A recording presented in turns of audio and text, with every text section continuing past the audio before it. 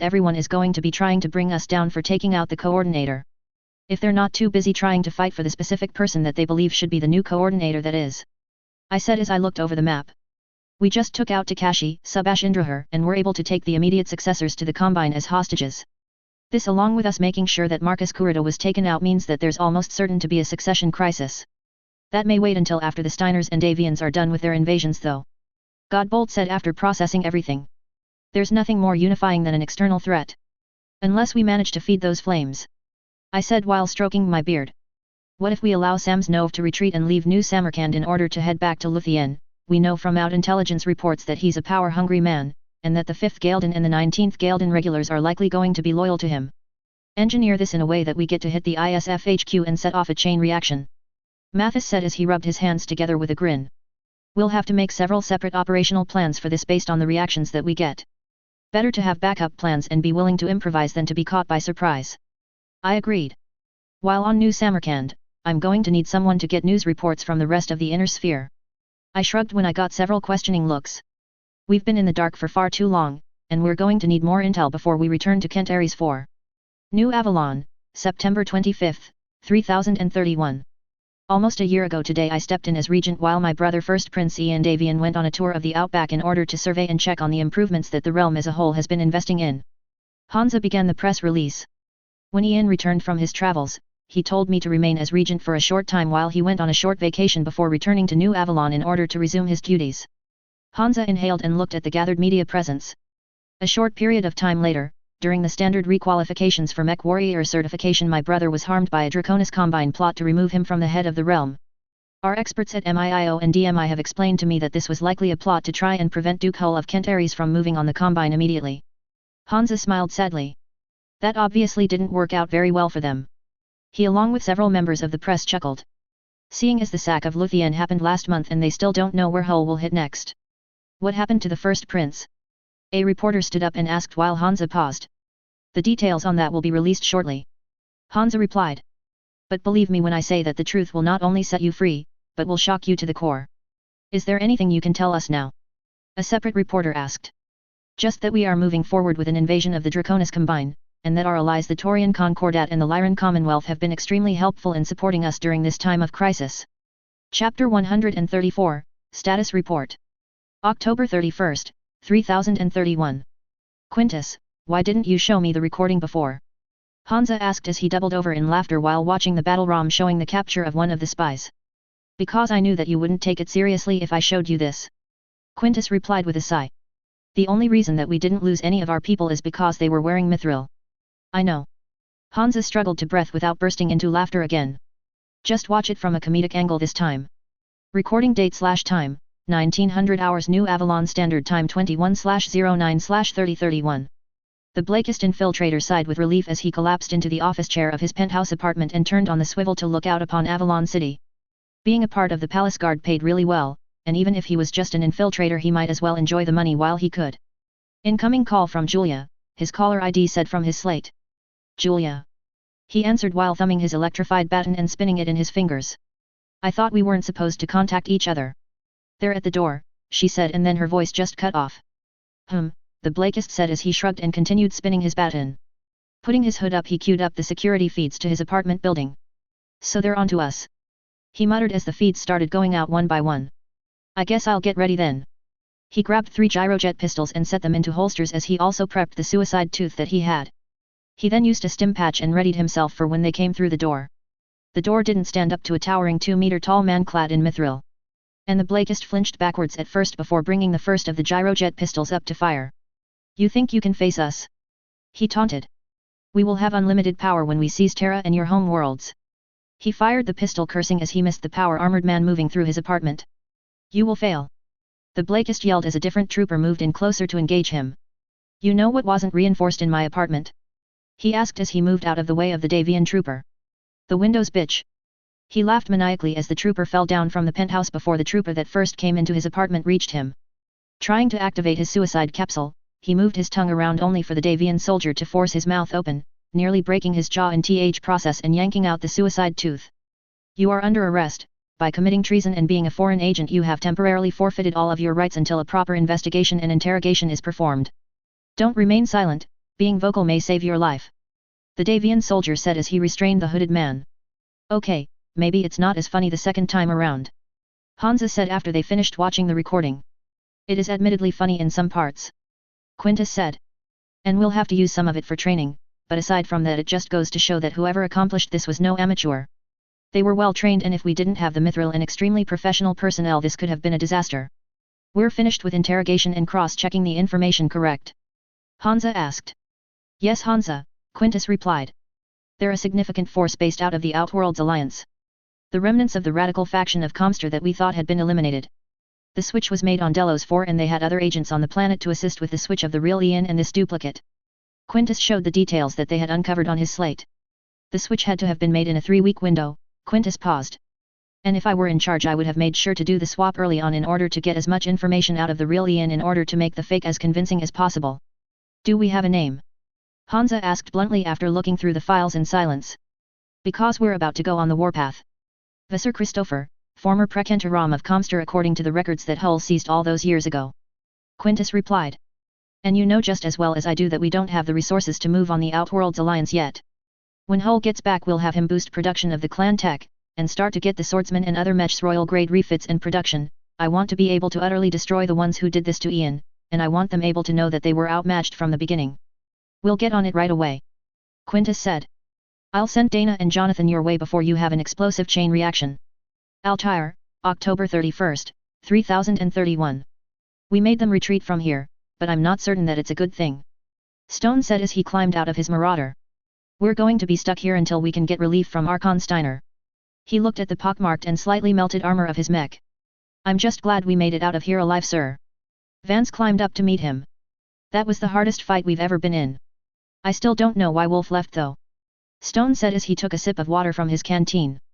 It'll probably bother me for a while though, and until we finish tying all of this down for the Steiners to send a relief force we're going to be on our own.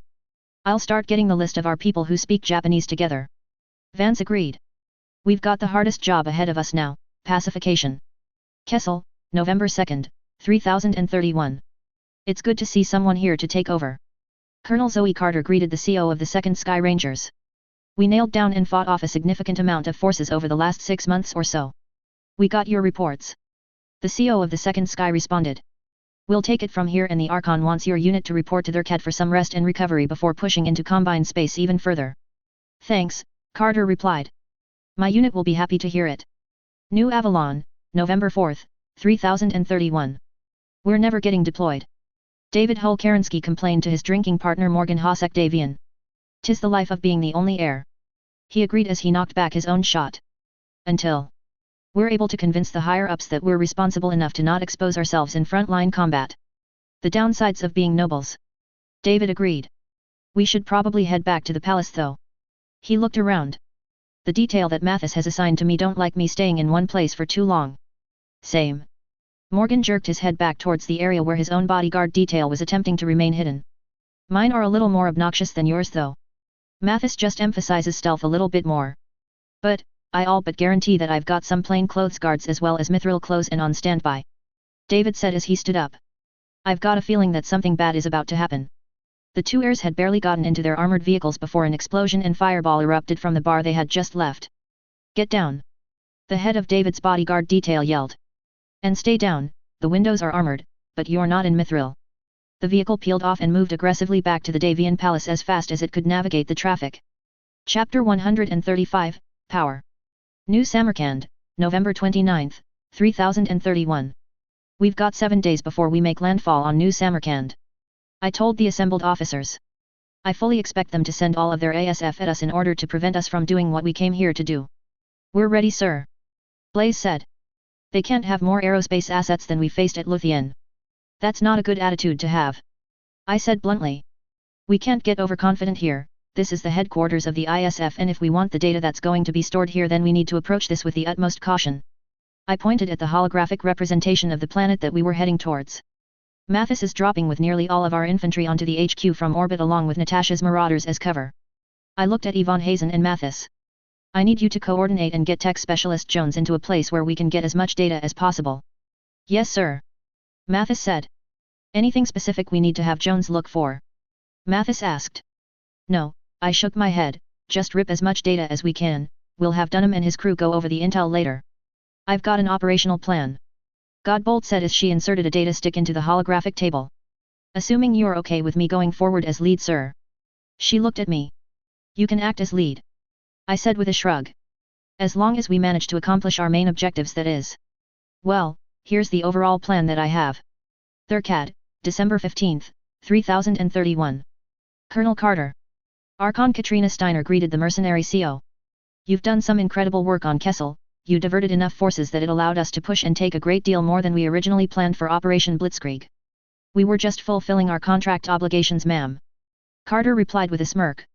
Just give us some time to rest and get back on our feet and we'll be ready to head back out into the field. I'm sending you back to Kent Ares. Katrina said and enjoyed watching the mercenary commander deflate. Hull is going to need all the help he can get after what he just pulled off. I'm afraid I'm a bit out of the loop. Carter said, I would appreciate being filled in, ma'am. Hull not only pulled off the sack of Luthien, but he also just struck New Samarkand and Seoul, wrecking the ISF headquarters and hitting an old Blankenberg Technologies storage facility there. Katrina said with a smile. He also managed to accomplish things that will set back the Combine for years if not decades to come. And reprisal might come sooner rather than later. Carter came to the realization. Ma'am, I should get back to Kent Ares ASAP. Sit back down, Colonel. Katrina told Carter. Packer and the 1st Kent Ares Guard just returned according to the LIC and their own reports. Kent Ares is secure for now. It's always interesting to see the kind of people that Hull chooses to be commanding officers. Katrina said after letting Carter sit in silence for a moment. You're currently the youngest out of all of them, I believe. Yes, ma'am. Carter responded. I worked hard to get here and I think I've proven myself. I must agree, it's not every day that one unit holds off and finishes off 4 regiments with one regimental combat team. Katrina offered. We're used to long odds, ma'am. The gauntlet always feels like more pressure than actual combat. Carter said. I'll have to agree with you there. Katrina laughed. I bet Shepard has changed it a lot since I was in the marksman though. You were in the marksman? Carter asked with a shocked look on her face. Let me tell you some stories about when Hull was about your age. Katrina said, with a grin. Diran, December 20th, 3031. All of the hatches are sealed. Melissa asked her lance. Make sure that we keep an eye out for infantry, those battle armor suits that they've been using have wrecked more of our combat vehicles than should have happened. Yes, ma'am. Her lance responded. Be wary, they've been dropping buildings on the mechs in this area. Melissa said. And we're one of the only lances that haven't taken a lot of damage. Contact. The Toro mech pilot said with urgency in his voice. We've got an assault lance bearing in on our position, 2 chargers, a Victor, and a Striker. Militia units lead by a frontline lance commander. Melissa said, looking at the models of the mechs. Hammer 2, I need you and your Marauder to start wearing them down at range along with Hammer 3, while Hammer Lead and Hammer 4 move into position for the kill shots. Moving to skirmish. Hammer 2, the Marauder pilot responded as he began to move to the right streets in order to start firing at range along with Hammer 3, the Toro pilot. Come on, Hammer 4, power down our sensors and follow me. Melissa ordered as she powered down everything but the engine in order to navigate the streets that she had memorized. We'll power up again when we're in position. The 2 alicorns that had been gifted to Melissa moved in near silence, trusting their 2 mech lance mates to draw the attention of the assault lance and allow them to pull off their ambush. After 5 minutes of weapons fire exchanged at extreme ranges, Melissa's tank and its partner came out of a side alley right behind the assault lance. Powering on her sensors, Melissa lashed out at the closest charger with a full alpha, making sure to already have the next target set up. The first charger fell to the ground even as the second alicorn opened fire on the Victor, causing the mech to lose its autocannon as it turned to react to the shots coming from its rear. Continuing its spin, it moved to engage the 2 tanks only to realize that it had turned its back on the 2 lighter machines that had been the distraction earlier. A Clantech large pulse laser, LRMs, and 2 ERP ceased to impact the rear torso, striking the autocannon ammunition and causing the ammo to erupt, throwing the Victor to the ground as the lance continued to pour fire into the remaining Striker and Charger mechs. Good kills, mark them for salvage, although I'm not certain there's a whole lot left of the Victor. Melissa said as she looked down at the remains of the lance. We've got to keep moving to our rendezvous point, and we are on a schedule after all. New Avalon, December 15th, 3031. We need to get ready to start moving on the Outworlds Alliance. Hansa told Quintus Allard and Field Marshal Felsner along with Yvonne Davian. If we wait much longer they may be too fortified for us to accomplish anything. I'll start working on some plans. Yvonne said, but quite frankly we need to work on one war at a time, and until the Combine is no longer a threat we've got to work with what we've got. I'm going to be taking possession of the Coordinator's family within the month. Allard said. We're going to have to make a decision as to what we're going to do with them. I'm working on it. Hansa replied. It just takes time. The Wolf Confederation started conquering worlds in the core ward periphery border about a month ago, and the Steiners have retaken almost all of the worlds that they've lost over the succession wars. Yvonne reported. We need to strike while the iron is hot and ensure that the Combine's spirit is broken. Chapter 136, Destroyer. New Samarkand, December 7, 3031. Nat. I said as I grabbed her off of the gantry before she climbed into her Nightstar. Make sure that you come back. I will. She took off her Mithril's helmet and gave me a fierce kiss before climbing back up and into her Nightstar. Just keep the mech bay open for me. I'll make sure that Sam's Nova is held off until you're done with the ISF HQ and New Samarkand medals. I said as I turned back to where I was commanding the offensive. Just make sure to grab what data you can, I don't want the Combine to be able to hold us off after this. Have a little faith, husband. Natasha said and I could feel her smirk through the audio. I shall take care of it. Her Nightstar began to plot out of the mech bay with Mathis infantry clinging onto certain areas where we had bolted handholds on, along with some hovercraft and her 6 bondswomen trailing after her. Alright people, I turned around and clapped my hands together. We've got to hold off an overstrength regiment until we've packed up the Shrek factories, what's left of the decommissioned gladiator lines, and whatever intel that Natasha can pull from the ISF HQ. We burning everything that's left? Mendoza asked. There isn't actually a lot more manufacturing here. I responded. The decommissioned gladiator lines can be repurposed, and we don't field the demolisher, and while we might like the behemoth, it'll come down to how much time we have to move on to hit that Blankenberg Technologies storage facility. So loot what we can, and burn the rest. Mendoza responded. And do our best to stall for time. You think that you can stop us? Natasha broadcast as she kicked down the main gate of the ISF HQ while shredding 2 Panther mechs with headshots from her Gauss rifles. I'm here for revenge, and you are simply not good enough to stop me. Natasha Kerensky was followed closely behind by Nadia Winson's gargoyle who used her jump jets to evade the lasers from a Jenner before crippling both of the mechs that had been holding the gates with her ER large lasers and medium pulse lasers. Kerensky, my people are in, and Jones is breaking into the computer systems now. Mathis reported. He and several teams of Mithril-clad infantry had dropped into the ISF headquarters while Natasha made her way to the enclosed area.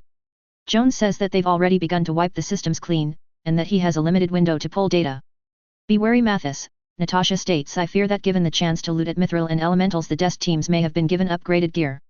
But too late for that Kerensky. Mathis replied as he fired his handheld Gauss rifle at the enemy-powered armor and enjoying the fact that the production models were able to actually be effective against powered and battle armor.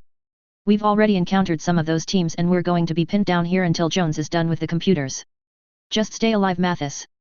Kerensky replied with a savage grin on her face as she threatened the enemy lances that were attempting to breach the perimeter that her forces had set. I need your kids to look after mine after all. Working on it.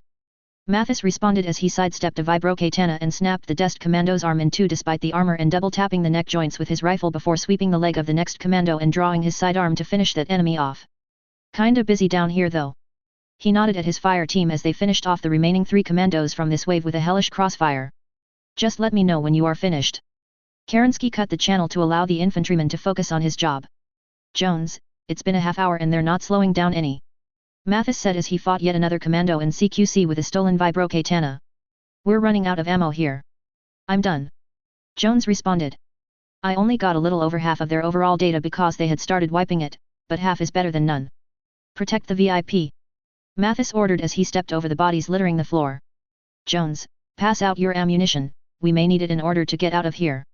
This is Major Mathis to all infantry teams in the ISF HQ. Set your charges and get the fuck out of here, we're in the clear. Mathis commanded as he and his team moved out of the base, leaving both little and big explosive surprises behind. Mathis, this is Kerensky, I hope that you are done in there, because we have a mass of VTOLs coming in on attack vectors and we are low on ammunition. We're on our way out now. Mathis responded. Give us 5 minutes to get clear. The infantry company made their way out, nearly 100 men and women sprinting out with wounded thrown over their shoulders and the dead having been dragged out behind the living. Get clear, blowing the charges now. Mathis yelled out over his comms as he flipped the switch on his detonator and watched as the explosions rippled upwards from the basement levels, sending the complex crashing into the ground. ISF HQ is gone ma'am. Mathis said, with a wide grin on his face. We're going to have the Maxims come in for pickup if you don't mind staying on guard until they get here. Mathis.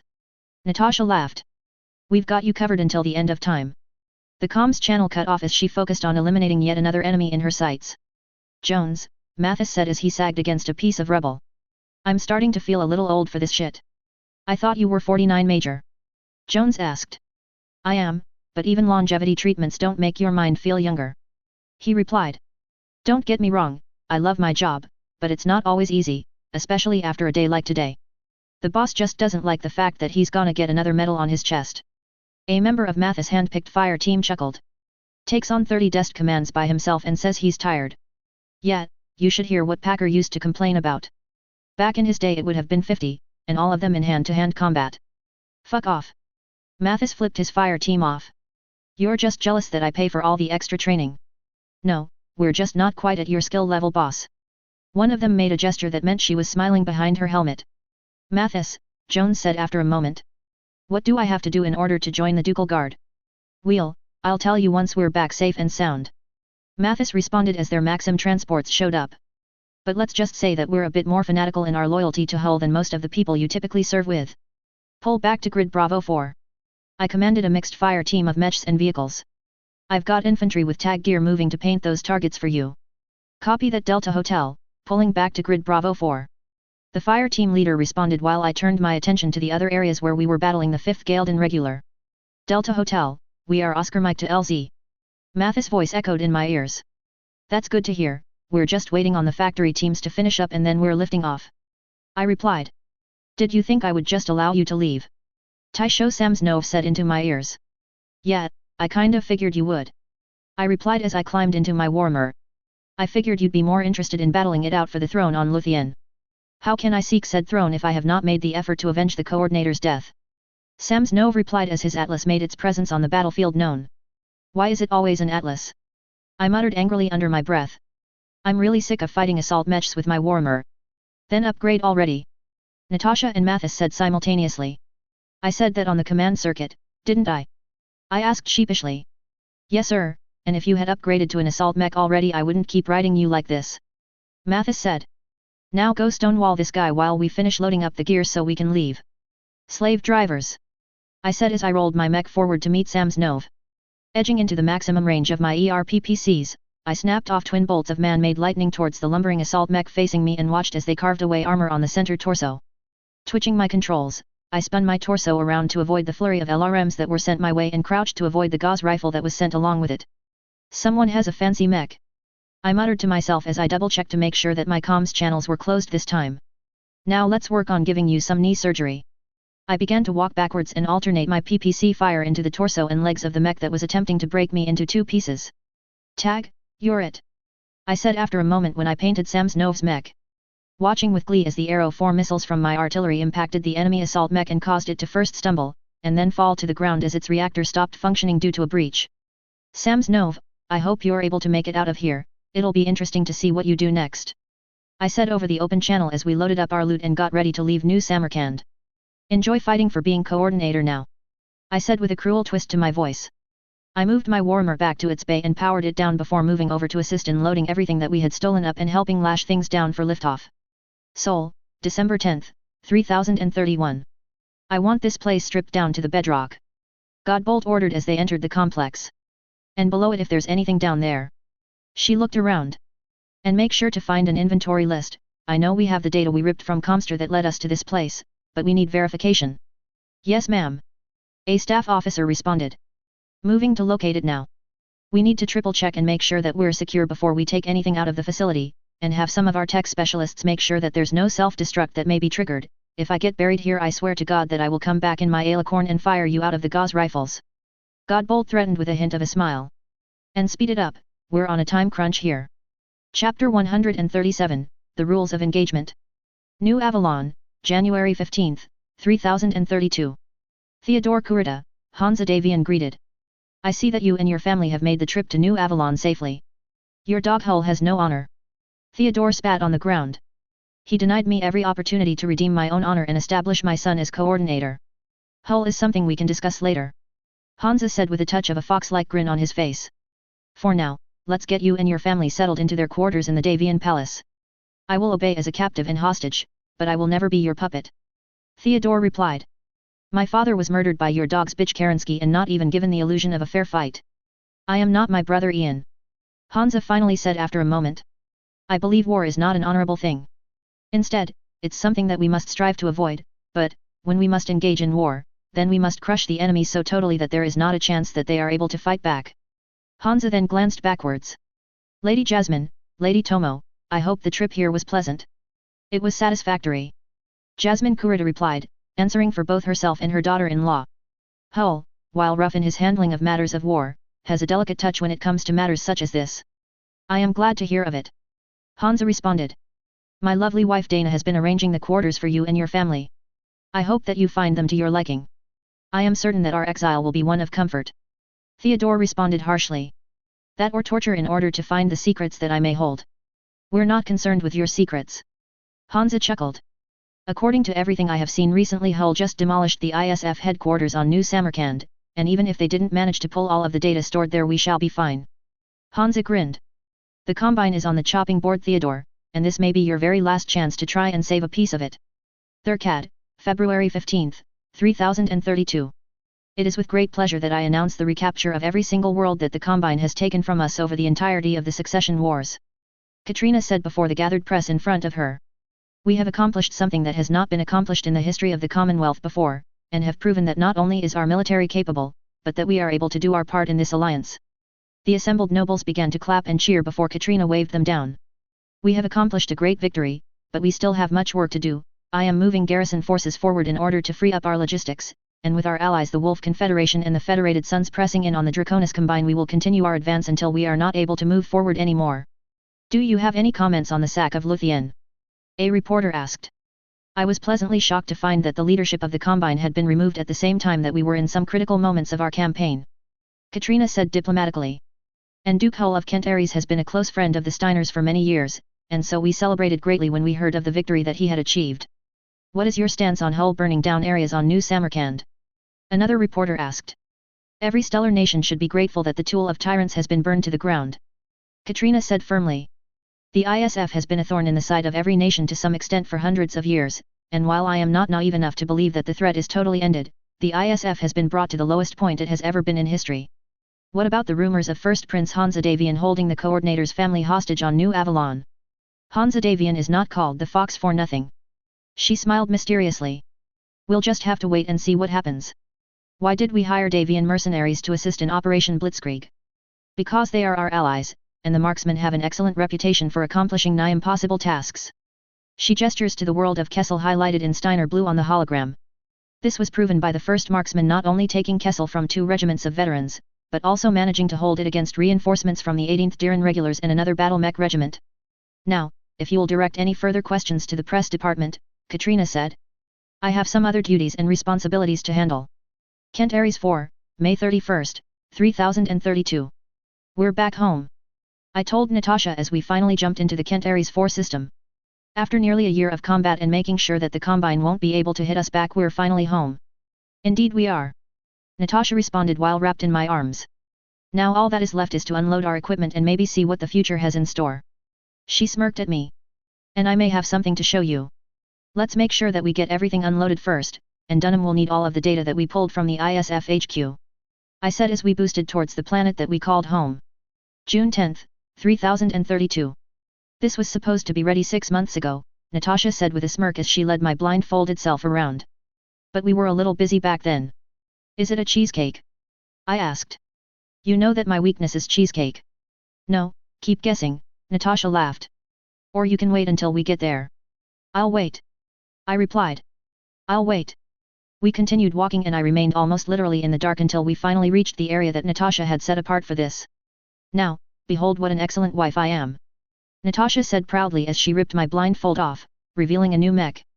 This is a very experimental machine that took both Dr. Rogers and McAllister working together for 6 months to refit and put together. It looks like a slightly taller Warhammer. I said after examining it for a moment. It's not one of my refits, because I went with an all-energy loadout last time. I walked around the 2-story machine and tried to figure everything out. It's a Warhammer IIC. Natasha took pity on me. We had to use an experimental XXL engine like the one that they developed for Melissa's Alicorn in order to get the movement profile that you enjoy, and also traded NAIS for some triple-strength Myanmars. She patted the machine's foot. This baby has a maximum speed of 86.4 km per hour before you use the TSM and has 5 jump jets to assist it in mobility. You now are able to take a bit more damage because you have 15 tons of standard armor and are able to hit something at virtually every single range on the battlefield. Thank you for this. I said as I pulled Natasha in for a kiss. Any other surprises I should know about? We'll just have to wait and see. She replied as she walked away. You coming with? She called out over her shoulder. June 15, 3032. We need to put an endo-steel factory in orbit over Marcasson before we can move the extra gladiator lines over there. I said to Watson. I assume we have the teams ready for putting some new factories in place. I'll get the orbital team on it. He replied as he flipped through the inventory of what we had taken from Luthien, New Samarkand, and Seoul. You want the Grand Dragon factories on Kent Ares 4, correct? He asked. Yes, I was going to have the stock Dragon lines be moved to Robinson, and the Charger as well. I said, I want the Shrek and Lancelot lines moved to Argyle, and I want to sell the Quick Draw line to the Davians. We're going to be producing enough stuff as is. What about the loot from Seoul? He asked as he looked through the data from there. What do you plan on doing with that? I plan on trying to see something. There were a couple of Battlemasters mixed in with the Crockets that were in storage there, and the techs found a couple of manufacturing lines there. Going to have R&D go over stuff? Watson asked. When we go through everything I'll let you know. I told him. For now, we're going to have to stick with what we have though. I'll get to work on moving around the teams and getting everything set up, should take a year or more to get everything production ready. Watson replied. I take it you want to create more endo-steel facilities in orbit of every world that we have manufacturing on. Yes, the costs are negligible compared to the benefits overall when it comes to production. I replied. It allows us to make machines like the Gladiator or Von Rohr's able to do more than comparable machines. It'll take at least a decade to get that done in orbit on every world. He said as he flipped through the data. But we can get at least the ones that will feed the Gladiator lines on Marcasson set up within a year. It's okay if it takes time. I told the man. We've got a lot of work ahead of us anyway. June 25, 3032. We brought back around 60 or so Crockets from Seoul. I told Godbolt and Packer. My plan is to use them to fill in some of the gaps that we have where we lack assault mechs. You may want to wait until the marksman units get back. Shepard chimed in. They're going to need some replacement machines as well. We'll take care of it, I said with a shrug. Given what we pulled off, I'm okay with bumping some people back down the list in order for us to get our units replenished. I am sure Hansa will sign off on it. Natasha said from behind my right shoulder. We are still finishing the Excaliburs and Triumph class dropships that we stole from Luthien. I'm gifting half of those to the 3rd Kent Ares Guard. I said, we have plenty of lift for the other units, but we're still lacking lift for the 3rd Kent Ares aside from the Sting dropships that we built for them. We can organize that later. I said, right now we need to focus on the rebuild priority. Packer gets first priority for now, and then Godbolt, and we'll figure out the marksmen when they get back to Kent Ares. So, most of my losses were in mechs. Chapter 138, Taking Great Care. Kent Ares 4, July 10, 3032. We're going to have to redeploy with one of our units soon. I told Natasha. We get a small pass because of the sheer amount of damage that we caused, but we're going to be expected to move in and assist the rest of the Draconis March in their advances. The 3rd Kent Ares only have a couple of mech battalions though. Natasha said as she consulted her slate for our force estimates. We would have to deploy with the Ducal Guard again to have a proper invasion force. I know. I said with a shrug. But we need to get back out there, even if it's only to serve as reinforcements for a force that has gotten bogged down, plus we can add in some of the least damaged parts of the other guard units, and the conventional forces will be able to do their jobs anyhow. I agree, but we may want to bring some faster machines with us. There is a major manufacturing center on Al-Nair and we may get chewed up by hovercraft if we are not careful. Natasha observed before looking down at the map in front of us once again. Where are the current Draconis March forces? Natasha asked me, knowing that I had intelligence on the current movements. Hansa pushed forces up all across the border, but the place that's been giving friendly forces the most trouble is Al-Nair. I pointed to the system in question. There are 2 battle mech regiments there, and the militia units are putting up a fierce fight as well. Which 2 units are there? She asked, leaning over the map table. The 8th and 15th Diran regulars. I said as I consulted my intel briefs. The 15th have a larger amount of assault mechs than the rebuilt 5th Avalon Hussars expected, and the advance had bogged down according to the last reports. How long until David is supposed to be back on Kent Ares? Natasha asked. I thought he was supposed to make landfall in a couple of days. He's supposed to be back on the ground by the 15th. I responded with a small smile. You want him in with the 3rd Kent Ares and the Ducal Guard? I asked. Yes, Natasha stated curtly. He needs to prove himself capable in front of our troops or he will never be able to move up and take your place as he is supposed to. We'll load him up as soon as he gets here. I responded. His Crockett should be a solid mech to bring anyway. Indeed, Natasha replied with a grin. I shall prep the Ducal Guard while you brief the 3rd Kent Ares Guard. I'll get right on it, I replied. This is a way to test my new mech at least. I would consult with Dr. Rogers and McAllister before I went out in the new mech. Natasha told me bluntly.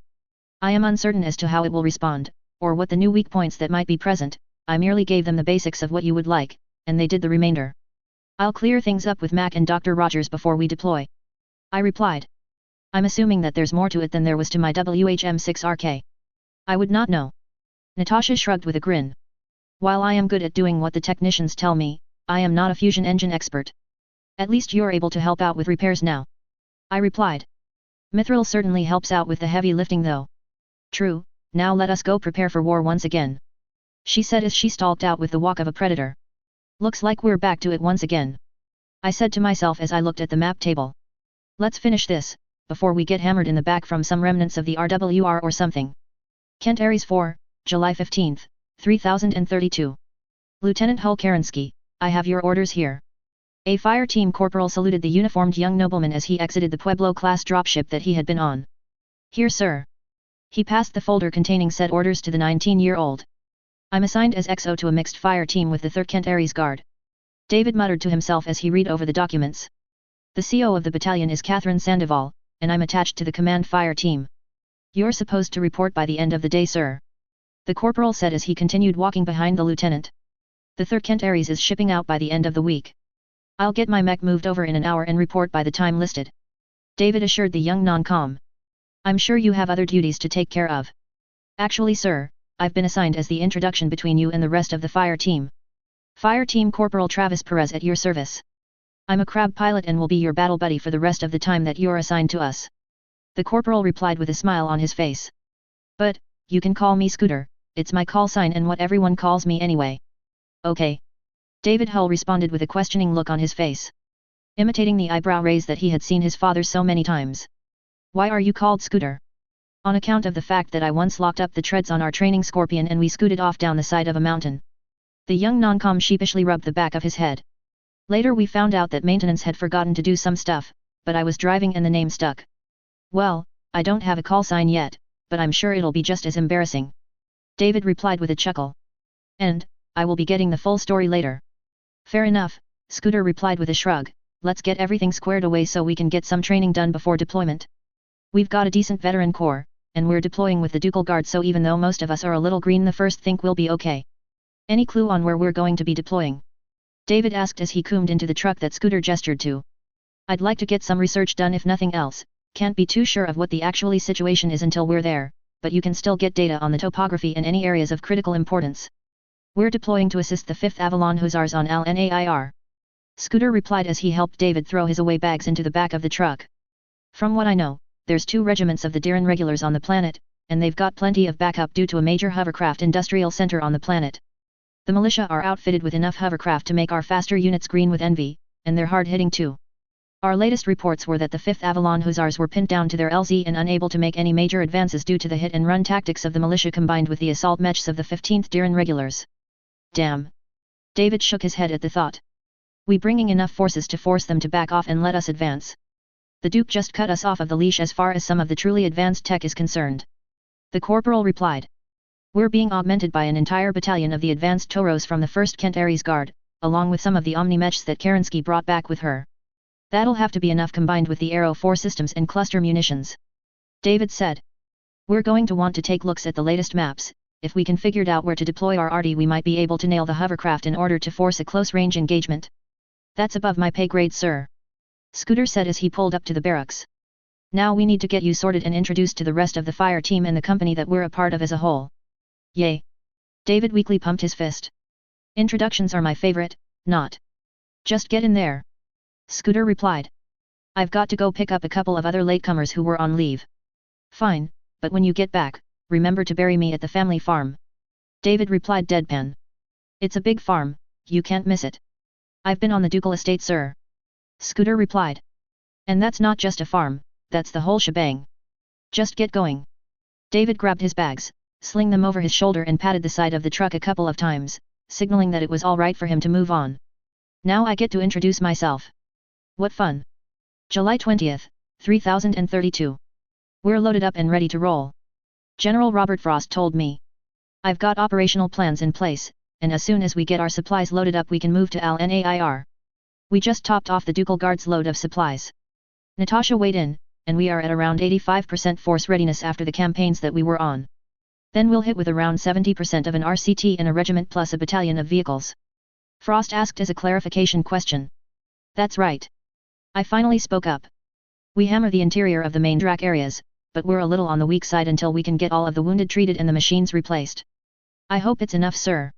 Frost turned to me, because we're going to have a hell of a fight on our hands. We'll have to make it enough, Frost.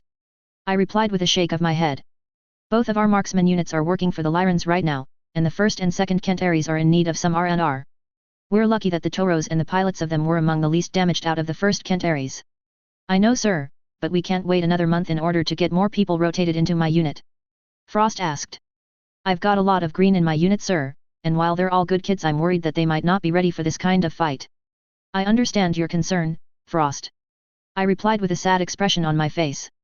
But this is the cold calculus of war, if we want them to not be green troops any more than they have to be blooded, and considering the tech difference, they'll have the best advantages that we can give them. You sure you're not simply wasting lives, sir? Frost asked. Everyone knows that the 1st Kent Aries is the priority unit. I won't deny that. I replied.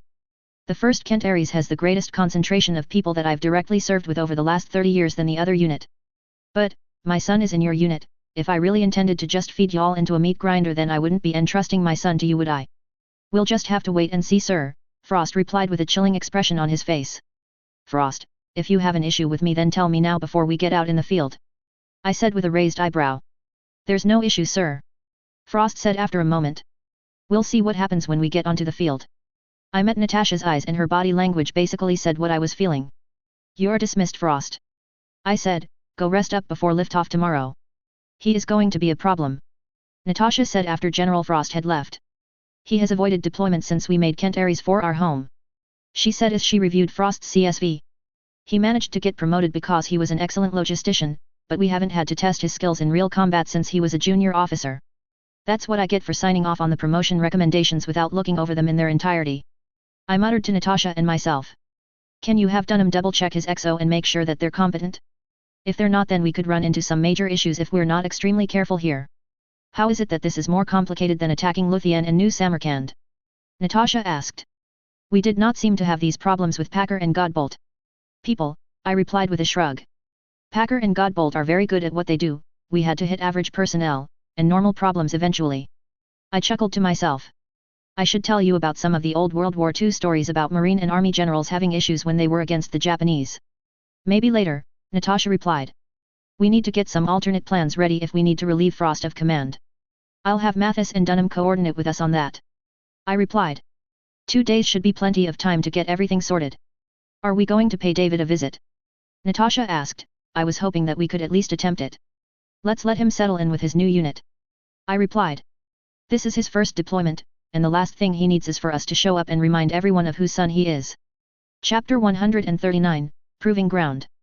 LNAIR, October 3, 3032. Just remember that we're here to support the 5th Avalon Hussars people. Major Sandoval said to her battalion. So watch your sectors, follow orders, and let's go home alive and in one piece. Yes ma'am, David Hull-Kerensky replied as he moved with the rest of his fire team to their NAV point. We've got 3 lances of fast movers incoming. Corporal Scooter reported as they lit up on his sensors and triggered his IFF. Looks like mixed Jenners, a couple of dragons and some hovercraft. David said, make sure that you focus your fire on the Saladins, those AC-20s are lethal if they manage to pair up and hit you with them. Copy that, Scooter replied as he fired the ER large lasers that his Royal Crab had equipped at one of the dragons, melting the armor off at extreme ranges. Begin pulling back to the rest of the battalion. David ordered, we'll need the extra firepower to handle a full mixed company. Pulling back now.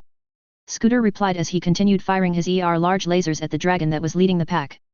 David triggered his own ER large lasers as the enemy company came into range, backed up by the von Luckner's Gauss rifle and the Brutus LRMs, completely killing 2 Jenners and causing a hovercraft to spin out of control. The pair of dragon mechs opened fire as soon as they entered range, the LRMs and AC-5S scattering across the fire team as they continued to fall back in good order. The hovercraft are closing in, the Toro pilot said as he moved backwards as fast as his mech could handle. Looks like 2 Saladins, they'll be in range in around 30 seconds, watch out for their flybys, they'll try to boom and zoom. A pair of AC-20s will rip your mech apart, David told the Toro pilot, let one of the heavier units take the brunt of the attack. Aye sir, pulling back behind you. The Toro pilot replied as David stepped forward instead of pulling back. Once the first of the Saladin duo entered his range, he opened fire, making sure to use cluster ammunition in his LB-10X in order to shred the armor on the front of the fast-moving hovercraft. David had nearly dropped the machine, but between the two of them he only managed to strip the armor off of them before they opened fire in sync at his crocket. Rocking back, he turned to open fire, but the hovercraft had already exited his range, and he couldn't expose his rear to the dragons, Jenners, and the remaining hovercraft without being shredded by enemy fire. Jackson, David calmed the Toro pilot. I'm putting you on making sure that the Saladins are finished off, you've got the range, and they should be low enough on armor that your large pulse laser should be able to finish them off. Copy that sir, thanks for taking that fire for me. Jackson replied. I'll keep an eye on the fast-moving demolishers. You're a good woman. David told the Toro pilot before tuning into the command channel. This is David Kerensky, I need air support on my location, we've got a mixed company bearing on our location. I'm moving our stings to assist. Major Sandoval responded, EDA is 2 mics. Copy that Major. David responded, we'll hold them off until the Ka gets here. Take out the dragons. David ordered the Brutus and von Luckner crews. Coordinate fire with Scooter and end them before they get close. Yes sir, the 2 combat vehicles continued to roll backwards while launching LRMs and getting ready to fire their main weapons. Consider the heavies gone.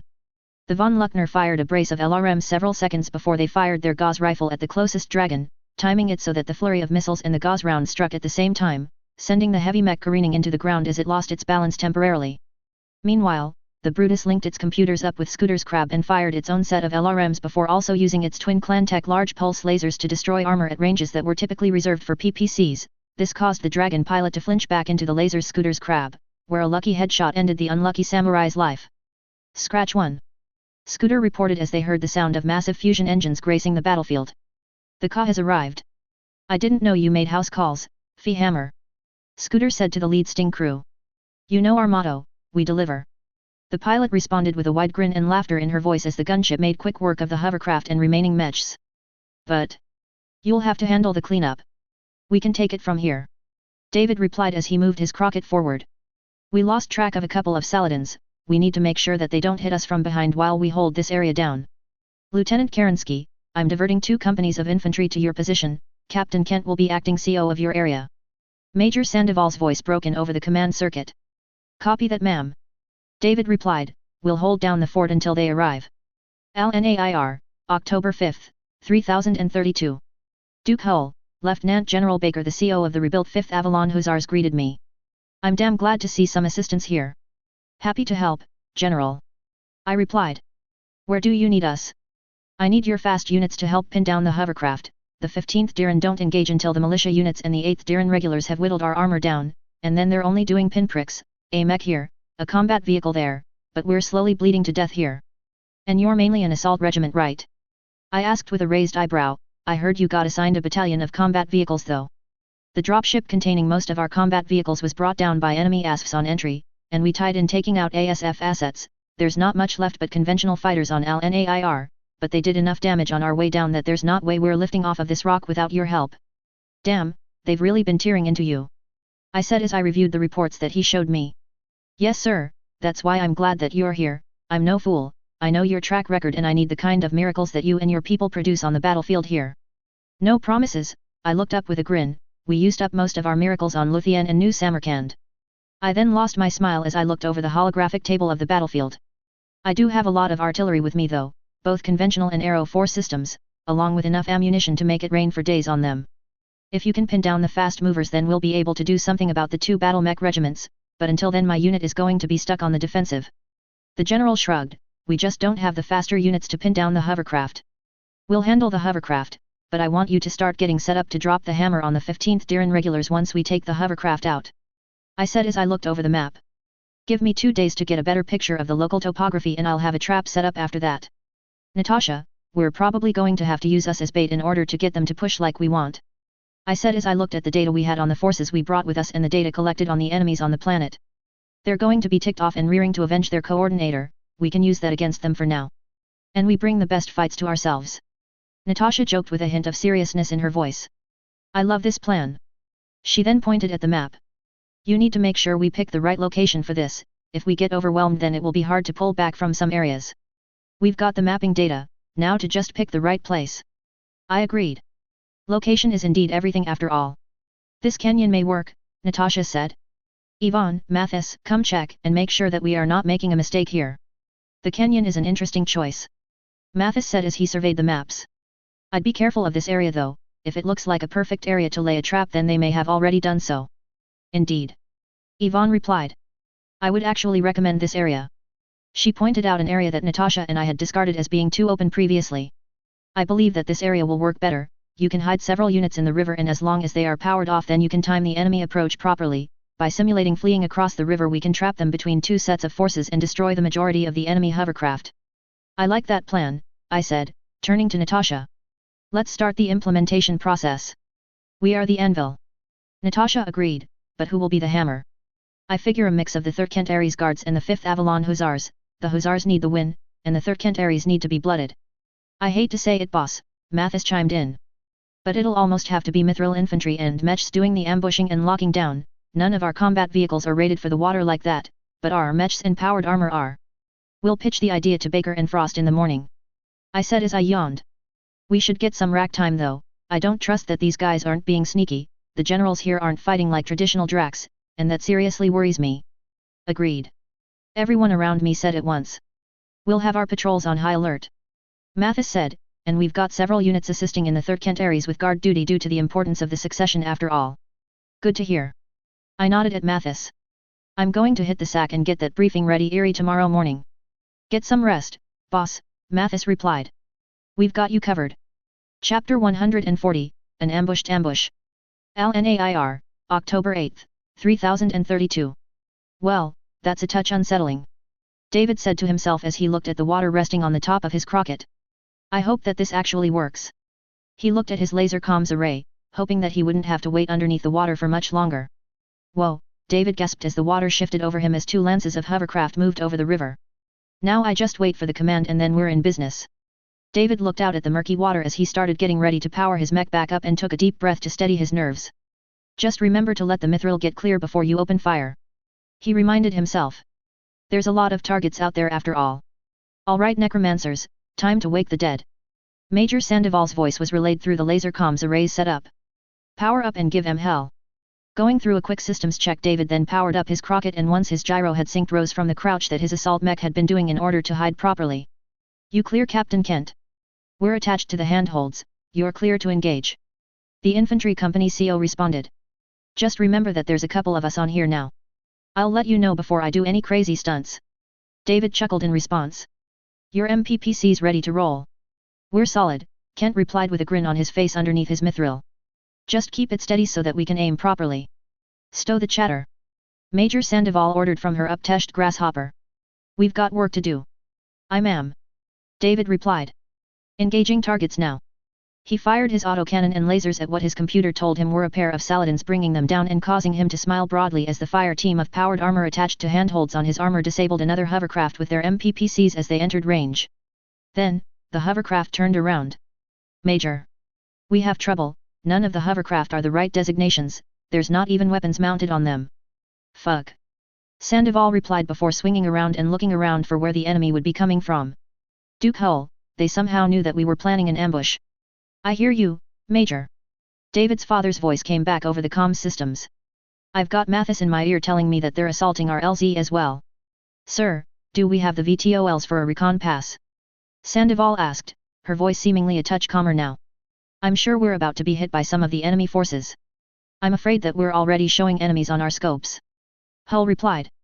We've got the better part of the 15th Diran regulars with backup from a mixed battalion of hovercraft and the 8th Diran regulars moving to engage us.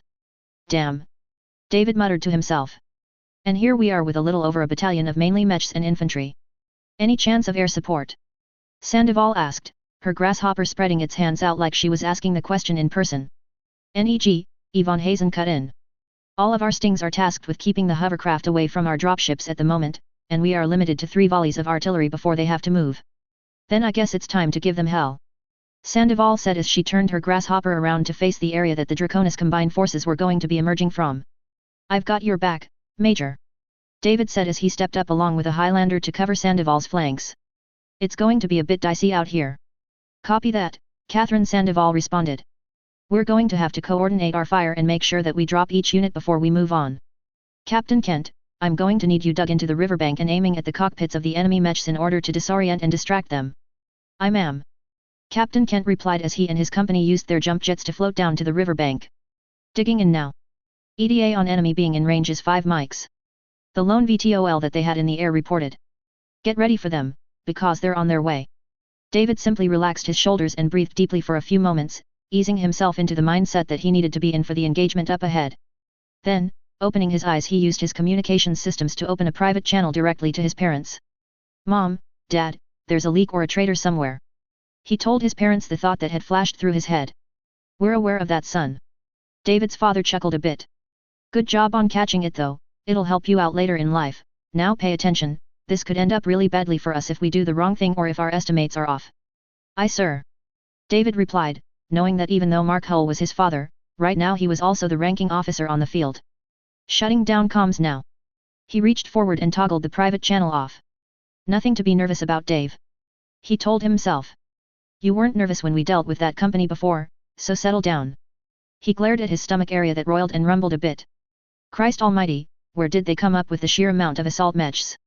Sandoval breathed into her comms systems. Heads up people, we've got 2 full battalions of assault mechs bearing in on our position, and they're being backed up by a lot of dragons. Make sure that you keep your rear torso clear, because if we get stuck we are dead. Make sure the sight lines are clear, the last thing we want is to shoot our friends in the back. Duke Hull said clearly.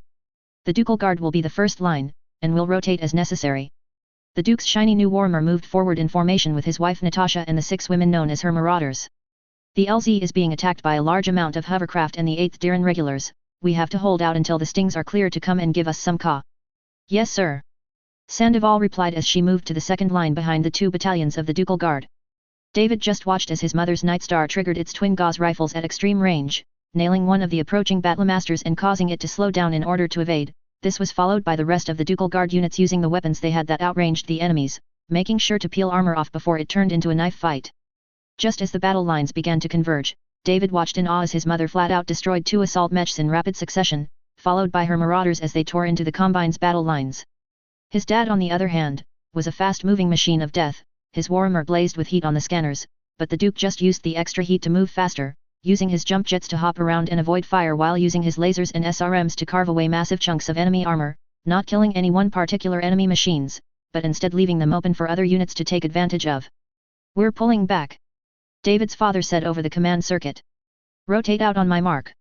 The Ducal Guard began to fight their way back through the enemy regiment, leaving broken machines and men behind them along with a full fire team of their own. Mark.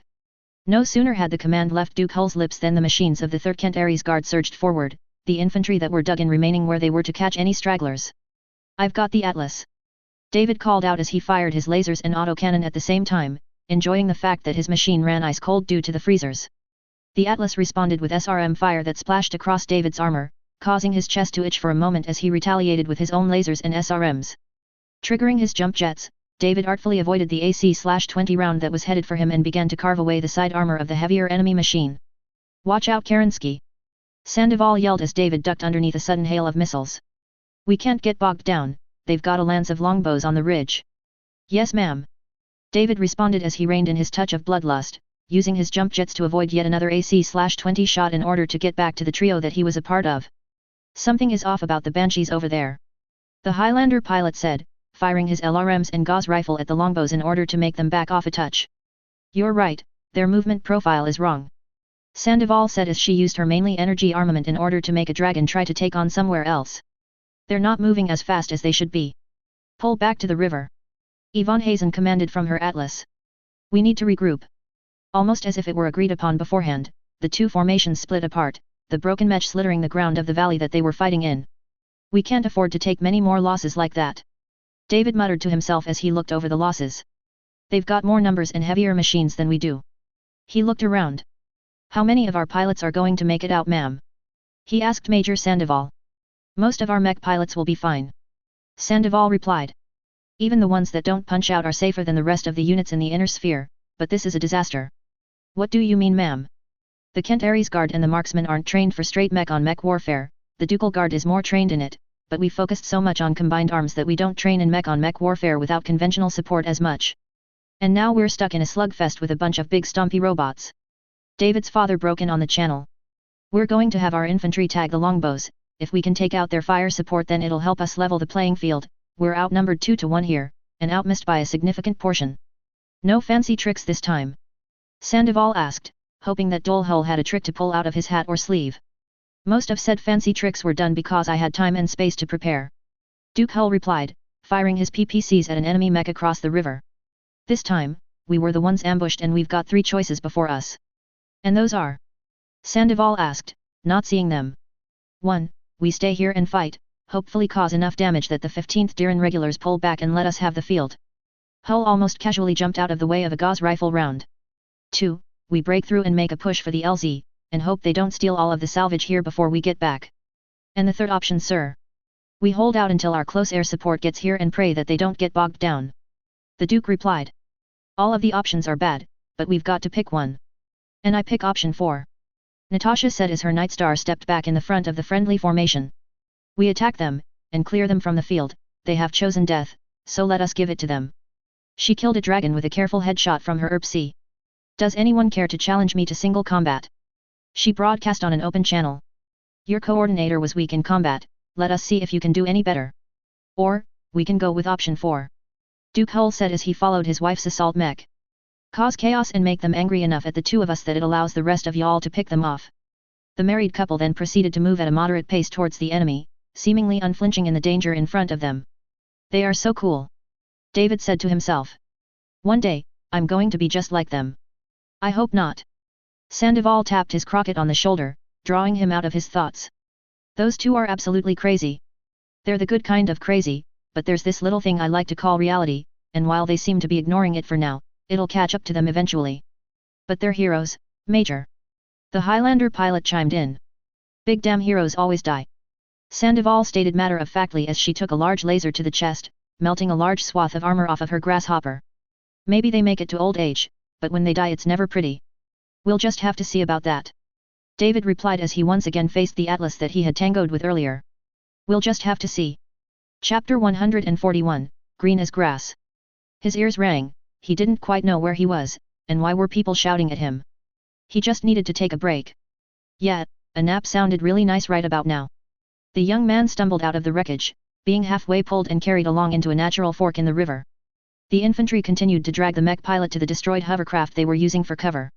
And once the young man was set down they set back out to go rescue more of their wounded. You gotta shake it off, LT. One of the medics ran a quick vitals check on the mech pilot before removing his helmet in order to inject a stimulant. He'll be back on his feet in about 2 minutes, but he's going to have a hell of a hangover. Anyone catch the Atlas that ran me over? David asked, sitting up and turning to survey the field where the battle was still raging. Yes sir, you and that Atlas decided that getting one of those super banshees involved was a good idea, the big pile up over there. An infantryman pointed to a cluster of assault mech stacked on top of each other. Your ejection seat failed, and we had to drag you out, we're pretty sure that you are going to end up with a concussion, but a proper diagnosis will have to wait until we're back to the proper facilities. Are we winning? David asked as he put his helmet back on. I can't tell. He tried to use the zoom feature on his powered armor but found that it was broken. We can't tell. A medic responded as she dragged another mech pilot back into cover. It's not like we've been busy or anything, LT. Where can I help? David finally asked after deciding that he couldn't help on the fighting end currently. I've got basic medtech training, but no more than that. Can you help us move people around? A medic yelled as he ran past. Or help drag more cover into place. We're only safe right now because of the distraction that Hull and Kerensky are out there causing. LT. Captain Kent shouted as he entered the makeshift hospital area. Your comms down? Yes sir, I'm down to my external speakers only. David replied. Took a nasty blow to the head when I went down. Well, you're with me, Kent said. Major Sandoval ejected about 30 minutes ago, and we need to get her back into our perimeter. Aye sir. Anyone got a bigger weapon than this? David gestured to the sidearm at his side. I had a carbine in my mech. But I don't think I'll be getting to it anytime soon. Here, a medic tossed her rifle at him. Bring it back in one piece, that old girl has been with me longer than you've been alive. Got it, Sarge? David replied. I'm ready and set to move when you are, Cap. He nodded at the infantry commander. Move out. Kent ordered the platoon that was going out. Remember, we're rescuing the Drak pilots too, don't kill them unless they try something stupid. Sir, I believe the term is terminally brave. A non-com spoke up with a chuckle. And the Combine doesn't have a lack of them. Got that right, Sarge? Kent chuckled as he navigated the platoon around the shattered battle mech littered across the valley. But this group has been behaving differently, so we'll just have to wait and see. Shit. Kent stepped back into cover as someone took shots at them. Friendly. He called out, check your IFF. Identify yourselves. A fiery female voice responded. This is Captain Kent, Major. We're here to pull you out. Kent responded as he eased himself out of cover to verify her identity. Thanks for the rescue, my grasshopper is trashed. She said as she joined the platoon. Kerensky, it's good to see you in one piece. She patted the LT on the shoulder. You were down for a good while, and I was worried that you wouldn't make it. I'm alive, ma'am. David responded as the platoon began to move back to the field hospital. But I'm not sure about the other guys. He gestured vaguely in the direction of the assault mech pile. How was the fight going before you punched out, ma'am? Kent cut in. I don't have the gear that your grasshopper did for keeping a big picture of the battlefield. We're going to lose shortly if we don't get some support of some kind. Sandoval said as the platoon took cover in between a fallen timber wolf's legs. Duke Hull used RRD to level the playing field somewhat, but they only got one volley off before the enemy was trying to counter barrage. Fuck. Kent shook his head as he knelt there. We needed that artillery. Well, it wasn't all bad news. Sandoval smiled. The 8th Diran regulars stopped attacking the LZ and Arkashid en route as soon as they're done mopping up the hovercraft over there. Damn. A private muttered into his open comms as the platoon came to a stop. Get a load of that action. The platoon watched as Duke Hull and Natasha Kerensky coordinated fire and alternated targets in order to destroy a full lance in a matter of minutes. They're not going to be able to keep it up for much longer. Sandoval pointed out as Kent ordered the platoon to keep moving. I'm pretty sure that Hull's warmer is held together with more prayers than anything else, and Kerensky's Nightstar is beginning to look like Swiss cheese. Keep it moving. Kent ordered, we're nearly at the field hospital. The platoon began to move at a much faster pace, barely sliding to a stop in front of the wrecked hovercraft that were being used as cover. Anyone got working long-range comms? Sandoval asked as she entered the area and immediately took charge. I've got them, ma'am.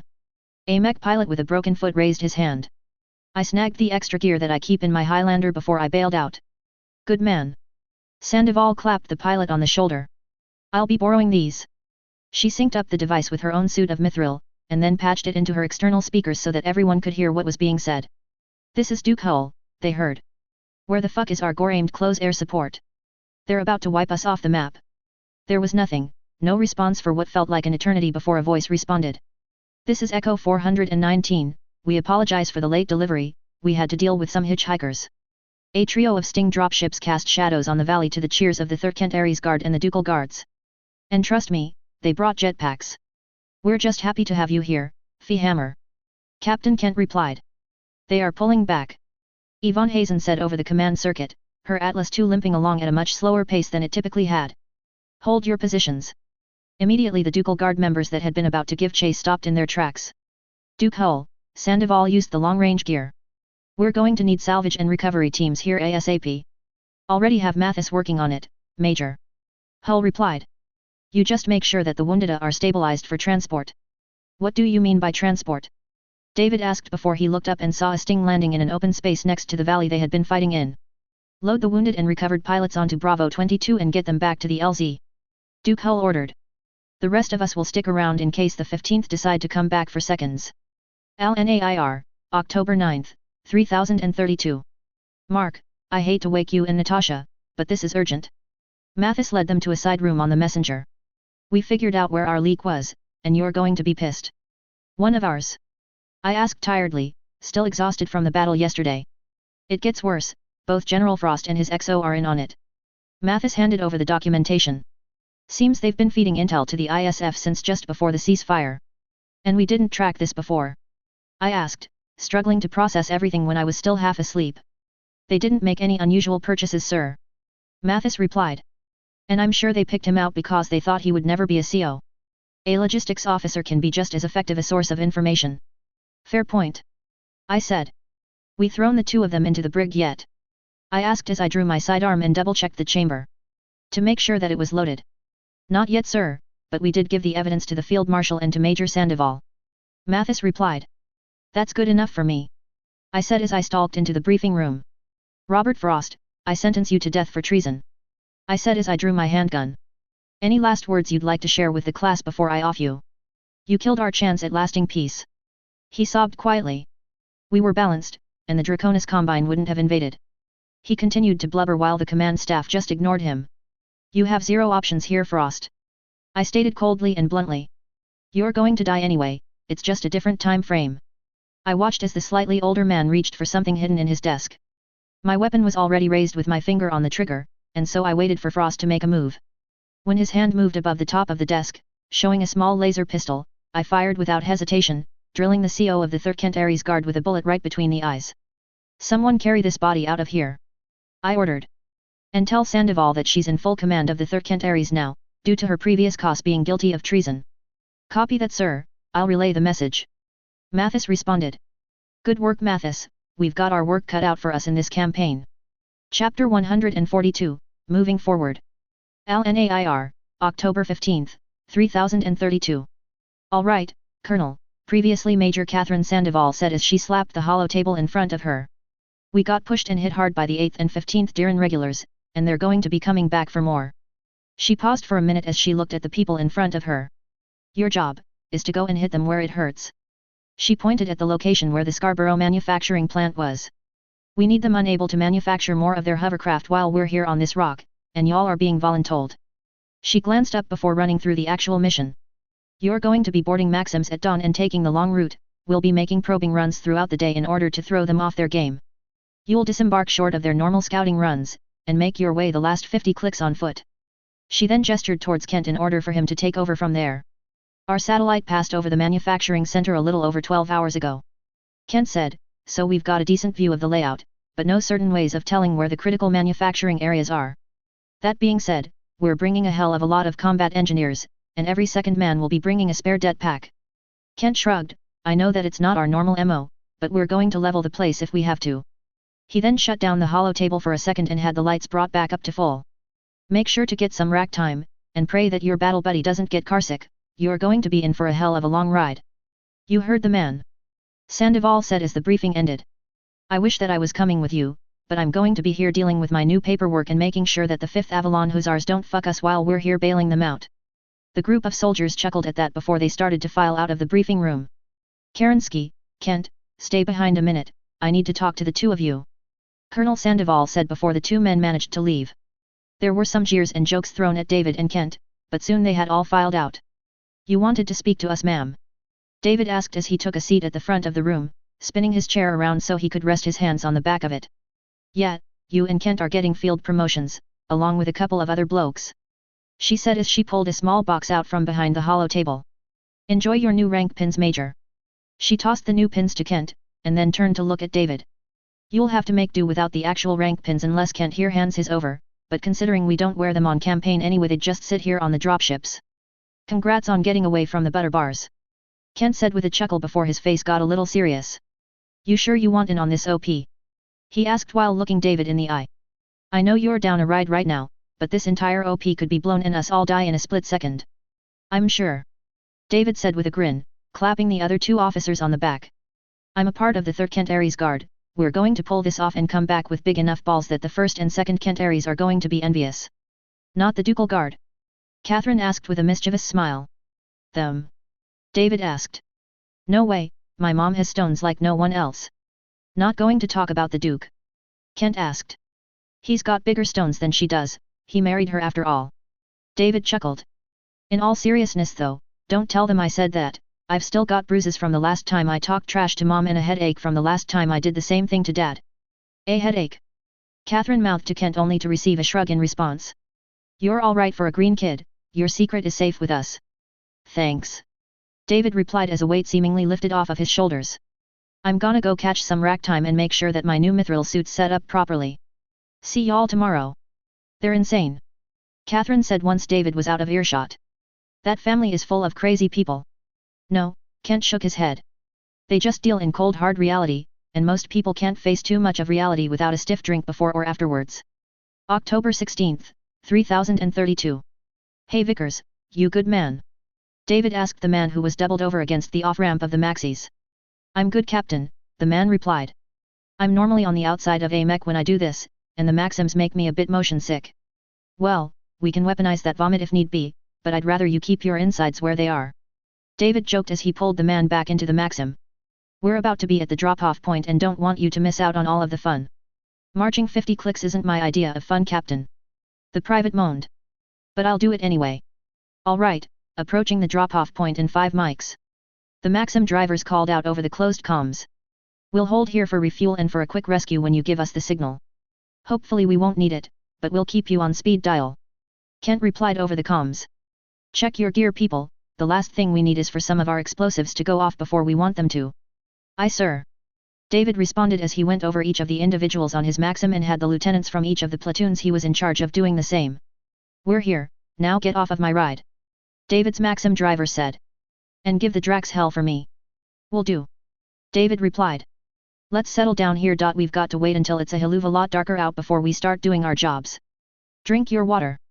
A non-com called out. We brought plenty, but you can still get dehydrated if you don't have enough, and I don't want one of you numbskulls passing out when we get there because you forgot to maintain hydration. Yes, First Sergeant. The men responded. Music to my ears. The non-com said as the two companies settled in for the next few hours of waiting. Chapter 143, Earth and Ashes. October 16, 3032. Remember, we're going comm silent when we're 15 clicks in. David ordered his company. The last thing we need is to be discovered before we've even accomplished our objectives. I thought we had encrypted comms though, Captain. Vickers said with a look of confusion on his face underneath his armor. Encrypted or not, they can still detect the signals that we're transmitting. David replied. And them even knowing we're in the area could blow this entire OP. David shrugged. We're going in quietly, and we're going to need to keep an eye out. We know from the Duke's attack on the ISF headquarters on New Samarkand that their DEST teams have some sort of modified stealthed-out powered armor. Can they breach our mithril? Someone asked with concern in their voice. Does it matter? David asked. Your job is the same regardless. We're all carrying the portable gauze rifles, and we know that they're effective against enemy-powered armor, so remember to check your corners, and be mindful of enemy operators. They will be willing to use explosives to level the playing field. And remember, our position being given away means that we get at least a battalion of mechs and hovercraft crashing down on our position. Kent said as he led the two companies. So stealthed as long as we can make it, and only go loud if absolutely necessary. Copy that, sir. David responded, trudging through the underbrush that was between them and the manufacturing center. Wilco. Well, that wasn't something we saw from the satellites. Kent said as he looked from the woods out at the industrial plant before him. They've cleared out an extra 4 kilometers of brush and woods from around the site. How does that affect us, sir? David asked as he walked over. We're going to have to move and be careful of those spotlights. They're not on a standard pattern, they're operated by individuals who are doing their level best to randomize things. And it looks like they've modified their patrols as well. What about the river? David asked, pointing towards that area. That would get us to within 2 clicks. Not close enough, and that's the point that is the most heavily defended. They've got a warmer and a couple of Vulcans guarding that entry point, along with a Jenner. Fuck. David breathed out. That lance of mechs could end our entire force. I know. Kent said as he surveyed the place and began to cycle through plans in his own mind. That's why it's your job to make sure that those mechs aren't able to interfere with the rest of the operation. Kent looked at the younger man with a broad grin underneath his helmet. How's your Japanese? In the dark of the night, 6 figures rose out of a river, and, making sure that non-reflective materials were behind them, they began to move across the open field, using small craters, shallow depressions in the dirt to press themselves down in order to avoid notice. Barely avoiding notice, the fire team pressed on, getting in the shadows of the enemy lance and using the terrain along with the relatively slow pace of the mech lance in order to latch onto the different mechs of the lance. 2 members climbed onto the warmer, while the rest of the fire team split up to take the rest of the lance out. I hope this works. David muttered to himself, edging his way up the back of the warmer slowly and making sure to stay out of sight of the other 3 mechs. Finally reaching the cockpit hatch, he took a deep breath, steadying his nerves and preparing to do his job for the night. Taking his armored fist and signaling to his partner that he was ready. Receiving a nod in response, David rapped sharply on the back of the hatch, hoping that the mech warrior within would actually open his hatch. Come on, take the bait. The hatch opened a good 30 seconds later, the warhammer having slowed to a stop in the process and a head popped out. Leaping up, David jumped inside the cockpit and grabbed the combine mech warrior, making sure to knock him out and secure him to the jump seat with the restraints that he had brought with him, as well as making sure that there were no weapons still on the enemy pilot's person. You good boss? A quiet voice echoed through the cockpit as David's battle buddy poked his head in. We've got about a minute and a half to get this finished before the enemy commanders start asking for reports. I'm breaking in now. David said as he pulled his personal neuro helmet out of his pack and connected it and his slate to the warhammer's computers, overriding the security, and making David the new pilot and owner of the heavy mech. I'm in, you should make yourself scarce. Copy that, falling back to the river. David's battle buddy said as he closed the hatch and began to make his way to the river, leaving David and his multilingual skills to sell the disguise. I really hope that the captain pulled that off. Kent muttered to himself as he and the majority of two companies began to creep up on the industrial center. After what felt like hours, they finally reached the wall of the complex and began to scale it, making sure to stay out of sight and to be as quiet as possible. Kent was the first to reach the top, and after clearing the top of the wall, he jumped down with a quiet thud and then grimaced. I should have taken the stairs. He muttered as the noise slightly echoed, drawing in a lone guard who looked around with a look of confusion on his face. Reaching the small crater made by Kent hitting the ground, he knelt and began to examine the large footprints, and hadn't made it very far in his inspection when Kent crept up behind him silently with a knife and drove it upwards and back, immediately silencing the guard and ensuring that he was dead. Dragging the body behind a couple of storage areas, Kent signaled to the rest of the platoon that it was time to move on. Sheathing his knife after flicking the blood off of it, Kent grabbed his rifle off of his back and made sure that he had a mag loaded with the right ammunition. The companies began to make their way over, and spread out according to their fire teams, branching out in order to set up their demolition charges in the right locations as they discovered them. Charges are set, moving forward. A combat engineer reported to Kent as they moved away from the lines and the unconscious factory workers. Set. The point man called out as he posted up on the doorway. First. The first man to enter the room called out as he went left and cleared that corner while the man behind him went right. Clear. Copy, moving. Kent replied as he moved forward into the next area, followed by the remainder of the fire team. It was slow going, but they were doing this right so as to cause as much damage as possible. Setting charges. Their combat engineer said as he knelt and unslung the det pack from his back. Grabbing the shaped plastic explosives and placing them where they would cause the most damage. Charges set, timer is set for 30 mics. Copy that. Kent responded. We need to move on to the next building. The two companies set their charges and began to move back to the wall that they had entered the premises on. Only this time, they had left a group of charges to detonate on their way out, so as to cover them leaving. Then, as they were about to leave, alarms started going off throughout the compound. We're made, blow the walls. Kent ordered over the comms, the silence broken now. On the opposite side of the compound, a section of the wall collapsed due to explosions, allowing them to use their jump jets to get over the wall and begin running to the extraction point. 15 mics to detonation, echoed in Kent's ear. Kerensky, you hear all of this? Kent asked, knowing that the lance they had stolen was keeping an ear out. We hear you, we're going to play along with the orders issued by the Combine for now though. Kerensky replied. We'll be able to cause more damage this way. Godspeed, Captain. Kent responded. Take out as many of the bastards as you can, just make sure to make it back. Wilco Major. David replied, stay safe, Captain Kerensky out. Crazy son of a bitch. Kent shook his head. But if it's crazy and it works, then it's still crazy, it just worked. Chapter 144, Slipping Through the Cracks. October 16, 3032. How'd they notice us so quickly? David asked as he backed his stolen warhammer up against the wall that was surrounding the Scarborough Manufacturers Industrial Center. We did everything they asked us to. We must have missed a code word or something, Captain. Private Vickers, the Jenner pilot replied. It'll only take them about 5 minutes to reset their IFFs and we need to be long gone before then. Alright, let's get moving, you three are fast movers, so you move through first, and I'll bring up the rear. David replied as they began to move the lance away from the industrial complex. Don't waste your ammo taking pot shots at the factories, we need to focus on escaping. The lance moved into the forest only to be followed closely by a lance of dragons. Fuck, they must have fixed their IFFs faster than I thought. Vickers said as he moved out of the way of an AC/5 round that went past his Jenner. On my mark, we turn and burn them, and then move away while they're stunned. David ordered as he timed the stop with a small creek bed. Mark. The lance stopped and flipped around, focusing fire on 2 different dragons as they entered range, the twin Vulcans fired their AC/2S and medium laser at one of them, not quite causing the staggering effect that they were hoping for, but the dragon did hesitate long enough to slip on the mud and into the creek face first. Meanwhile, the Private Vickers and David combined their close-range firepower onto a dragon of their own, stripping the armor around the cockpit and causing the pilot to halt and start backing up. "All right, let's move while they're stunned," David ordered, backing up past the creek as the rest of the Lance turned around and moved off as fast as they safely could through the trees. David, when he reached the minimum distance for his PPCs, began to alternate fire, allowing his heat sinks to do their job while he covered his teammates' evacuation. Then, as soon as he was out of visual range, he spun around and began to move to the rendezvous point.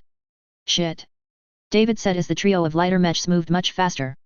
"Slow down, we need to move as a Lance," he ordered, only to receive static across his system. No, he muttered as he continued to try and break through the ECM and slammed his hand against the chair next to him as he watched the other three mechs get dismantled one by an enemy that wasn't showing up on his sensors and that he couldn't make out due to the darkness. "I hope that the passive sensor targeting trick you showed me works, Mom," David said to himself. "Because if it doesn't, then getting home is going to be a chore." David slowed down his pace, trying to see if there were any explosions that typically signaled an ejection. But there was nothing, and with the lance of dragons that would be arriving behind him, the last thing he needed was to get pinched between them and this seemingly invisible force that was directly targeting pilots. "Let's see if we can drop our heat, shall we?" David muttered as he moved at a diagonal to the area where his teammates were destroyed. Slowing down and triple-checking that his searchlight was shut off, he reached the point where his mech wasn't generating heat and then crouched his mech a bit to not be above the trees before disengaging his active sensors and shutting his mech down entirely, including the fusion engine. He hoped that whatever was out there hunting them would simply not notice him, and if it did, that he would be able to react to it in time. "I'll switch everything back on in a couple of hours," David said to himself as he looked out at the imposing darkness of the night. As soon as David finished shutting everything down, the Combine mech warrior tied into the jump seat behind him began to stir. "Shit," David muttered as he got out of the pilot's seat and grabbed his med bag. "I should have listened when Dad told me to keep my med bag organized," he said to himself as he moved things around looking for the sedatives that he had brought.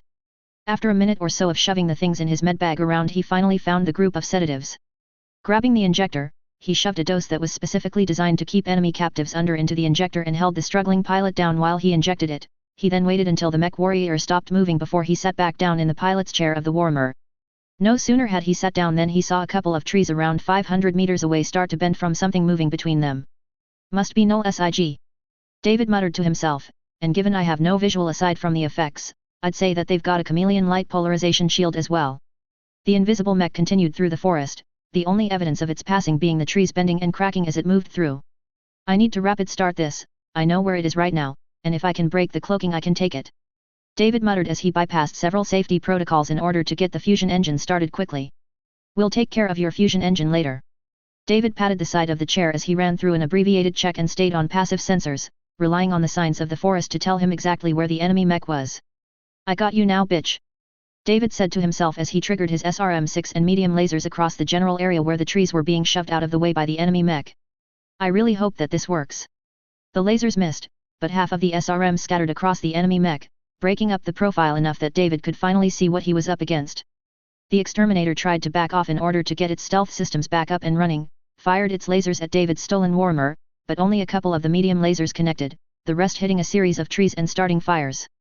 Moving forward, not wanting the exterminator to retain its stealth capabilities, David fired his lasers and missiles as fast as they could cycle, all the while praying that the fires behind him didn't turn into a forest fire. The enemy pilot retaliated as they continued backing up, this time spreading laser damage all along David's torso and coming close to penetrating the SRM ammunition bins. "Not today," David said as he finally moved at a sprint. "I only get one shot at this, let's make it count." He disabled the limiters on his PPCs and crossed his fingers before pulling the triggers, launching a full alpha at the enemy heavy mech, and then shutting down due to overheating. The exterminator took one more step back, and then ceased moving, its engine having been threatened by one of the SRMs having penetrated deep enough that the XL engine's automatic safeties shut it off, leaving David to finish cooling off his overheating mech in peace. "Time to leave," David said to himself as he began to walk through the forest that was now on fire. "I need to report this to command." October 18th, 3032. "Ma'am," Major Kent said as he entered the HQ where the 3rd Kent Ares Guard CO was waiting for his report. "Here's my written report. Give me a rough summary," Sandoval ordered, looking at the paperwork in front of her. "Everything went by the book until we arrived at the industrial complex. Then it was noted that the typical defenders had cleared out more of the brush and had placed a lance of mechs there to guard as well, a Warhammer, Jenner, and 2 Vulcans. With the threat being so high, we chose the 4 who were most fluent in Japanese to go and take control of the enemy lance. This was successful and we were able to accomplish our main objectives without being noticed until around the time we were making our way back to the rendezvous point. Then, Captain David Kerensky volunteered the mech lance that we had taken as a potential distraction force. I allowed this and the rest of our formation made their way back to our base camp. Kent sighed. I can only assume and label David Kerensky and the 3 soldiers that were with him as missing in action, potentially pending Kia depending on if we can recover them or not. Then a staff officer rushed into Sandoval's office. Ma'am, you've got to see this. Getting up and following the staff officer out into the open, the group watched as a blackened Warhammer pushed out of the trees in the distance, dragging another heavy mech behind it with one of its PPCs. Chapter 145, The Slog. LNAIR, November 25, 3032. TIE SA delete row. I am offering you and the 15th and 8th Diran regulars the chance of honorable surrender. You have fought well for the Draconis Combine, and I applaud you for it, but no more samurai and militia need to die for this fight. I said on the open channel that I had established early on for communications. I simply rested my face in my hands and sighed as silence filled the airwaves. Once again, the enemy didn't even deign to respond. Damn it! I muttered as I leaned back in the chair while looking at what was left to be done. The battle for Al-Nair had turned into a real slog. We had been inflicting steady casualties, but the enemy just had more bodies to throw at us. And even with the hovercraft factories partially destroyed, the war machine for the Combine had left them with hundreds of the damned things in warehouses waiting to be shipped along with enough spare parts to fight not only the campaign on Al-Nair, but also wherever else they were needed. If we could just pin down the medium mechs from the 8th that had been harassing the 5th Avalon Hussars, we could push and take out the 15th, but the 2 TIE SA had been more than competent and had been stonewalling us by anchoring defenses of fast-moving machines with assault lances and artillery in their cities on standby waiting for their own fire missions. I would have our people counterbarrage the artillery, but the smart fuckers had parked the artillery in areas with a large civilian populace, and I couldn't justify anything more than a commando raid to shut the guns down. Mathis, I grabbed the helmet off of my desk and gestured for the man to follow me as I walked. What would you need to make sure that the artillery is gone? 2 days. The man said with a contemplative look on his face underneath his own suit of mithril. And a company of the Ducal Guards infantry. What would you need to make sure that the arty is gone and that as many of you come back as possible? I rephrased the question. The same amount of troops, and a combined arms battalion on standby to pull us out if we're discovered. Mathis replied with a shrug. You'll have it, I replied. Pull your teams together, I need that artillery gone. Copy that, sir. Mathis responded and pulled in a couple of people to take his place as my close bodyguards. I'll get it done, Hull. Mathis said with what I was absolutely sure was a cocky smirk on his face. Just make sure that you come back. I told the insufferable bodyguard. I need someone who can still pull my ass out of the fire sometimes. You got it, boss. He said over his shoulder as he walked away. You got it. 1 day later. Fucking ISF and DEST teams. I said as I looked over more paperwork. It seemed that Takashi and Indrahir were a pain in the ass even after they were dead. With them having assigned specific teams equipped with advanced ECM suites and mechs that were equipped with null-sig technology to specific industrial worlds at the very minimum, with some individual mechs and units, like the one that David had taken out, having a chameleon light polarization shield as well. I was certain that the radicals of Comster had a hand in this, seeing as Rook and I had personally gone through all of the data that we had pulled from Lewitton and Ross years ago. The problem was, while I knew that Comster had found ways to give the Combine technology and extra machines, I didn't know how they had been maintaining said machines. Comster hadn't been supplying anyone with new parts or machines since Thomas Merrick took over. Maybe they found a Star League cache. I muttered to myself as I looked over the report before jolting up. Where is General Baker? I asked as I stood up and grabbed my slate. He is double-checking the readiness of the perimeter units. My aide replied with a shrug. We had reports of light skirmishing to the south, so he went to make sure that the north was still secured. Well, we better hope that I get there in time. I said as I sprinted for my Warhammer IIC that was always on standby, triggering the small jump jets in my mithril to jump up to the cockpit before climbing in. Plugging the connector into my mithril, I synced up my neuro helmet and got ready to speak the codes that I used as well as the numeric keypad that I had added to my security feature. First I had to enter the numerical code in order to verify my access. There were 2 codes, one was for text, and the second was a personal code, that was only known by me or my close family and friends. The second method of authorization was with the neuro helmet. It read my brainwaves and established that I was one of the authorized users. The third identification factor that I had was a voice print and passphrase. I had rushed through the other ones, but if you said the passphrase wrong then you would have 2 minutes to correct it before the Warhammer completely locked you out of the system until reset by one of the techs. Passphrase, the computer's programmed voice asked. A hero need not speak. When he is gone, the world will speak for him. I said after catching my breath. Then my Warhammer completed its power-up cycle and the powerful 400XXL fusion engine thrummed underneath me as I immediately moved to the area where General Baker was supposed to be in. HQ. I said over comms. This is Duke Hull, I need to know what mech General Baker pilots. Duke Hull, General Baker currently pilots a stock Marauder. The comms officer back at the HQ briefed me. And you might want to hurry, sir, we lost contact with the general and the command lance while you were getting into your mech. Damn it. I breathed out as the rest of the QRF that was always on standby fell in line behind and beside me. The QRF was led by Nadia Winson, and she had 2 other clan warriors with her. Winson, I need you, Mackenzie, and Viola to make sure that the rest of the QRF is covered. We've got a potential enemy lance equipped with nullsig and CLPS, I've got a VTOL with an active probe prepping for takeoff, but it might get hairy if we get ambushed. We will comply. Winson replied as her gargoyle easily matched the pace set by me and my Warhammer.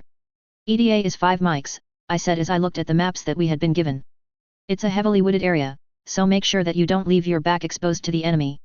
I told the 2 Avalon Hussars that were a part of the QRF. Copy that, sir. The 2 pilots replied. The Champion and Crab that they were piloting being a common sight among the AFFS currently. The 2 mechs complemented each other well, and were excellent workhorse machines. We continued moving as fast as we safely could through the heavily wooded area, eventually slowing down as we entered an area with extreme ECM. Maintain visuals on all friendly units. Winson commanded her QRF. We don't need any enemy forces picking us off one by one. We'll go. I replied, subordinating myself under her authority given she was in charge of the QRF. Be aware, long-range comms are cut off until my ECCM can cut through. Understood. Winson replied, as she signaled for us to begin to slow down. There were burned trees, and places where trees had been snapped like twigs. I've got a swordsman over here. I reported as I moved to the side in order to check it out. It's down, no ejection, but no cockpit breach either. Ditto. The Crab pilot reported. I've got a downed gladiator over here with the same thing. That's 2 of the 4 mechs that were in the command lance. I muttered to myself as we continued on. Got a catapult here. Mackenzie said as she stomped her Timberwolf over to rejoin the fire team. No sign of ejection, and no cockpit breach. The mech doesn't have legs anymore though. Contact. The Crab pilot said in a panicked tone. I've got contact.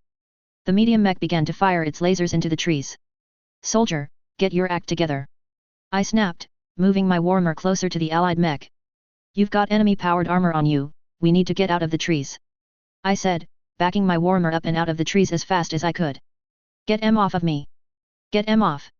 The Crab pilot screamed as he panicked, firing his lasers and eventually coming to a stop as a puff of smoke erupted from the rear hatch of his Crab. Winson, I said as the rest of the fire team fell back to a central location. I recommend that we move back to HQ and come back with anti-infantry, this is not a good environment to engage this kind of foe in. I agree. She said as she began backing her gargoyle towards the HQ. You're just going to leave the general out here?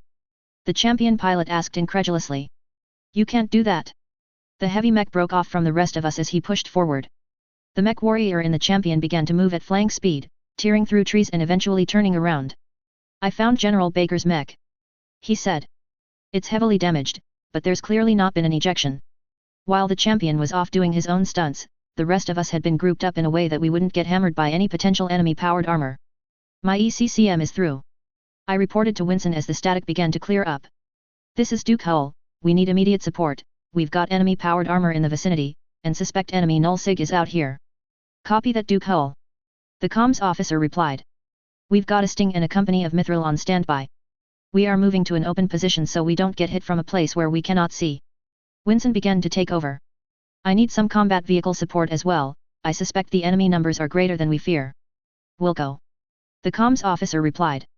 I'll send a company of combat vehicles your way.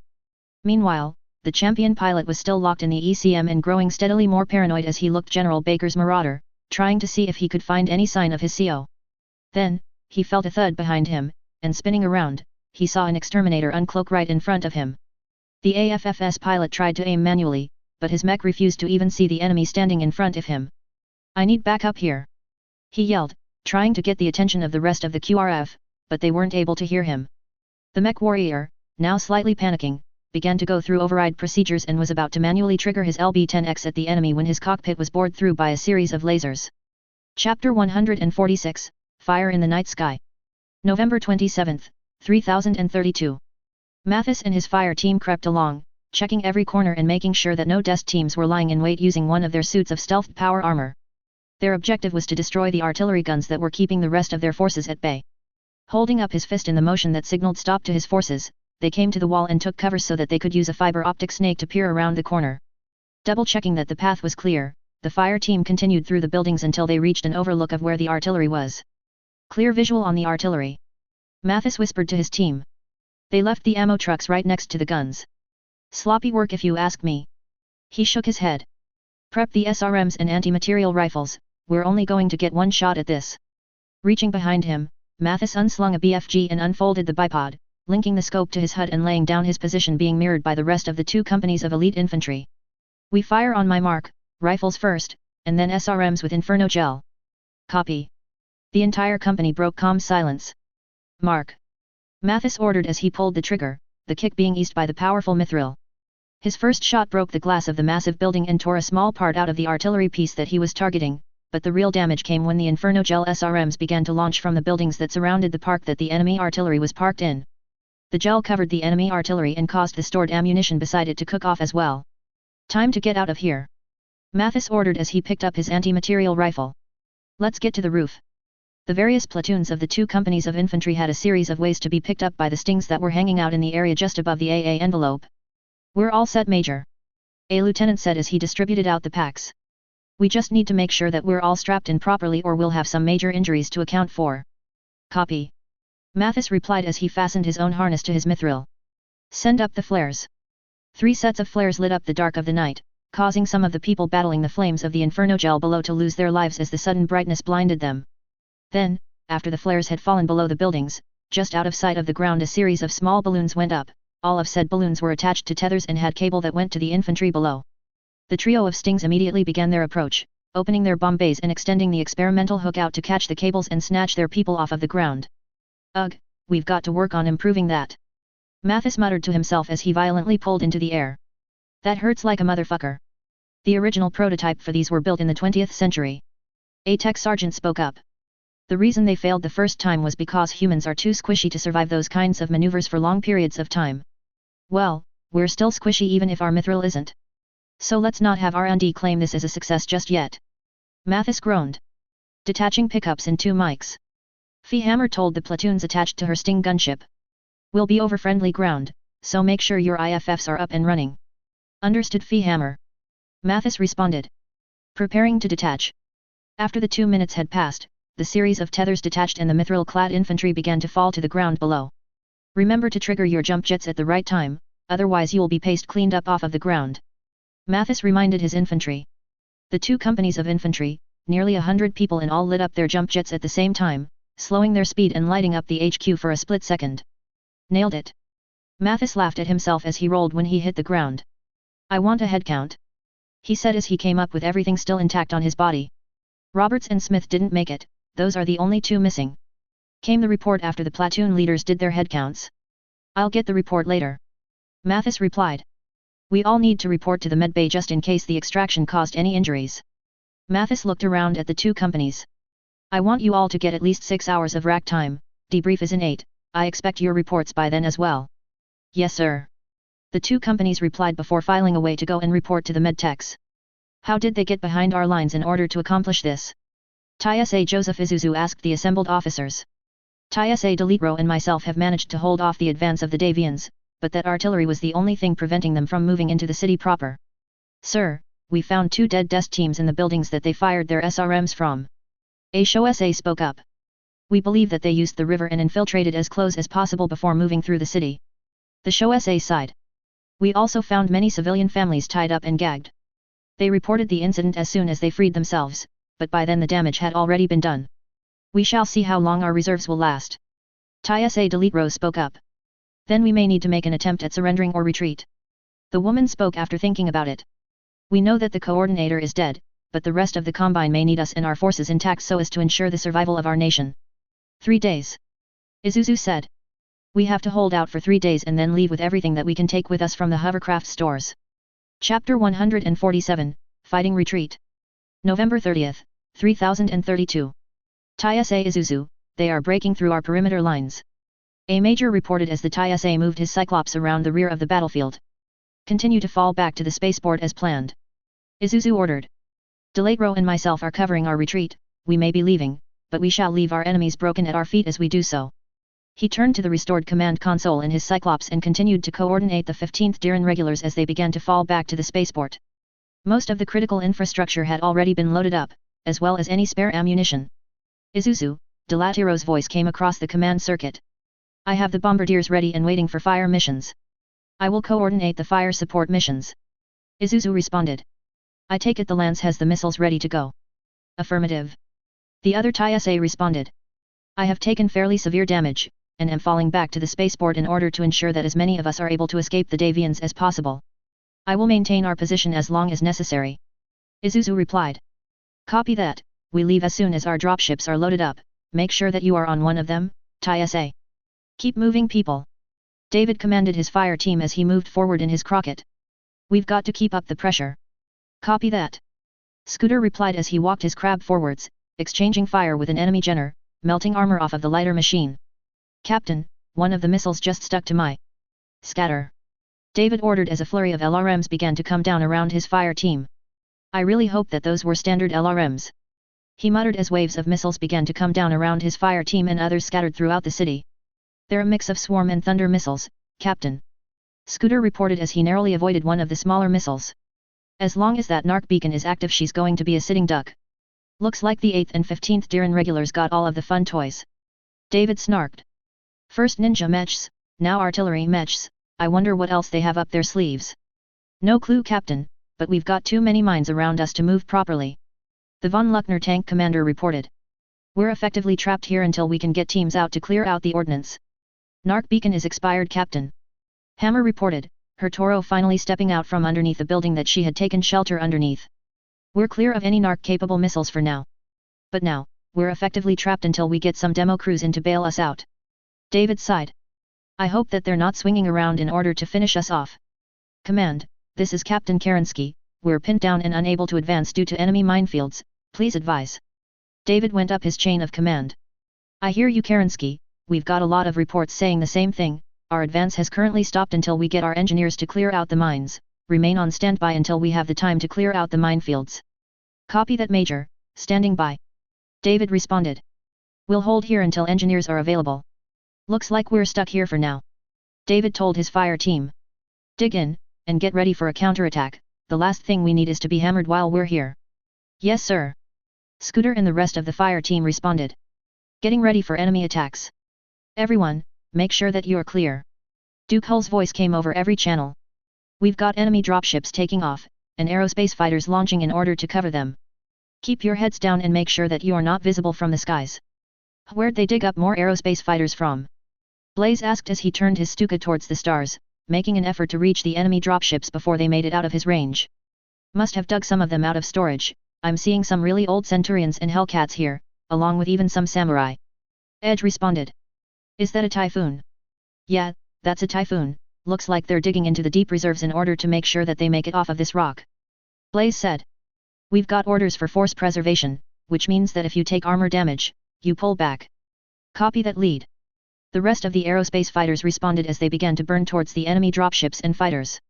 We've got 2 Leopards disengaging, they're moving directly at us in order to stall us. Edge reported. Looks like they're offering fire support for their own aerospace fighters. Remember to cover your wingmates, pair up and let's all go home. Blaze said as he moved his Stuka in to target the first Leopard. I want dropper choppers on the Leopards and everyone else focused on the aerospace fighters. Blaze artfully moved out of the way a brace of enemy fire, moving at an angle upward in order to avoid the enemy targeting him properly. Edge stayed on his wing, and both of them opened fire on the lead Leopard as soon as they were in range. Both his and Edge's ERPPCs and slug rounds of the LB-20XS that their Stukas converged, causing armor to melt and be torn from the dropship. The rest of the enemy droppers are getting away. Archer spoke up. They pushed to 2GS in order to make sure that we can't catch them in time. The squadron flipped around, and tried to move in order to make another pass at the Leopard dropships. The 4 Stukas chained their fire together, and watched as the fusion engine of the first Leopard slowed down and began to stop firing altogether. Leopard 1 is down, I need the dropper choppers to focus on Leopard 2 and make sure that it's out of commission. The enemy aerospace assets are fleeing. A different squadron commander reported. Let them go. Blaze ordered. No need for more blood to be shed for now. New Avalon, December 10, 3032. LNAIR was taken a week ago. Yvonne Davian reported. We're just now receiving the reports though. Good, we've recovered everything that was taken during the succession wars and pushed the borders back a great deal. Hansa said as he sat at Ian's, now his desk. We're going to be spending quite a bit of time on rooting out the ISF teams that were left behind though. Hansa muttered as he looked at his map. We're going to need some of our forces in the Capellan March to shift over to help with policing until we can start getting things settled down. Hansa told Yvonne. And this will be a good chance for Morgan to prove himself as well. What are we going to be doing about Hull though? Yvonne asked, having been briefed on the duplicate Ian and what exactly Hull had pulled off when he hit Luthien and New Samarkand. We're going to have to find a suitable reward for him. Hansa said with a small smirk on his face. I was thinking of reviving the Terran March. Sandoval will be busy administrating the new worlds that have been added to the Draconis March. This will elevate Hull, and give Sandoval some breathing room in having to ensure that some of the worlds are properly garrisoned. He's not going to like losing one of his most prominent sources of mechs and vehicles like that. Yvonne said as she analyzed the plan put together by Hansa. We're going to be expanding production across the entirety of the Suns over the next decade or so, assuming that another war doesn't come out of nowhere. I'm going to be subsidizing Davian Lycombe to begin building some factories in the Draconis March. Not Sharpshooter? Yvonne asked. Sharpshooter is currently stretched incredibly thin. Hull told me that he wouldn't be able to expand any production areas for another 2 decades aside from what he is currently working on. He's working on upgrading all of his current factories and yards converted to building and using Lastek in his mechs and combat vehicles, but it's going to take time to get there. Hansa responded. Also, we have a direct hand in Davian Lycombe, and we know that they'll produce what we need them to. So I'm going to be assisting them in expanding production in coordination with NAIS in order to speed things up. Sounds like you have everything figured out then. Yvonne said with a shrug. All of our allies are investing and expanding their own production markets. Hansa shrugged. We just need the right push in order to match them. He glanced at the dot that represented St. Ives on his map of the inner sphere.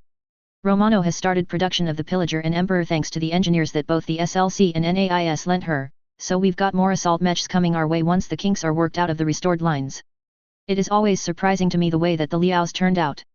Yvonne said as she poured a small glass of whiskey. Romano and Tormino are both model citizens of the Federated Suns right now, whereas Candace seems to be continuously changing between lucidity and insanity since the fall of the Capcan. Romano and MIIO are keeping a very close eye on her. The last thing we need is for her to completely go off the deep end the way that her father did. Hansa replied with a saddened look on his face. Either way, we've got other concerns. He shifted his paperwork over and grabbed the folder that was tied to the investigation of Ian's death and replacement. What have we managed to find out? Chapter 148, Rewards. Kent Aries 4, February 15, 3033. Home sweet home. I said to myself as I carried Natasha into the ducal estate on my back. You ready to get off now? I am ready to get you off now. Natasha grinned at the innuendo. Now go forth my steed, I desire to sleep in my own bed. Yes, your majesty. I rolled my eyes as I walked up the stairs to the master suite. Pausing, I grabbed my slate from my cargo pants pocket and used a feature to start filling up the jacuzzi with ice-cold water. Stop, put me down. Natasha laughed as I continued to walk with her past the bed that she wanted to rest on. What are you doing? I laughed as I continued walking, knowing that if Natasha really wanted to make me let go that she could easily manage it. Walking into the bathroom, I twisted and tossed her into the ice-cold water of the jacuzzi, laughing the entire time, even as she grabbed me and pulled me into the water as well. Now I am cold and wet. Natasha gave me a small glare. What are you intending to do to fix it?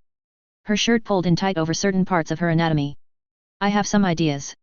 I said as I pulled her in for a kiss and began to change the water from cold to hot. But you'll just have to wait and see what I come up with. February 16, 3033. Why is there so much damned paperwork? David muttered to himself as he began to work on the paperwork for the company that he was responsible for. I don't remember Dad having to do this much paperwork. He does way more paperwork than that. Major Kent spoke up from his own desk.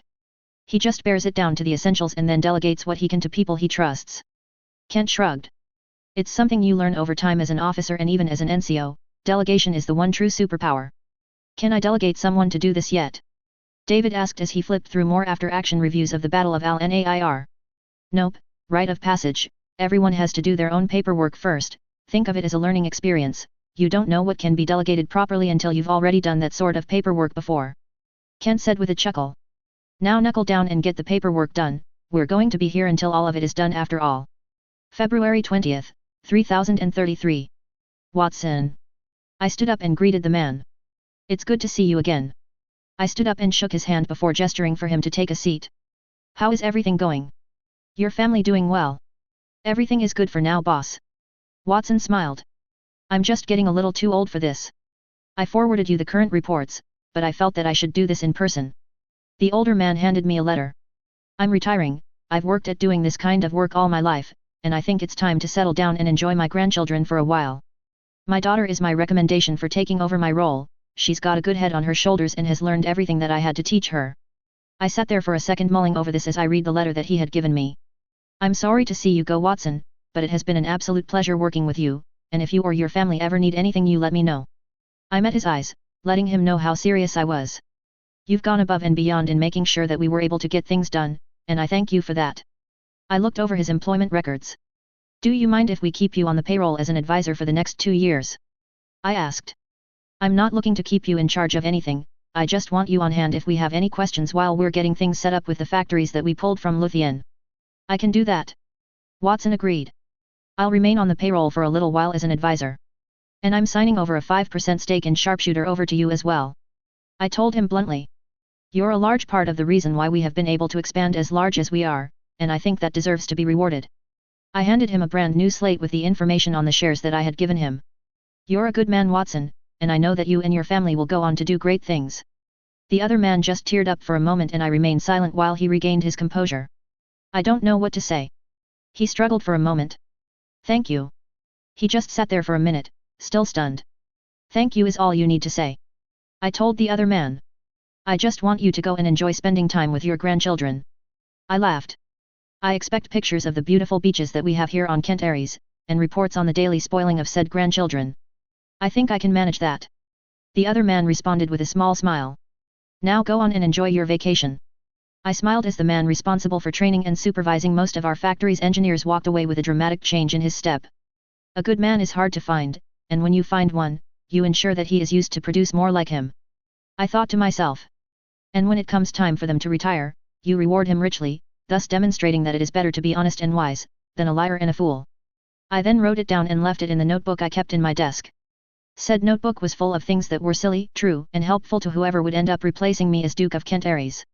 I planned on starting a legacy that would be passed down through the ages, and maybe one day, my notebook would be immortalized in a museum somewhere for others to read and laugh at. Duke Hull, Dunham is here to see you, he has a priority message from the First Prince. Mary said as she linked to my intercom. Go ahead and send him in. I replied. Thanks for all of your hard work, Mary. Dunham, what VE you got for me? I asked the intelligence officer. A summons, sir. He handed me the sealed letter. We ran all of the authenticity checks just in case. Welp. I said as I broke the seal and read the letter. Have Mathis prep a small bodyguard detail, and have Nat get her group together. It looks like we're going to New Avalon. Chapter 149, Politicking. Kent Aries 4, June 8, 3033. Thank you for visiting Kent Aries 4, do you need a map of the area? A receptionist asked a young blonde-haired woman. No thank you, I used to come here all of the time as a little girl, and I'm here to spend some time with my boyfriend. The blonde replied. Well, everything checks out on our end, have a pleasant stay. The receptionist said with a cheery smile. Need a lift? A hulk of a man asked as she left the customs area of the spaceport. Yes, Mr. Dunham, I believe I would like one. The young blonde replied as she got into the armored SUV. Does he know that I'm here? No, we kept it on a need-to-know basis for multiple reasons, so this should be a complete surprise. Duke Hull's chief intelligence officer replied. He is working as a staff officer in the 3rd Kent Aries Guard though, so I would expect him to be relatively busy. That's fine.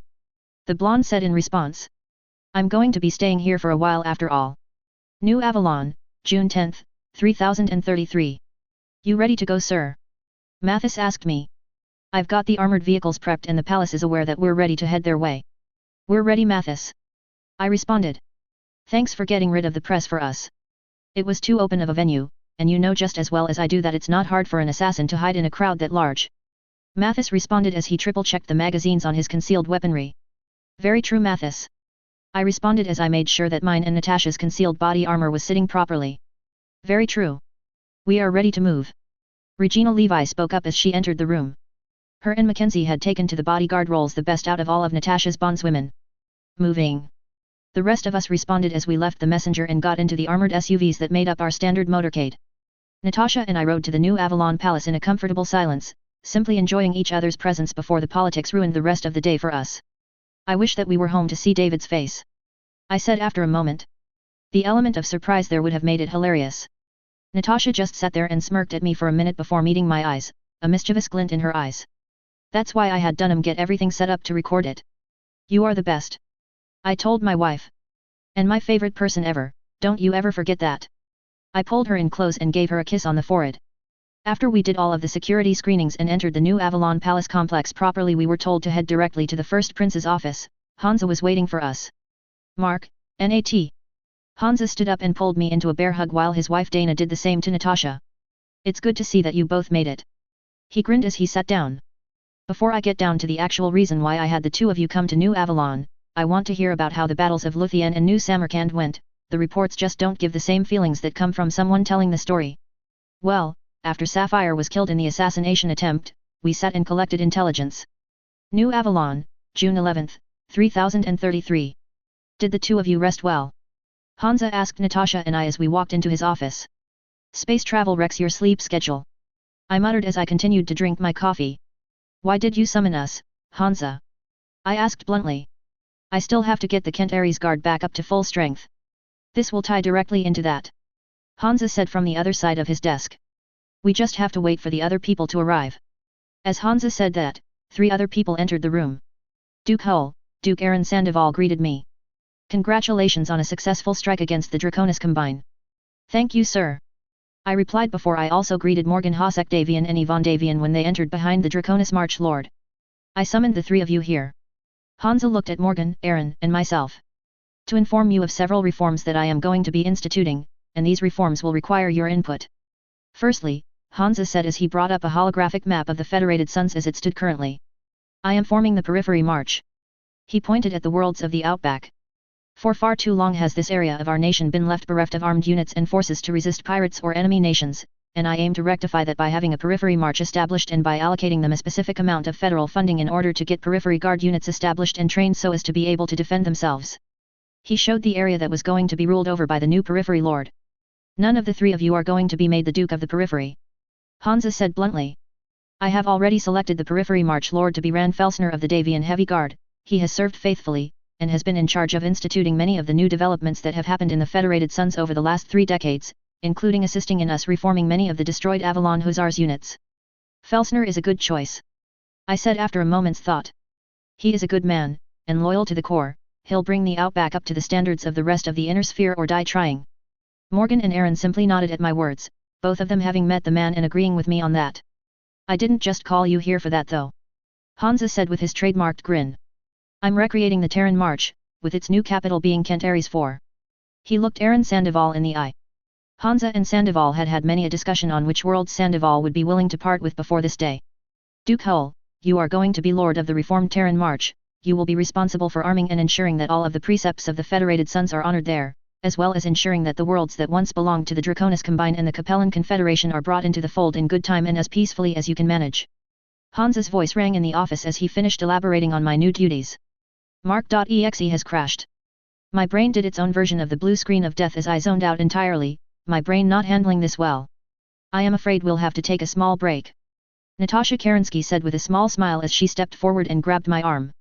I think Hull needs some time to process this before he is going to be able to formulate any sort of answer or response. We'll reconvene in 3 hours' time, Hansa said with a small smile. He still hasn't seen what worlds he will be ruling over now. We shall return in 3 hours' time, Natasha replied.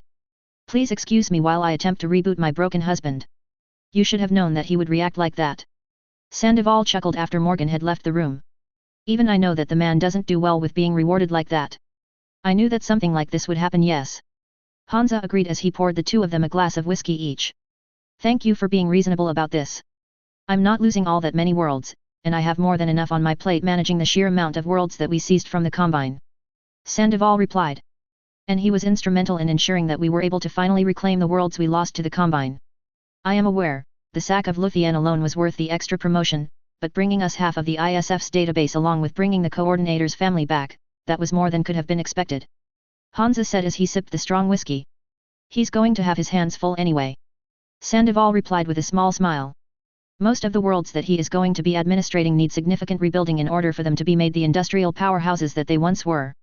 Sandoval smirked. I imagine that he's going to be pouring money into those worlds, and that it will enable me to break into some of the markets that he is currently dominating. You'll have some competition there. Hansa replied with a smile. Davian Lycombe is going to be expanding, as is Callan from my understanding. Hansa then smiled. Even A. Kerner is getting into the game again.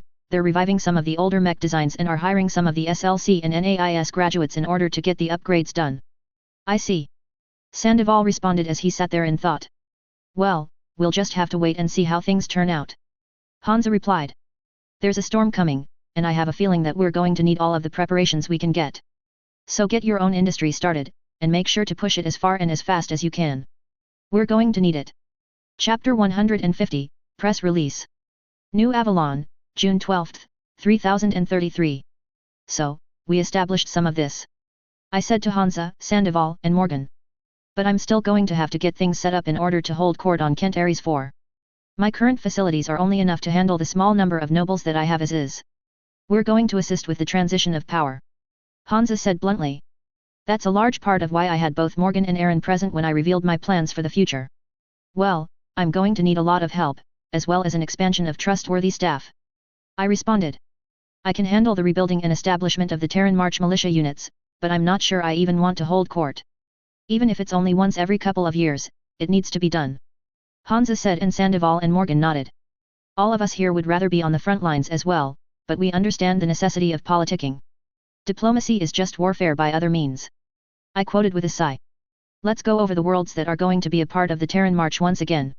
I said, I need to know what should be focused on before I start making waves. Why not just ease into it? Morgan asked me bluntly. Surely that would come across better. It might, but they're already going to be shocked by the reinstatement anyway, and I'll be able to push through some of the things that I want done while they're still distracted. I see. Morgan leaned back while he thought for a moment. But why not take your time? It's not like there are many enemies left for us to face at the moment. There's always another enemy. I replied. There's the clans, assuming that they manage to get their act together enough to aggressively push into the inner sphere again. There's always rumors of an RWR remnant, some of them might be true. I shrugged. Always push and make sure that you are prepared for any potential enemy. Also, Hansa spoke up. There is much to be done in the Terran March considering that it suffered a large portion of the infrastructure damage during the succession wars. If Mark here wants to ensure the people's loyalty, he needs to ensure that the rebuilding takes place. We've already gotten a lot of goodwill because Sharpshooter cleans up a large portion of the NBC weapons that were used, but we don't do a lot of the rebuilding because we don't want to damage the local economies. I said as I pulled up the data on the worlds that we were assisting in that regard. But now, I'll be able to funnel some governmental funds into the rebuilding, not many, but enough to restart local production on each world. Tax breaks? Sandoval asked. Tax breaks? I agreed.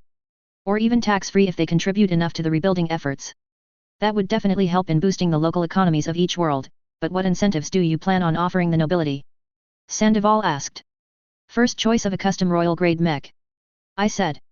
I can afford to drop the cost of a royal machine if they'll focus on getting their own planets up to the level that they were at in the Star League era. I'm not going to just bow down and do as they suggest though. I said after a moment. Sharpshooter already has the data on what it would take to rebuild most of those worlds due to us having considered expansion. We'll need to let some other people come up into the market though, competition will only benefit us. Sound thinking. Hansa said. The local economies of the various worlds need to recover on their own, not through a bigger company coming in and clearing everything out.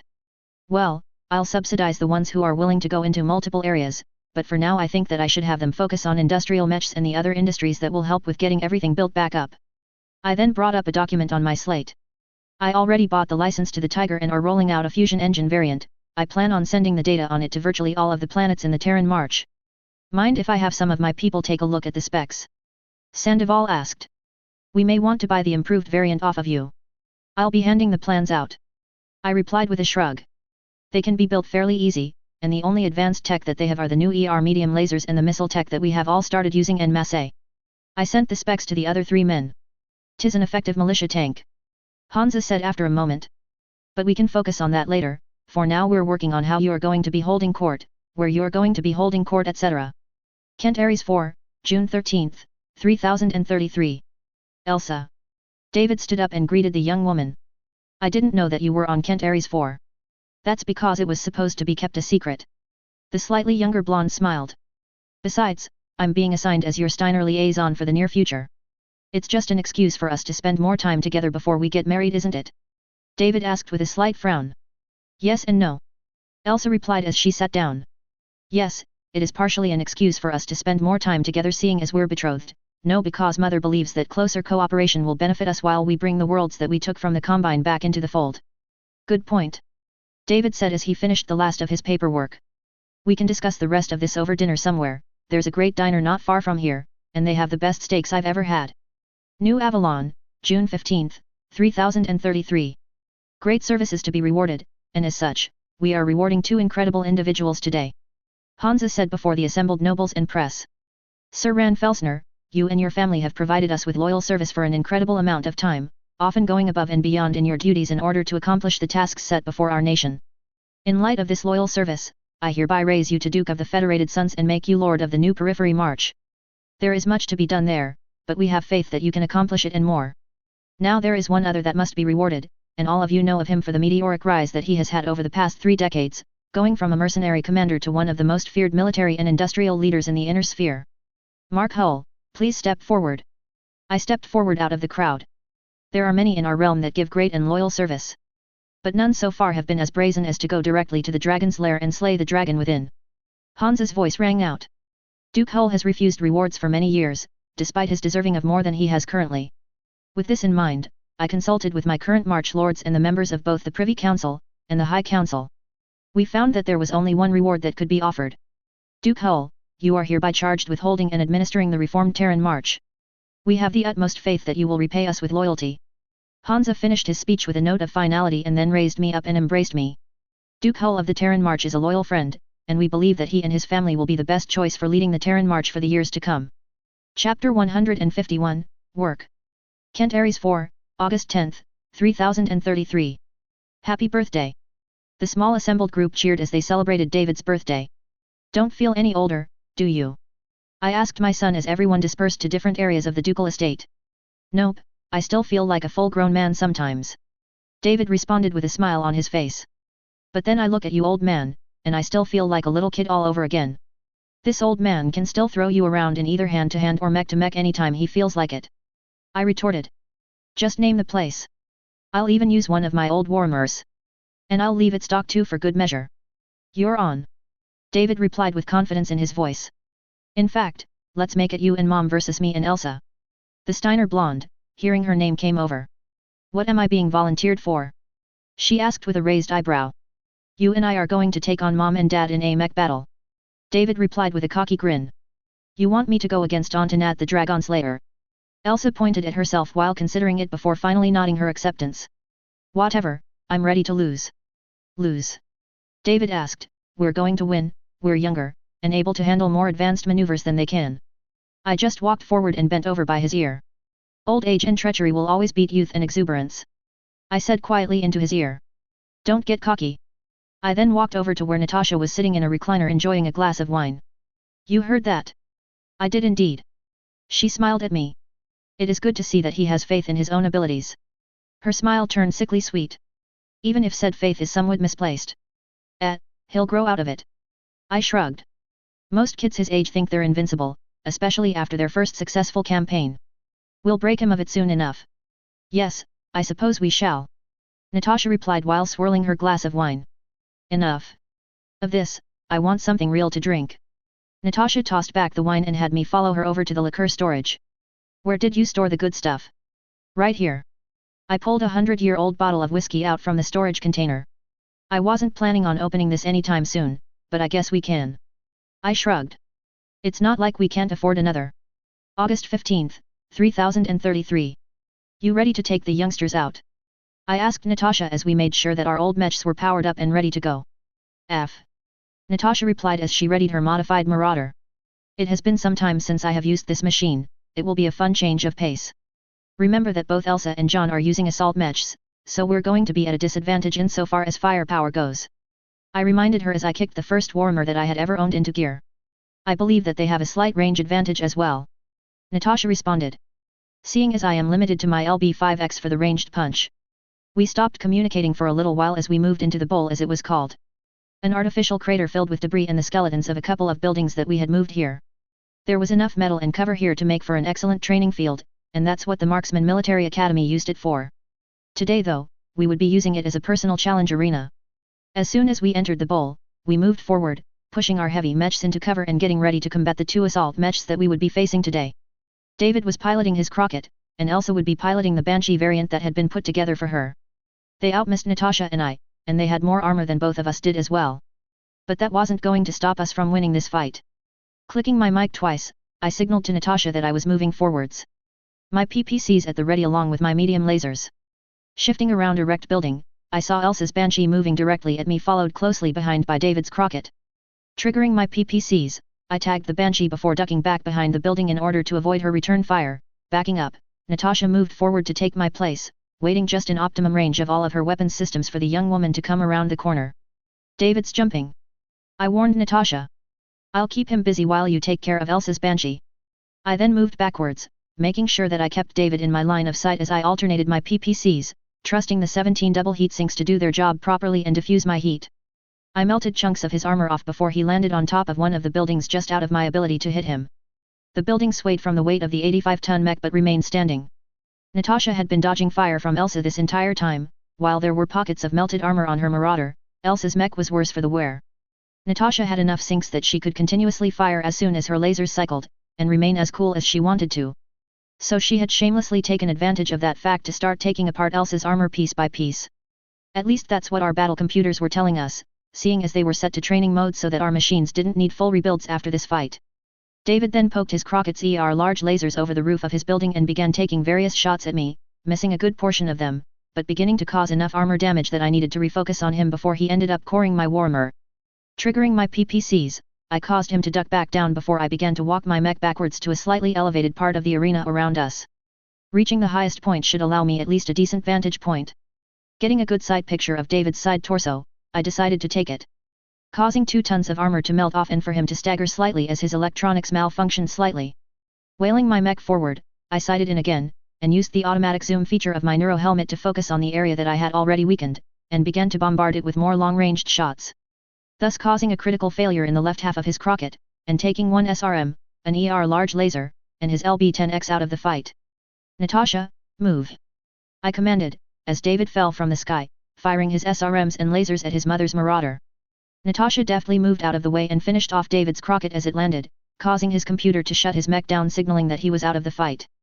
But, in doing so, Natasha had exposed part of her Marauder, and so she lost a large pulse laser and a medium as well before she managed to get out of Elsa's lane of fire. Seeing that my wife was in trouble, I moved forward at flank speed, using my PPCs to drive Elsa into a lane of fire that favored both Natasha and myself. And, finding herself pinned between the two of us, Elsa powered down and signaled her surrender. That was good. Natasha said with cheer in her voice as David brought his Crockett back online. You would have had me if your father had not warned me. She waved her Marauder's gun arm at the 2 younger soldiers. Indeed. I agreed as I neared the trio. And, I lied. I grinned as I flagged them with the true identification of my mech. My original stock warmer was still a royal variant. You suck. David said with a laugh. I did warn you. I said as we began to leave the bowl. Age and treachery, age and treachery. September 15, 3033. We ready to head out? I asked Mathis as we began to leave the ducal estate. We've got quite a tour on our hands to conduct after all. We're bringing the entire ducal guard with us. Mathis stated firmly. Considering that the 3 of you and Ms. Steiner is going to be going on this tour, I think we should be prepared for anything. Whatever you and Yvonne think is acceptable. I replied. There's a reason the 2 of you are in charge of security after all. We're heading to the closest worlds first. I told him, and we'll work our way back towards Steiner space from there. I know the itinerary, Mathis sighed. And I still think that some of the worlds seized from the Combine are too new for us to be conducting a visit like this. If not now, then when? I asked him.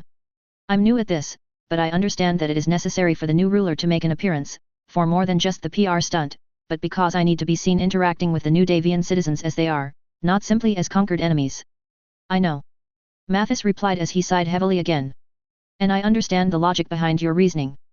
I just don't like it from a security standpoint. I get it. I patted the bodyguard on the shoulder. Executive protection details suck, but we've got to suck it up and wave the flag, otherwise we'll fail before we ever get the old Terran hegemony worlds rebuilt back to the Star League's old standards. Let's just go ahead and get this over with. Mathis said as he walked towards the vehicles on standby. This tour of yours is going to take years after all. Word of Blake Interlude 3030 to 3035. Early 3030. I need status reports, Christopher told the people that were operating as senior staff. Well, Primus, we've managed to doctor any HPG transmissions that might be outbound. We have begun closing the borders off in their entirety, citing that the Outworlds Alliance wants no part in the current war between the Federated Suns and the Draconis Combine. Good. Have the Davians made any inquiries as of yet? Christopher asked. The Davians reacted with confusion, but they respected our wishes for now. We will have to prepare for more diplomatic overtures in the future. That's fine, Christopher responded. We will have time to accomplish our goals while they are busy focusing on the Combine. Now, how goes our attempts to locate the hidden factories in this area of space? We've narrowed it down to one of two systems around 2 jumps away from current space. Good, once we've located the facilities, I want them to start producing war material as fast as we can spin them up, Christopher said with force. We need all the machines we can get if we wish to take back what is rightfully ours. Late 3031. The more I learn about people, the more grateful I am that I did not invest many resources into foreign agents, Christopher muttered as he tossed back another shot of his favorite drink. The Combine is getting steamrolled. I'm sorry to interrupt you, Primus. But you did request that I bring the latest reports on the production numbers of the RWR facilities once I had them. Set them down on the desk, Christopher replied. I'll take a look at them in a moment. After the administrative aide had left, Christopher picked up the data files and began reviewing them. 2 more brigades of equipment, and the factories to produce spare parts and more. Christopher mused to himself. This is a boon indeed. He shifted his focus onto the other projects. 3032. What progress have we made in getting the population riled up against the Davians? Christopher asked the person in charge of propaganda. The puppet government has a 70% approval rating according to the latest polls. The chief propaganda officer shuffled through his files. And we've been stimulating anger and resentment against the Davians. So far, military recruitment is through the roof, and we're getting them geared up for an invasion to retake their old worlds. Good, Christopher responded. We should have most of the units ready to go by 3035. That is when I wish to launch the invasion anyway. He stood up and looked over the assembled senior officials. The Combine is going to lose this war. And we're going to strike while the Federated Suns are busy dealing with the Combine worlds. And 3035 will be the opportune time to strike. One of the officials asked. According to my analysts' projections, it will be the opportune time to strike. Christopher responded. But of course, nothing is set in stone where warfare is involved, and due to the fair lure of our precious doppelganger scheme. He trailed off. We must prepare for every eventuality. The periphery and the outback are the least armed sections of the Federated Suns. But even still, they will move to strike as fast as they can afford to shift their forces. Agreed. Christopher smiled. That is why we'll take a page from Duke Hull's military playbook. Christopher smirked. We're going to attack New Avalon. Sometime 3033. This is better news than we thought. Christopher mused. It will take longer than 2 years for the new periphery march to establish the new chain of command. Yes sir. The new Prekentaram replied. I've already got people waiting to infiltrate the new militia units in the new Duke's office. Good. Christopher smiled. We'll have everything ready to go by the time 3035 arrives if we proceed as planned. And Plan B, sir? Prekentaram asked. We're working on fabricating the paperwork for making him the heir to the Federated Suns. But it will take time before they are ready. Christopher sighed. It was hard enough getting everything arranged for it to look the way it did. Agreed, the Prekenta replied with a shudder. I think we should eliminate the Avalar girl once she has raised him long enough. We will wait until he is around 12. Then we'll arrange for Davian assassins to have killed his mother because he was illegitimate. Primus, that means we are to invade and hold the Federated Suns and their allies at bay for nearly a decade. Prekentaram spoke with a touch of fear into his voice. I know we have the forces to manage that for a limited time, but how do you expect to hold them for that long? Through judicious use of production. Christopher smiled. We didn't just find a cluster of worlds with factories. There were also multiple warships located in orbit. Christopher smiled. It seems the Rim World's navy had placed them there for maintenance and repairs before the amorous coup started. What numbers are we looking at? Prekentaram asked. There were 5 warships in need of minimal maintenance parked in orbit. Christopher grinned. And a lovely maintenance yard right there at the zenith point. We might actually be able to pull this off then. Prekentaram breathed out. 3035. You are not expected to take New Avalon. Christopher reminded the man in charge of the Overstrength Regiment. Just to cause damage and make them retract. We need them reeling in order for us to pull off everything else. We'll do it. The regimental CO replied with a savage grin. Even if it costs us our lives. Let's hope that it doesn't come to that. Christopher replied. But if it does, know that the word of Blake stands ready to avenge your death. That is all that I can ask for. The fanatical CO replied.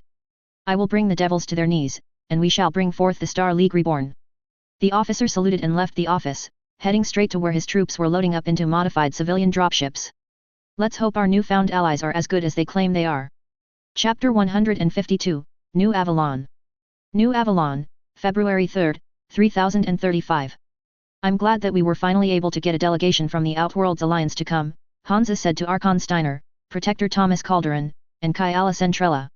They've been steadily closing off any contact for the last several years. It is odd, Thomas replied. The few merchant traders we had plying that route weren't able to get proper intelligence. The Lick lost all of its agents in the Outworlds Alliance shortly after 3025. Katrina confided in the other national leaders that were sitting around the table. And Mountain Wolf Battlemech stopped shipping new manufacture to us once they had fulfilled their current contracts. Something is going on there, but MIIO got its teeth kicked in shortly after the duel that managed to net us a ceasefire, Hansa replied.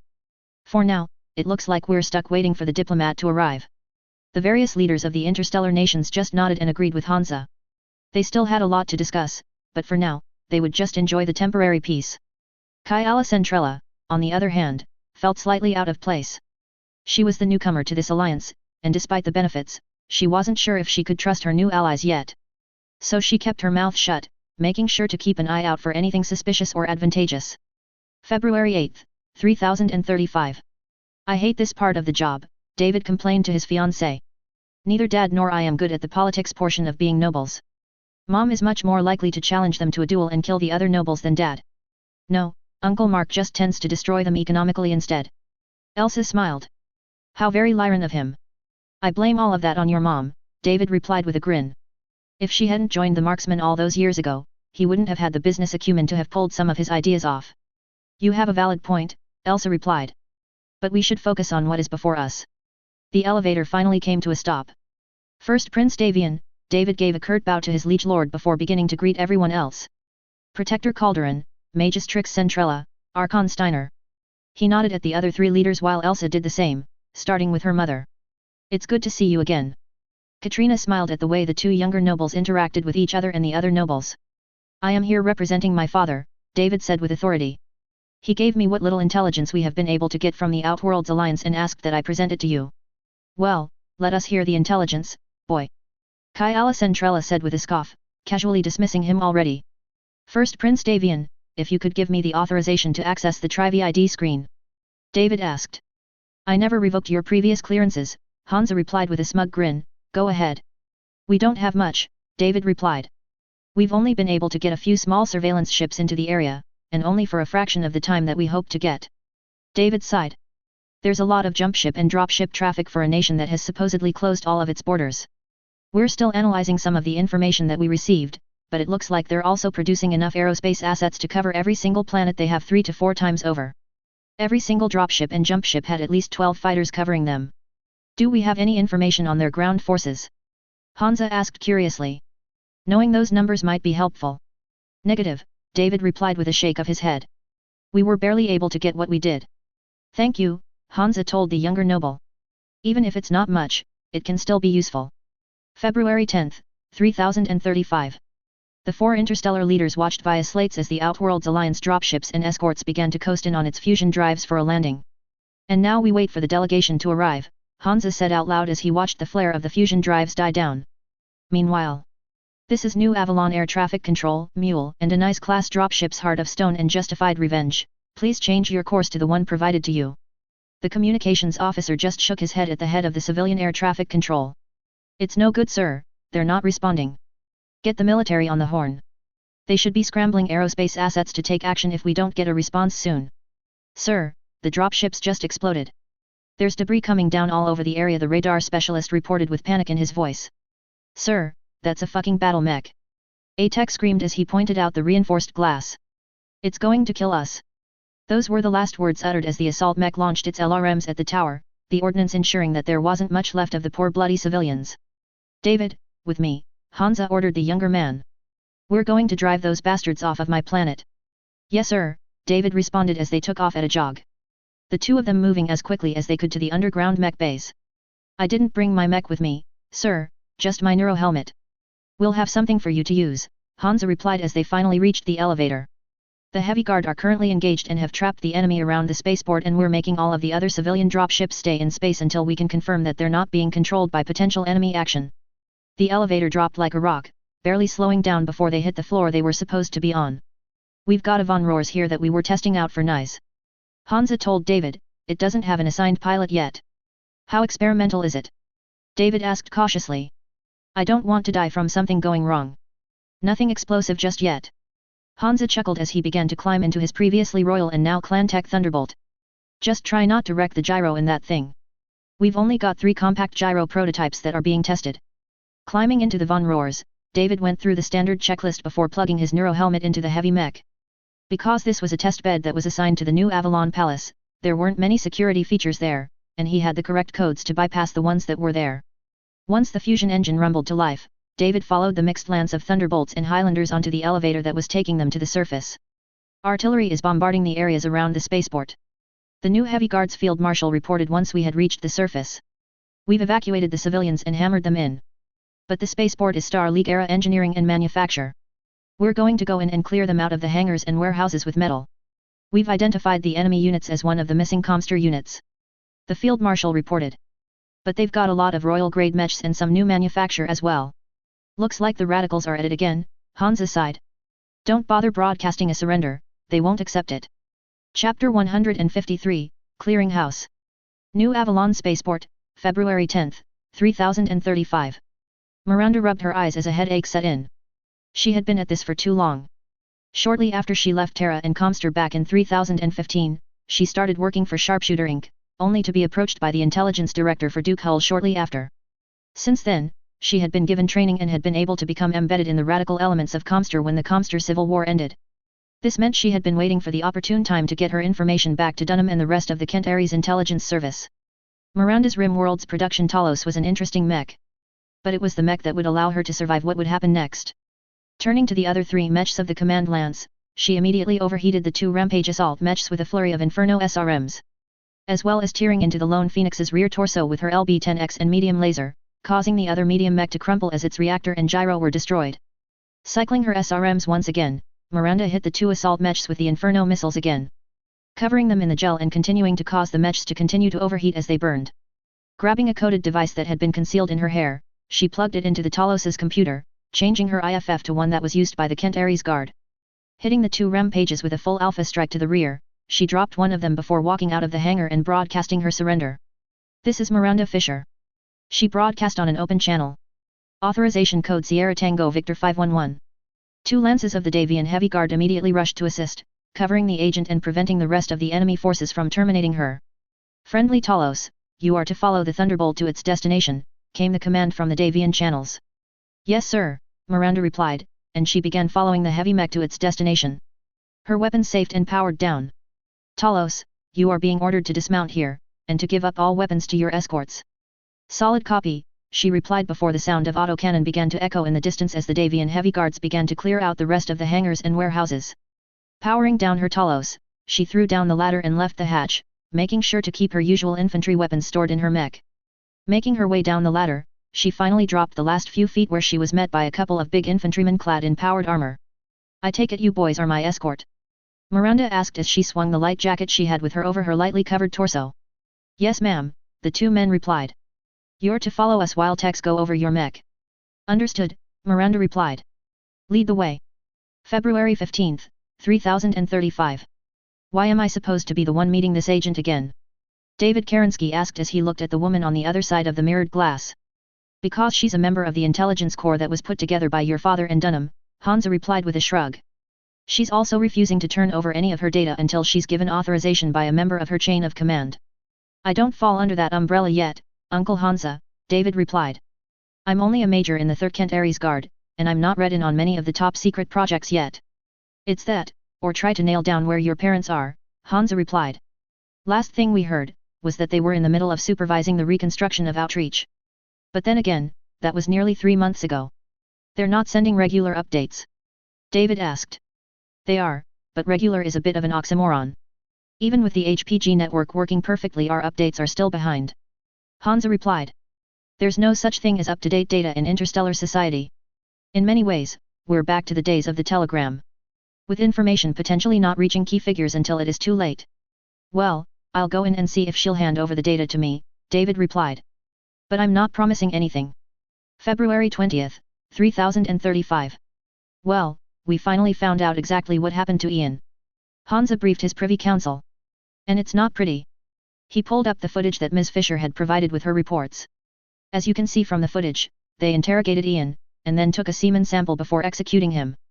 Hansa shook with rage as he clenched and unclenched his fists.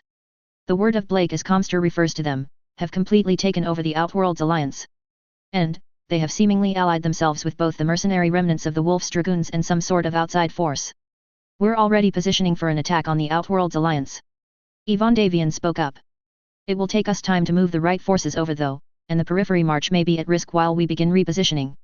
Given the force estimates that we were provided with, DMI believes that the Outworlds alliance will be launching an attack on many of the worlds that were ceded over to the Federated Suns. Yvonne continued. They have 32 battlemech regiments currently. They are also being supplied with training from the Wolf's Dragoons and whatever outside ally they have found. Most of the troops will be green, but no one has fought them before, and we have no clue what sort of doctrine or training they will follow. According to our intelligence asset. They also have warships on standby to help eliminate any forces that we try to use for an invasion. With that in mind, we're going to be using the Terran March's forces and several mercenary groups to move first. They'll be supported by assault dropships, aerospace fighters, and what warships we have available. Hansa stated with a cold fury evident in his voice. We're going to be releasing the information on what happened to Ian and are going to utterly destroy the word of Blake. Quintus, I need you to get Hull, Sandoval, and Hosek Davian up to speed on this, Hansa ordered the head of MIIO. Sortek, you'll be getting the mercenaries together and ensuring that they're moving along the proper timetables. I'll get some units shaken loose to move to assist as soon as I return, Katrina told Hansa as she began to board her dropship. I will be doing the same. Thomas Calderon replied. You have been good allies, and we shall continue to act in good faith as long as you do the same. At a bar outside the Hilton Head complex. I'm quitting. Miranda told her friend. This was fun 5 years ago when I was recruited to study this new battery pack idea thing, but the head is a perv and a raging psycho. Where do you plan on going? Her friend asked. It's not like they'll let you leave the planet. Why not? She asked, with a shrug. It's not like I know anything classified. Every single nation in the inner sphere has a mithril suit somewhere being dismantled. The problem is no one can figure out the stupid power source aside from the people who made it. Well, good luck to you then. Her friend raised her beer in a toast. May the odds be ever in your favor. Chapter 154, Debriefing. New Avalon, March 23, 3035. David, walk with me, Hansa told the younger man who was sitting at a small table drinking some coffee. We just got confirmation that Dunham took a command circuit to New Avalon. He just reached the jump point and is supposed to be doing a full debrief of Ms. Fisher. I'm sorry. David apologized. I'm still getting used to some of the different responsibilities and I've only done an intel debrief once before. David chuckled. And I was the one being debriefed at that one. No, you did fine, Hansa replied as they continued walking down the hallway. But I need you to step up in a new way. Hansa sighed. We lost all contact with the jump ship that your parents were on, and while we try to re-establish contact, you're the one in charge of the entirety of the Terran March. You need me to start shifting members of the Kent Ares and Northwind Guard to the Periphery March. David's mind drew the lines and filled in the blanks. Unfortunately, yes, Hansa replied. You're a little younger than everyone but Morgan, and I'm going to need you to act in place of Mark until we're able to figure out what happened to him and the battalion of the Ducal Guard that was with him. I'll move to take the command circuit that should still be in place, David responded as he moved more rapidly. I'll grab my go-kit and have Elsa come along, and I'll take my dropship up in a few hours. Thank you, Hansa met the younger man's eyes. I'm sorry that we have no location on your parents. Knowing Dad and Mom, David laughed a bit. They probably got caught up in something and or misjumped somehow. He shrugged. They'll pop up again sooner or later with a new adventure or story to tell. But right now, I have a responsibility to discharge the duties of a March Lord. David slowed his walk down and came to a complete stop. Was there anything else that you needed, Uncle Hansa? No, Hansa shook his head. I think that was everything. Well, you've got my contact info should you need me for anything further, David replied as he resumed walking. You're a good man. Hansa brought his somewhat adopted nephew in for a hug. I'm proud of what you have already accomplished and what you will accomplish in the future. Then Hansa let go of the embrace and patted David on the shoulder. Keep doing what you're doing. Being steadfast and staying the course that you've already embarked on will take you just as far as your father and mother have. They just seem superhuman sometimes, David remarked. I don't know how I could ever measure up. You can't, Hansa replied with a shrug. But you're not supposed to be a clone of your parents. Mark is laying the foundation of something greater than he is, but he'll only ever be the foundation. It's up to you, Jonathan, Melissa, and the people of your generation to see it through and to build upon that foundation something that will last throughout the ages. Hansa laughed. I honestly don't think that we'll be able to handle some of the problems that are going to come from a new era of peace. Almost all of us are built for war, and that's all we've known for a long time. Even your father started his service at the end of the amorous Civil War. He's known war for most of his life and we both know what kind of society your mother was bred and raised in.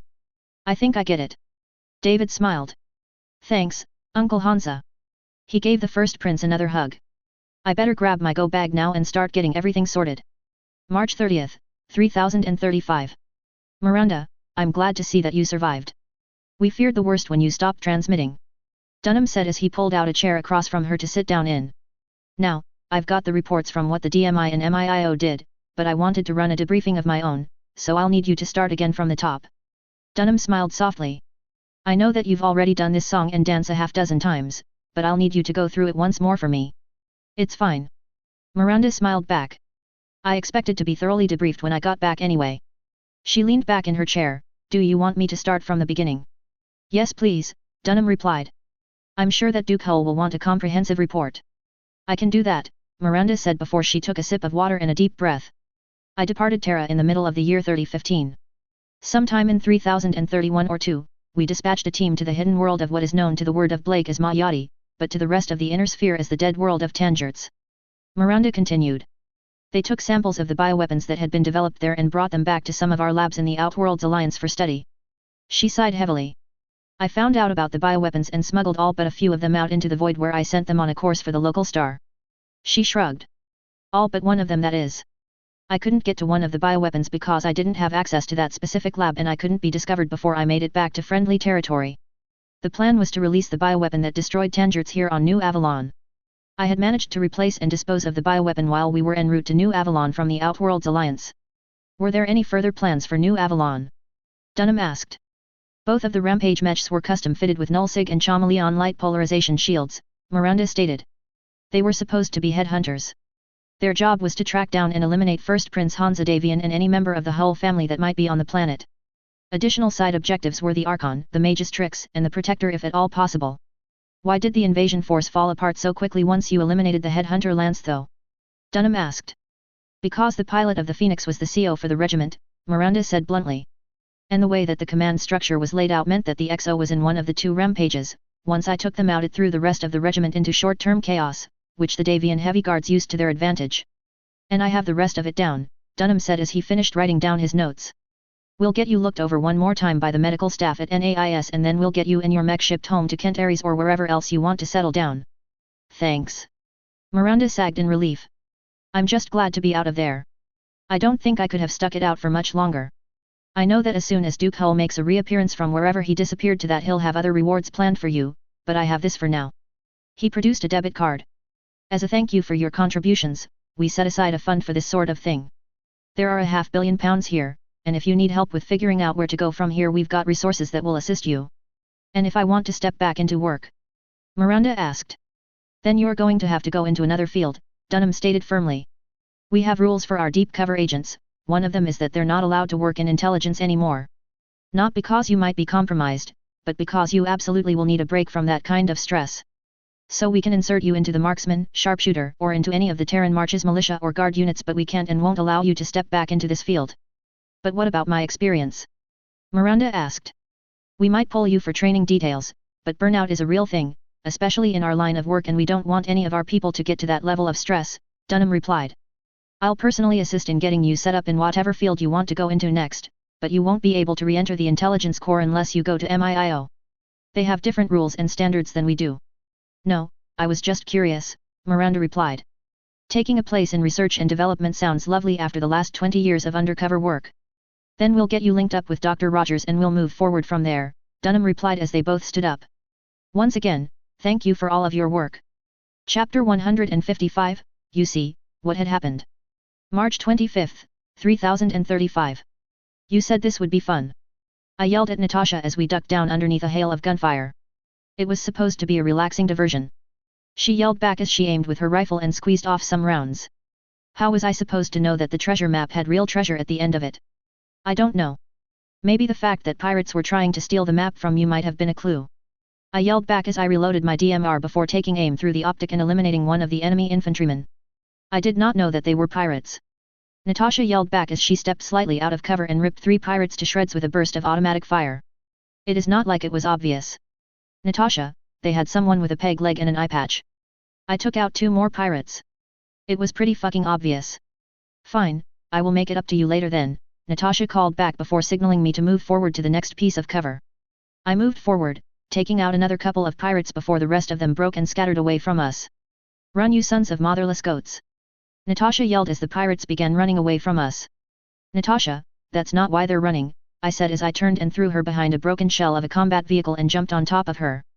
I'm pretty sure that was an SDS drone that just took out their aerospace cover. You have got your slick ID on you, right? Natasha asked me as we got up from behind the shell of a broken vehicle. Never leave home without it, I replied. Good, because that might be what allows us to survive this, Natasha said as she dusted herself off. Then, an Atlas II broke through the debris that surrounded us. I heard that you required assistance. Yvonne Hazen said as she stomped closer. Mathis has been trying to track you down since your small craft was shot down. March 30th, 3035. I thought dead worlds were supposed to be dead, not teeming with AI that's trying to kill everyone. Mathis yelled as we looked at the map of the solar system. The only reason that we're not dead is that the Manassas had the proper IFF for them to not target us. I get that, I replied with a small smile.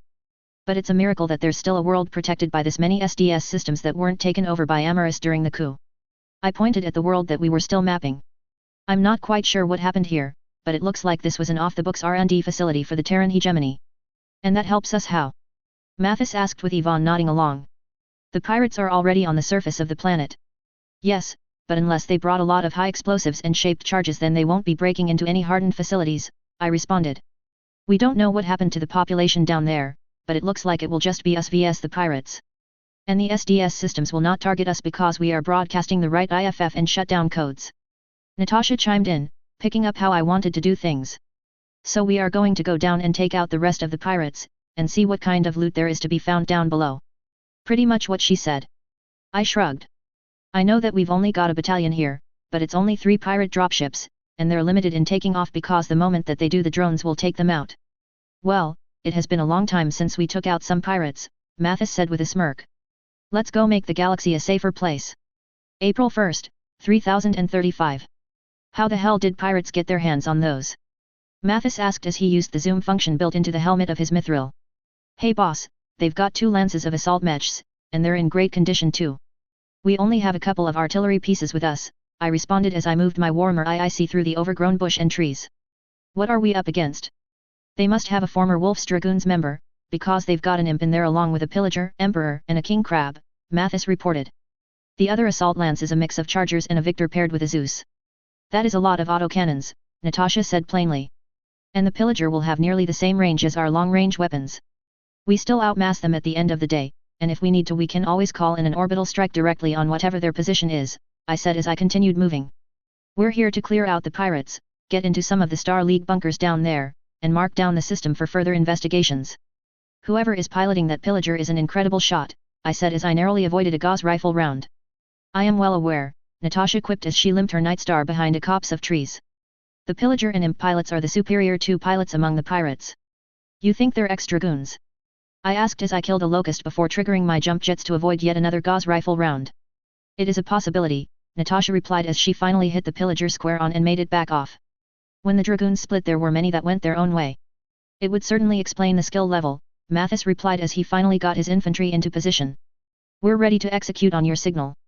Coordinate with Colonel Hazen, I replied. I'm a bit busy at the moment. Take them down, Yvonne ordered as she finally moved her Atlas II out of the river behind the enemy pirates. She fired her Gauss rifle into the back of the pillager as the Ducal Guard infantry began to move in to seize the pirate dropships. Seeing that the ambush was working, I began to move forward at a moderate pace, not wanting to leave Natasha's Nightstar too far behind. Careful of that king crab, I warned.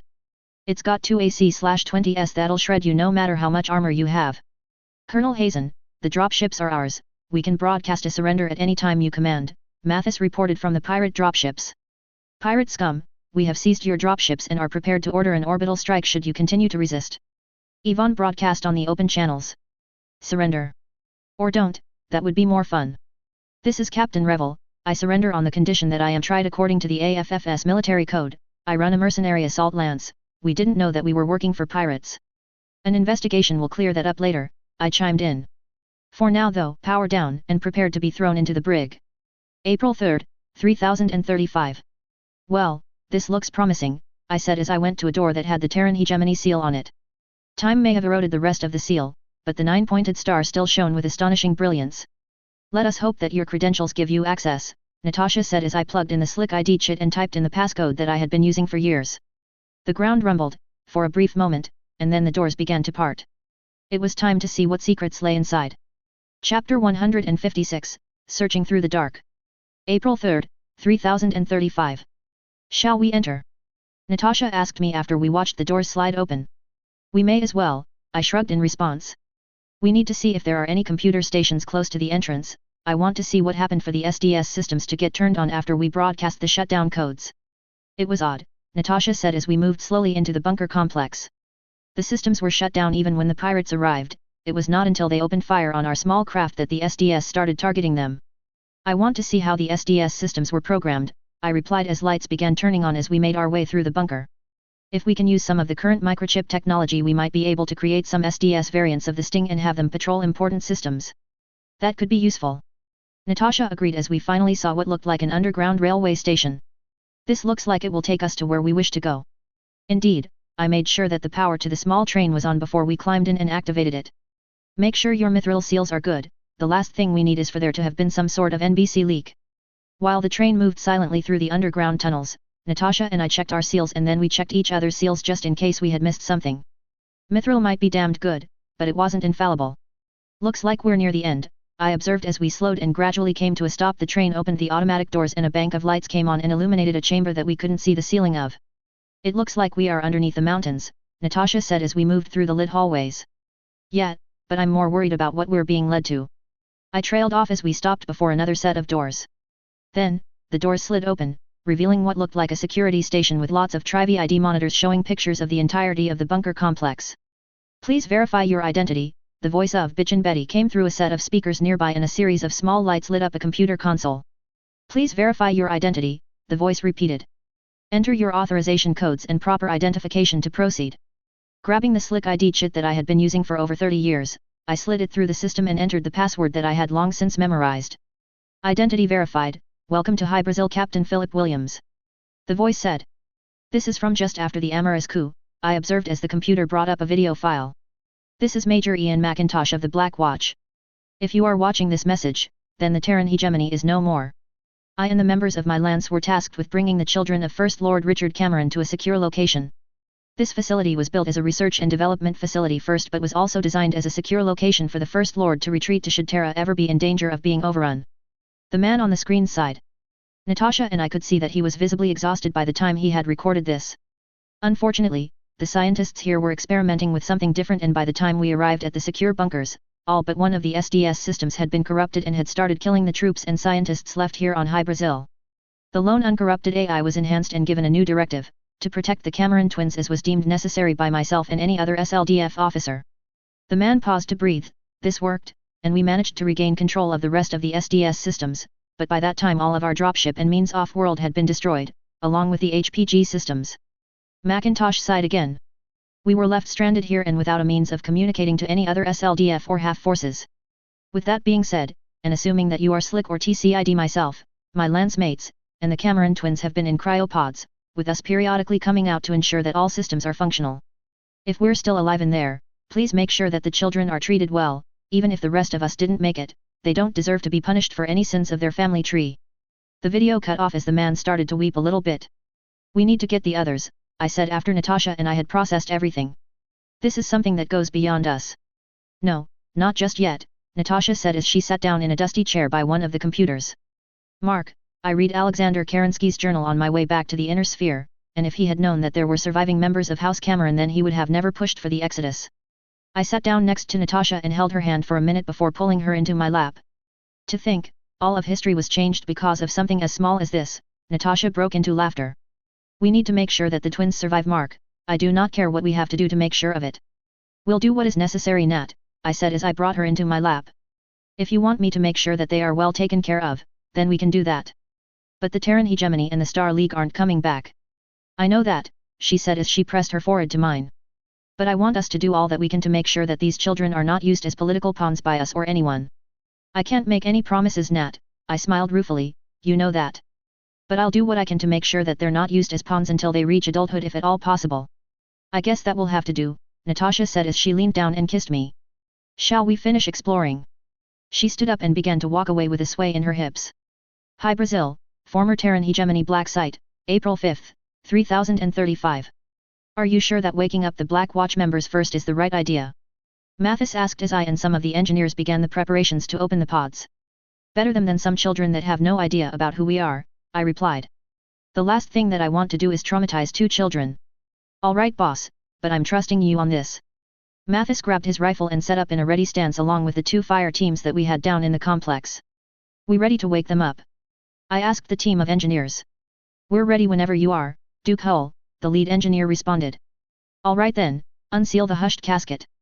Chapter 157, Explanations.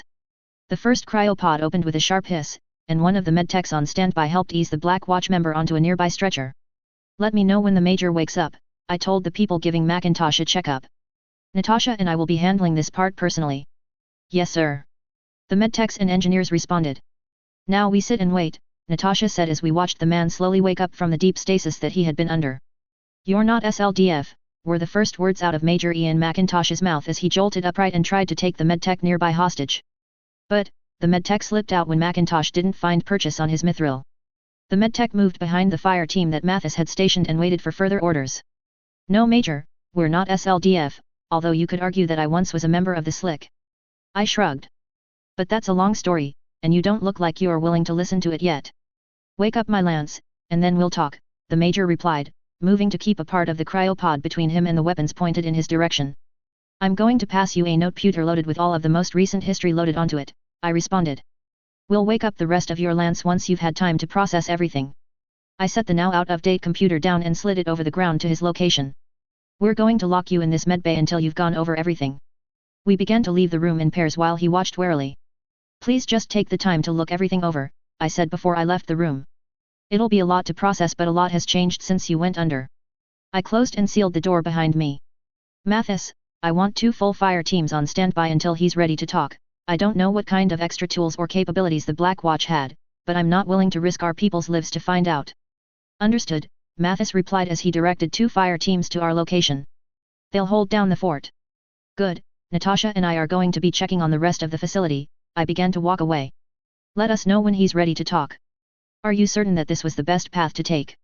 Natasha asked as we walked towards the storage facilities of the bunker complex. It was the only one I saw that ended with the Major alive, I responded. So much has changed, Nat. I understand that it'll take time for him to truly grasp what has changed over the last 200 years. He is all alone right now, Natasha said in response. Should we have not woken up his Lance along with him? No, it'll be easier for the rest of his Lance to comprehend everything if he can explain it. I shrugged. It's not easy to make calls like this, especially when I have been in a similar circumstance. But I'm going to try and make the orientation as easy as possible for our new guests. We continued walking until we reached the other medbay where 2 toddlers were laughing and playing together.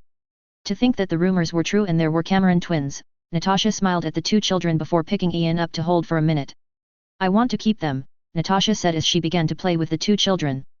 Good luck talking the Black Watch into that, I muttered as I helped take care of the twins. Who said I was going to ask? Natasha raised an eyebrow at me. I might leave the Lance stranded here while we take the children with us. We'll have to wait and see what happens, I said noncommittally. I hope the Black Watch members can see reason, but we'll have to wait and see. April 7, 3035. You said you were ready to talk, I spoke to the Black Watch Major sitting across from me. So let's talk. How am I supposed to know that you gave me true and factual information? Macintosh asked. You can ask any of my men and they can give you a summary of history that will line up with those documents, I shrugged. It's not like I carry around doctored historical documents around, and we don't even use note-puters in my forces much, if at all. Let me see the sun again before I make my decision. Macintosh closed his eyes and sighed. As long as the children are safe then I will do as you ask. Come on, take a walk with me, I said as I stood up. There are some things you should know before you wake your lancemates up. You're fucking joking, the Black Watch Major swore as I finished telling him my story about surviving the Manassas misjump. I had no way of knowing where the rest of the Exodus fleet went, and my orders were to make sure that they didn't betray the Terran hegemony. They were already deserters, we didn't want them coming back. I shrugged. I did have some data on a couple of caches though, and you've already read through the rest of the history that includes what I've done since then. You've done well, and if I agree with your plans on the Cameron twins then I'll assist you in whatever way seems fitting. We can discuss that once we wake up the rest of your lance, I replied as we stopped walking to look up at the stars. It's a whole new galaxy, and there's a great deal of things that you're still not caught up on. Chapter 158, Retaliation. Kent Aries 4, May 4, 3035.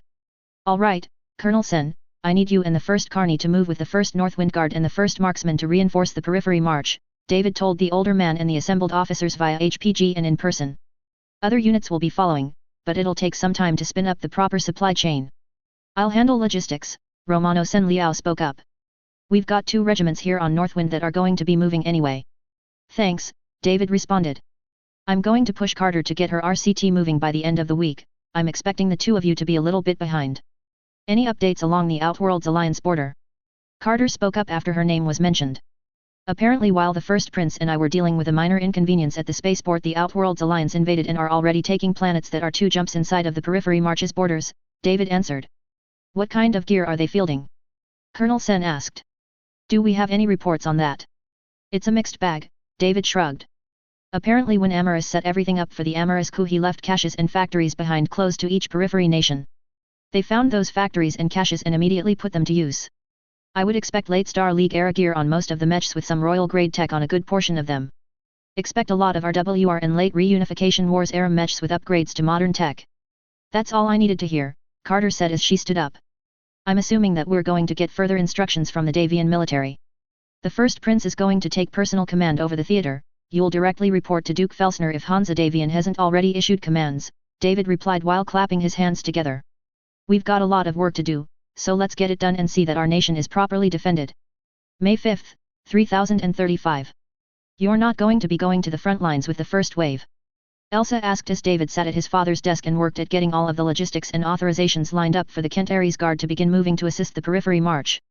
I want to, David replied. But this comes first. Making sure that everything is set up for my people to do their jobs properly is just as important as me being there in person to assist them in fighting off the idiots that thought invading us was a good idea. Well, let me know if there is anything I can do to help, Elsa said as she sat beside him and watched her fiancé do paperwork and other duties.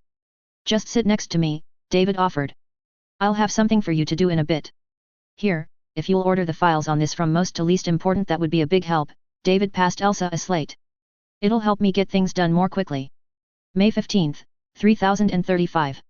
We've got the 1st Marksman and 2 other regiments from Northwind moving to assist the periphery march, David reported via voice message to Hansa Davian via the Davian's secret HPG network. But it'll take nearly half a year for them to arrive. We're shifting some Draconis March units and some of the Avalon Hussars and Davian Guards to move immediately. The periphery march militia is going to be on their own until we can get things moving in their direction, Hansa responded. We're on a time crunch here Hansa, David said after one of the techs gave him a warning. I'm sending over the plans and will continue getting resources shifted to support the periphery march. Good work, Hansa replied. I expect we'll hear something from your parents fairly soon. I certainly hope so, David replied. I'll do another update at the end of the month. Copy that, Hansa replied. Godspeed David. Sir, we're not going to be able to do another direct audio transfer like that again anytime soon. The technician reported. Why not? David asked with a raised eyebrow. Because it strains some of the specialized components, the tech replied. If you need to make another report at the end of the month you'll have to send it as a regular burst transmission until we can replace some of the components. Whatever needs to be done to maintain the HPG needs to be done. David sighed, I can always use Comsters if necessary. I'll see what I can do sir, the tech replied. But I can't make any promises. That's fine, you can only do what you can do, David replied. I don't expect perfection from people, just that they do their best. Haynesville, Periphery March, May 3, 3035. Looks like we're the last ones alive, LT, a corporal said as he looked over the shattered remains of an armored battalion. There's just too many mechs out there. I know, the LT replied as he helped some of the wounded. We're lucky that this cave is only really known to the locals. Why would our own people do this to us though? A private spoke up. The Outworlds Alliance isn't supposed to be brutal like that, they slaughtered the ones who surrendered. I mean, who does that? Not even the Combine would have killed surrendering soldiers. A grizzled NCO spoke up. But now, we're going to have to fight a delaying action until we get relieved by some of the AFFS regulars. And how are we supposed to do that, Sarge? A younger man asked with fear in his voice. We've only got 4 Jedgas, 2 hunters, and a mix of other vehicles. We don't fight them all at once, the LT spoke up from where he was packing and wrapping a leg wound on another soldier. We lure them in and take them out one mech and one vehicle at a time. We sneak in and sabotage their motor pools and we make their time here so miserable that by the time our reinforcements arrive the enemy is begging to leave. If anyone here can use a neuro helmet then we may even be able to steal one of the enemy's mechs. Another non-com spoke up. Sir, I've got an idea. One of the baby-faced younger members of the militia said. My uncle owns an industrial mech repair shop in a small town off the beaten path, and we know where some of the caches of machine guns and SRMs are right. The young man asked with an excited grin on his face. We can somewhat up armor an industrial mech and throw some machine guns and SRMs on it, it won't be perfect, but a lumber mech or mining mech would be able to greatly help in the event of an ambush. I like that thinking, the LT said as he wiped the blood off of his hands after helping make sure that the captain was alive. Outside of the box thinking like that is what will ensure that we live to see another day. Chapter 159, Survival. Haynesville, May 15, 3035. Well, looks like we got some work ahead of us, Sergeant Smith.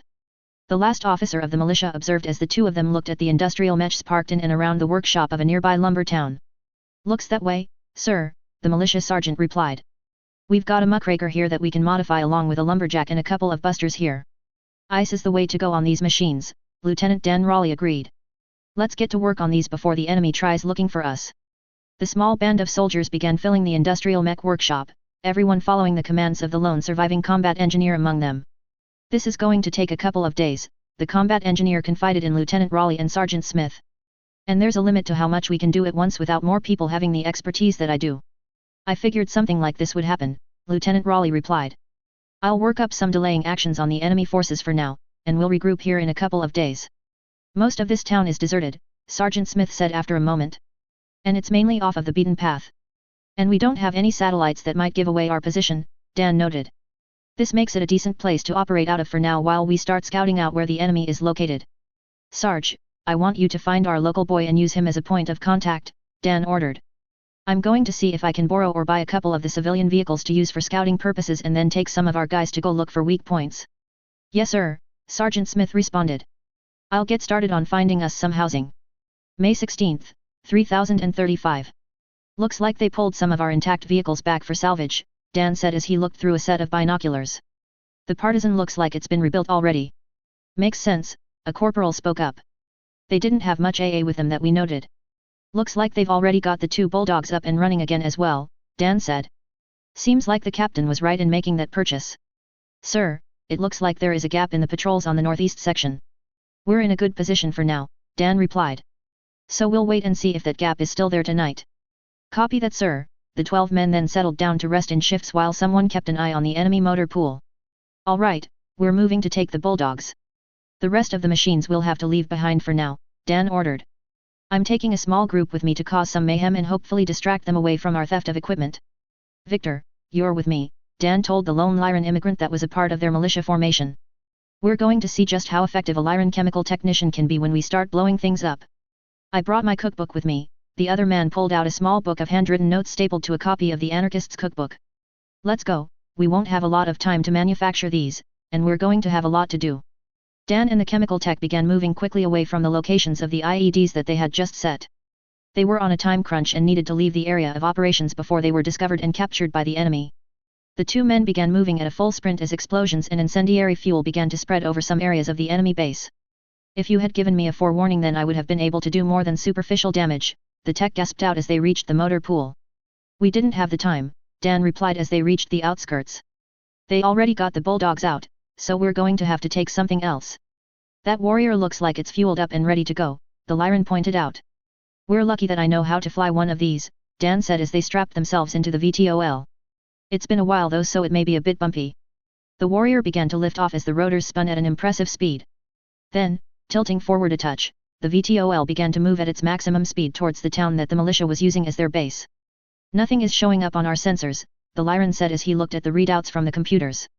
Good, we're going to land and then do a quick debrief, Dan replied. We're going to have to bunker down for a bit because of the damage we just caused. May 17, 3035. We just kicked open a hornet's nest, people, Lieutenant Dan told the soldiers of the Haynesville militia. We're going to have to rush the modifications to the industrial mechs and get the rest of our vehicles hidden properly. Everyone who is left in the town of Haven is going to be supporting us, Sergeant Smith spoke up. Some of them are volunteering to fight with us and the rest are going to be helping hide us. We're going to be securing our vehicles in metal-rich areas and locations, Dan told the soldiers. The cave that we were in before moving to this location can hold most of our vehicles, but we're going to have to find some other locations for our new industrial mechs and the warrior that we stole. There's a scrapyard about 50 clicks away from here we can use, Smith said. Good, we've got a lot of work to do, and there's never enough time to do it in, Dan said. So let's get moving and get things done. Dan's voice then turned hard. Because in a week we're going to start bleeding the invaders. Ora! The soldiers replied before dispersing to their various tasks. Doc, how long till our wounded are back up and moving? Dan pulled their medic to the side. Some of them should be good to go in a couple of days. But the rest? The medic shook her head. A couple of weeks? And they won't be at 100%. I don't have access to the proper tools or equipment. Just do what you can, Doc, Dan said in response. We'll get you what you need. LT, I didn't even finish medical school yet, I'm still in my 4th year at the local sharpshooter center, I haven't even graduated yet, the medic began to rant a bit. I'm not a trauma surgeon for Christ's sake. I know that, Doc, Dan replied in a soothing tone. We're not expecting miracles, just that you help keep us in the fight. The medic took a deep calming breath before speaking again. I'll do my best, LT, I'll do my best. Chapter 160, The Hunt, Haynesville Mech Massacre. June 8, 3035. The word of Blake medium lands moved through the trees, chasing one of the militia vehicles that had been harassing them for weeks. I want those sons of bitches dead. The battalion CO screamed in their ears, the mixed lance of griffins and phoenixes moving through the massive underbrush. I don't have anything on seismic scanners, the lead griffin reported to the rest of his lance. I'm seeing a lot of metal content around though. Yeah, same here, the magnetics are going haywire, a phoenix reported. I've got something on my seismics, the second phoenix in the lance reported. I'm moving to investigate. The 50-ton mech vanished into the trees a second later. Anything on your scopes 3? The lance leader asked. Negative, everything is clear, the mech warrior reported. I've got an odd audio pickup though. What audio pickup? The lead griffin pilot asked. We're not getting anything over here. It sounds like a heartbeat, and it's getting faster. The Phoenix pilot then screamed before his audio channel vanished from their comms network. What the hell was that? Lance CO asked as he began to panic. I don't know, boss, but I've got an audio pickup as well. It's that damned heartbeat. The rear griffin pilot began to start backing out of the forest the way that they came. It's getting faster and louder, the only comm member of the lance reported as he tried to locate the origin of the audio. Does anyone else hear what sounds like a chainsaw? He asked as he twisted the torso of his phoenix from side to side looking for where the sounds were coming from. No, I'm not hearing a chainsaw, the lance CO took an audible breath in order to force his body to calm down. But the heartbeat is still getting louder and faster. Then, with a loud rev, a massive chainsaw burst through the trees behind the lone remaining phoenix, sawing through one of the massive trees and continuing on into the 50-ton mech's shoulder. Shit, it's cut through my SRM launchers. The Phoenix pilot reported, still as cold as ice. I'm disabling the limiters on my PPC. Open fire. The two griffins turned and tried to target the lumberjack but hit their lancemate's Phoenix instead. Shoot the enemy, not me, you dumb motherfuckers. The Phoenix pilot began to reverse his mech and twist out of the chainsaw blade. Then, while the griffins were occupied facing the lumberjack, two more industrial mechs came out of the trees behind them. The Buster industrial mechs hadn't had many modifications made to them, but they had been given two mech-sized spears and a couple of machine guns that were mounted to the right torso. Taking their spears, they thrust the sharpened tips into the backs of the griffins before turning and using the extra lift generated by their lift hoists to toss the other two medium war machines into the ground below. And then, grabbing their spears, they pointed them directly at the enemy cockpits. This is Lieutenant Daniel Raleigh of the Haynesville Militia, Power down and surrender your mechs, otherwise we'll just kill you here, and leave the burnt-out wrecks of your machines behind as a warning. The two griffins powered down without a struggle while the Phoenix was unable to escape from the chainsaw-wielding lumberjack. The 70-ton industrial mech simply outmassed the Phoenix and eventually breached the reactor safeties on the lighter mech, causing the pilot to attempt an ejection. "We had one manage to eject successfully, sir," Victor, Exciter, Wagner reported. He ejected rather than deal with surrender. The Lyran cheerfully continued cutting into the medium war machine with his mech-sized chainsaw. "What are you doing?" a Buster pilot asked. "I'm cutting up the two Phoenix. We're going to be sending a message here." The Lyran tore the arm that he had just cut off of the mech and tossed it directly onto the main pathway through the forest. "Keep up the good work, Exciter," Lieutenant Dan said before he left the jump seat of the Buster industrial mech that he was riding jump seat in and climbed down the ladder to assist in getting the two griffins moving. June 15, 3035. "That's the third lance we've taken out via this method," Dan muttered to himself as he looked at the 6 battle mechs that they had stolen from the occupying forces. "It probably won't work again, sir," Sergeant Smith said from where he was seated. "We're going to have to do something different or they'll start catching on." "I'm more worried about what they're doing to the people in the main cities and towns," Dan replied. "They've been cracking down on minor things and started moving them into camps around the cities. I'd be more worried about them trying to send in a specialized unit to track us down and kill us." Smith puffed on his cigar for a moment in thought. "We can start moving people out of the camps, but we're going to have to be careful. Some people will cooperate with the enemy in order to get back to their nice stable lives. We can work on that once we sort out who is riding in the mechs that we stole," Lieutenant Dan said as he dropped his face into his hands. "They don't seem to understand that we can't really use them yet at this stage. It's every PBI's dream to be able to pilot a battle mech," Smith chuckled. "Besides, didn't you claim one of them yet?" "No, and I won't be piloting one at all," Dan replied. "Not unless it's absolutely necessary." "We're going to have to shift locations," Smith said. "We're a little too exposed here, and that's only worked so far because of how green the enemy troops are." "I know," Dan replied. "I'm trying to figure out what our next move needs to be." The younger man considered the paper map of the surrounding areas. "The problem is that the enemy is operating off of the same maps that we are." "No, they're not," Smith chuckled. "You're using a map that's from the Star League era, but they're going to be operating off of maps from the current day. Get me a modern map." Dan jumped up and began to sort through his paperwork looking at the dates that they were printed. "Here, I've got one for you right here." The grizzled old non-commissioned officer took a folded-up map out of his cargo pocket. "There's an old railway system that was started by the Department of Mega Engineering during the Star League era," Dan explained. "It was only ever partially finished because they didn't want to pour that kind of resources into the periphery without a good return on their investment." "And that is important. Why?" Smith asked as he took another puff of his cigar. "It's important because I know where those partially completed tunnels are, and the enemy doesn't," Dan smiled. "We're going to be able to run rings around them for a good while, maybe until our relief gets here." "Well, then I guess we need to start moving then," Smith groaned as he eased himself up from his chair. "I'll make sure to keep any troublemakers in line while we are in transition." Chapter 161, Point of View. New Avalon, June 15, 3035.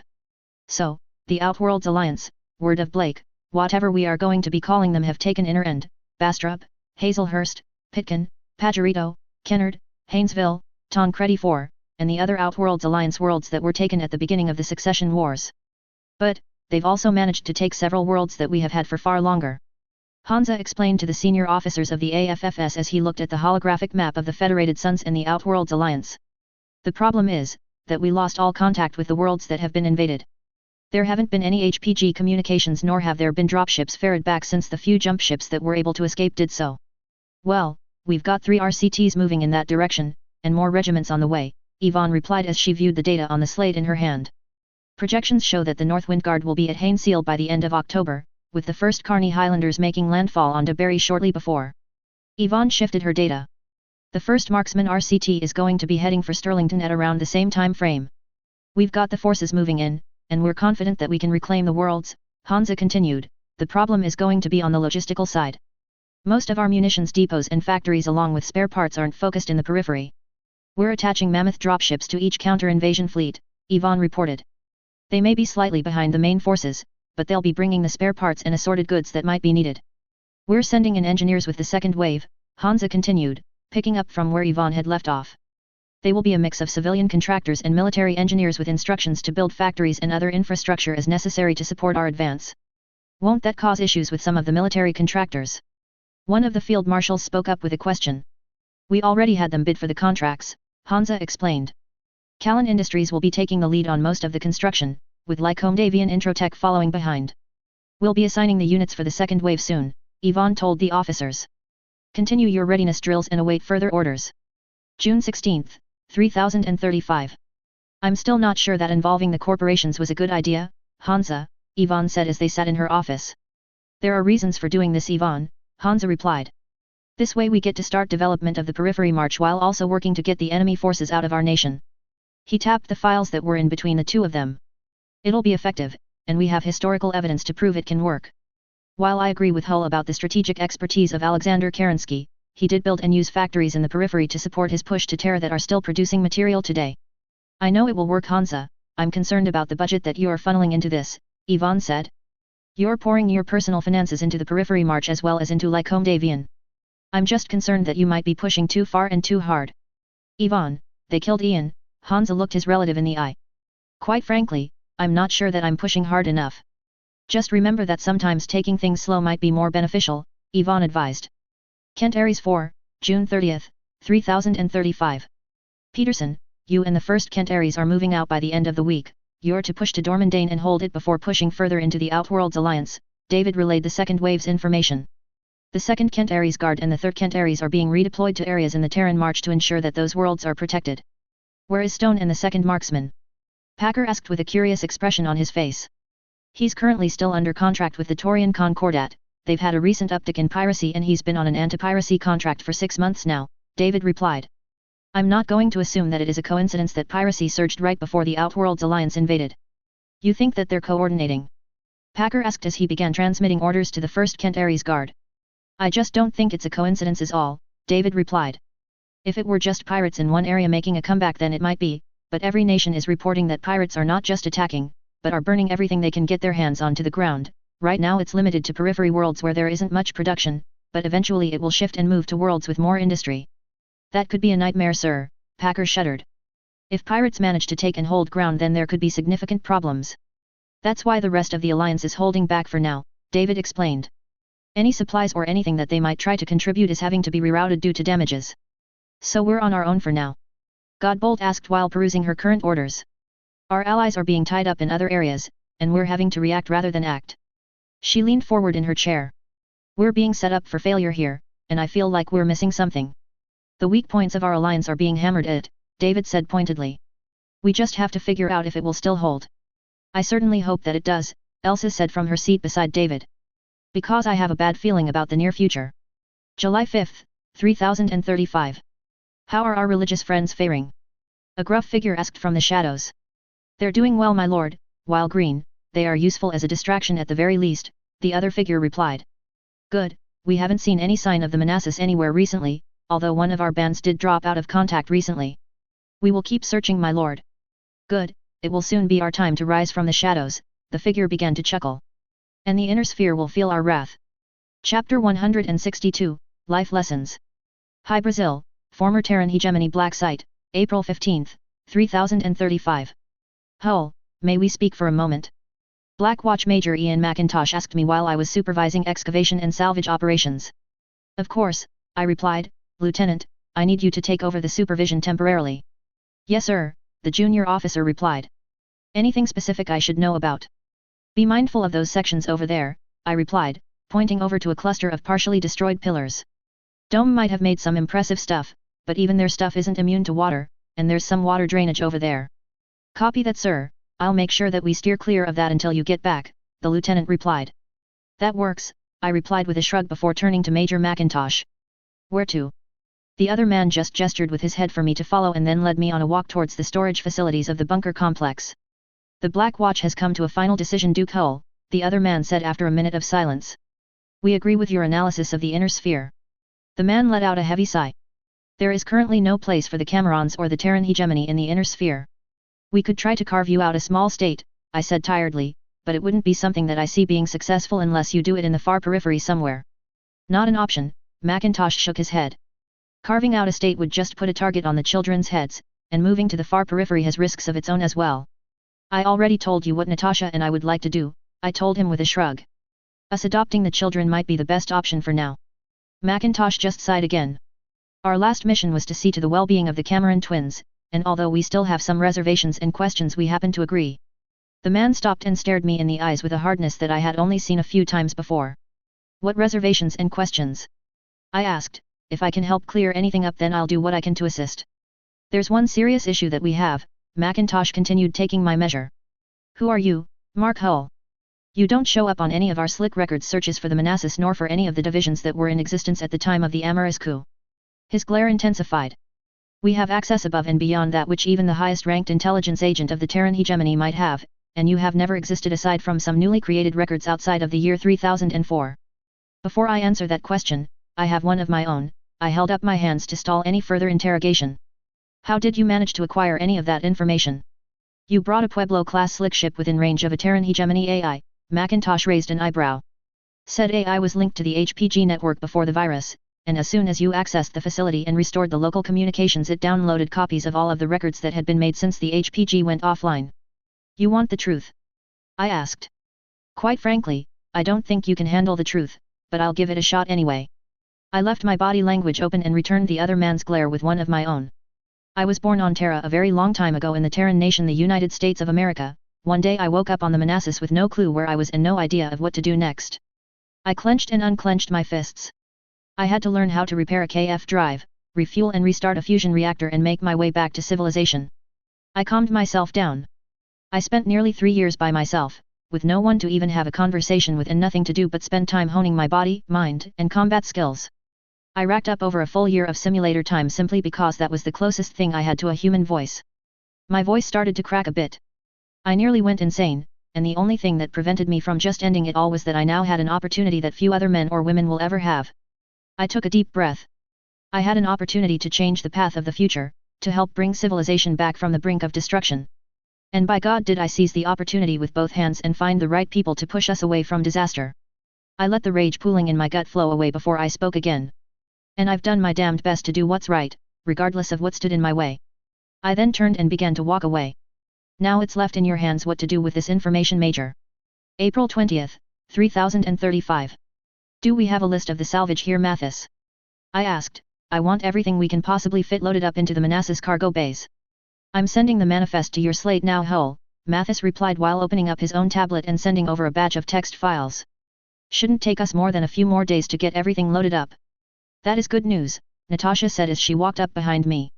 Did our Black Watch friends give us a full response yet? Not yet, I shook my head. Sorry Nat, but I'm not sure that they're going to go with what we suggested, especially not after me unloading on Major Macintosh a few days ago. If he cannot see what is right before him then it is no fault of our own, Natasha replied while wrapping her arms around me from behind. We are shutting down the AI? She asked while looking at the slate in my hands. We're going to be relocating the AI and the SDS systems over to Kent Aries, I confirmed.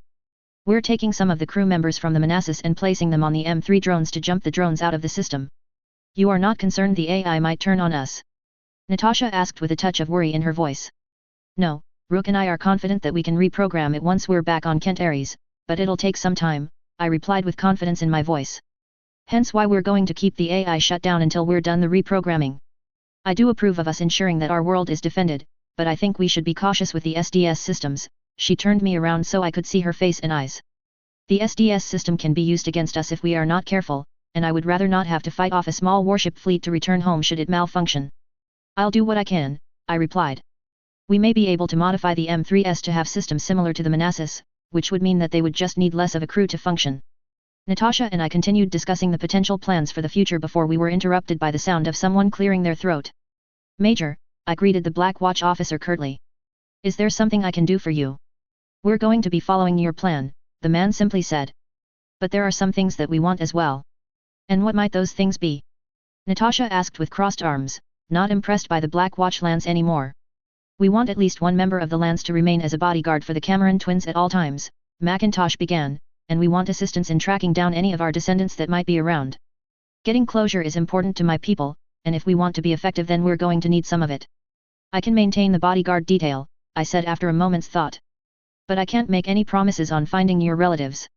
We're not expecting miracles, just an effort put into it, Macintosh replied. We'll do what we can, Major, I replied. But that's all anyone can ever promise. Chapter 163, Militia Madness. Haynesville, June 30th, 3035. Alright, this should be deep enough into the tunnels to avoid notice, Lieutenant Dan told the rest of the militia soldiers. Let's get our supplies sorted out and our sleeping arrangements finished. Yes sir, the militiamen and women responded as they dismounted their combat vehicles and mechs. Alright, I want every single mech that has hands to begin moving the trailers with ordnance over to this area, Sergeant Smith ordered.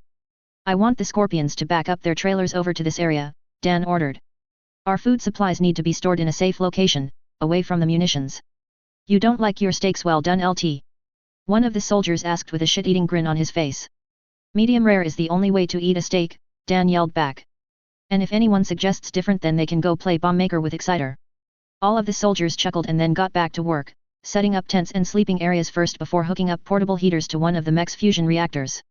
We should be deep enough underground that the fusion reactor won't be detected, the lead Aztec told them as they hooked everything up. Remember that we're going to have to head to the surface in shifts, Dan cautioned. From here on out we only leave to gather intel or launch a raid. July 2nd, 3035. What do you have for me Exciter? Dan asked the Lyran as he cooked up some more explosives. I just finished putting together an ANFO and homemade napalm bomb, Exciter responded. I've rigged a delayed charge to it using some of our shaped charges. I think I know how we're going to put this to use, Dan grinned before moving to pat the Lyran on the back. Don't touch me, this mixture is sensitive, Victor cautioned. I would rather not have us burned alive due to a mistake. Agreed, Dan began to back out of the restricted area. I'll let you get back to making bombs then. July 4th, 3035. I'm not sure this is a good idea LT, the pilot of the Warrior VTOL cautioned. We only have the one IFF. If this works, then our infiltration team will be stealing more than the one IFF, Dan responded with a calming smile. We're just running the distraction here. The lieutenant climbed into the co-pilot's seat. Now, let's see how panicked we can make these bastards.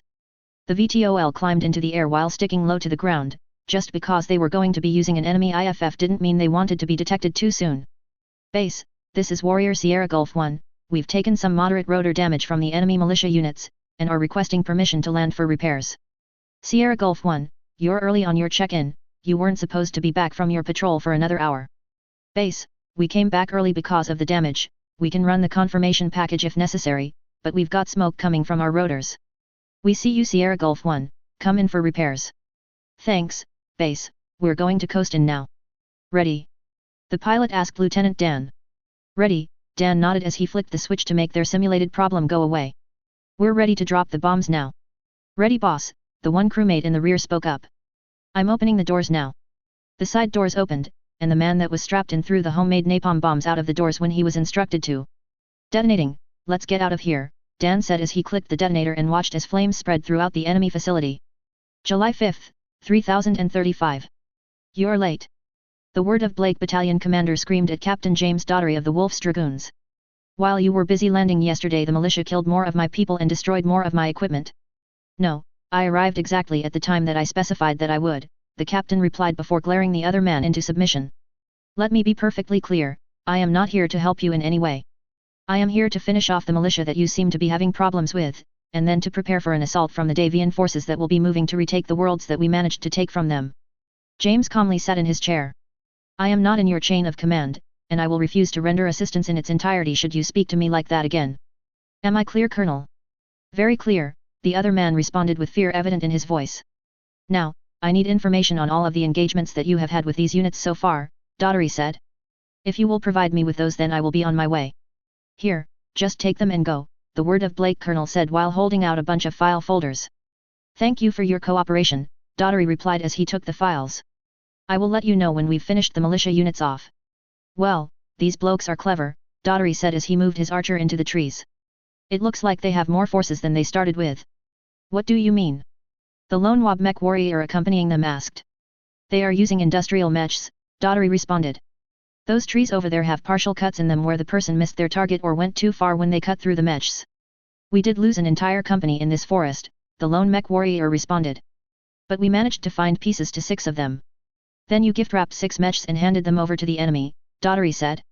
I need a current map of the area and a list of all of the attacks that have happened over the last few months. Despite how much people try to make things seem random, they cannot fix certain things, Daughtery explained. If you are operating out of a base then there will be signs that we can trace. Now, where did all of the attacks take place?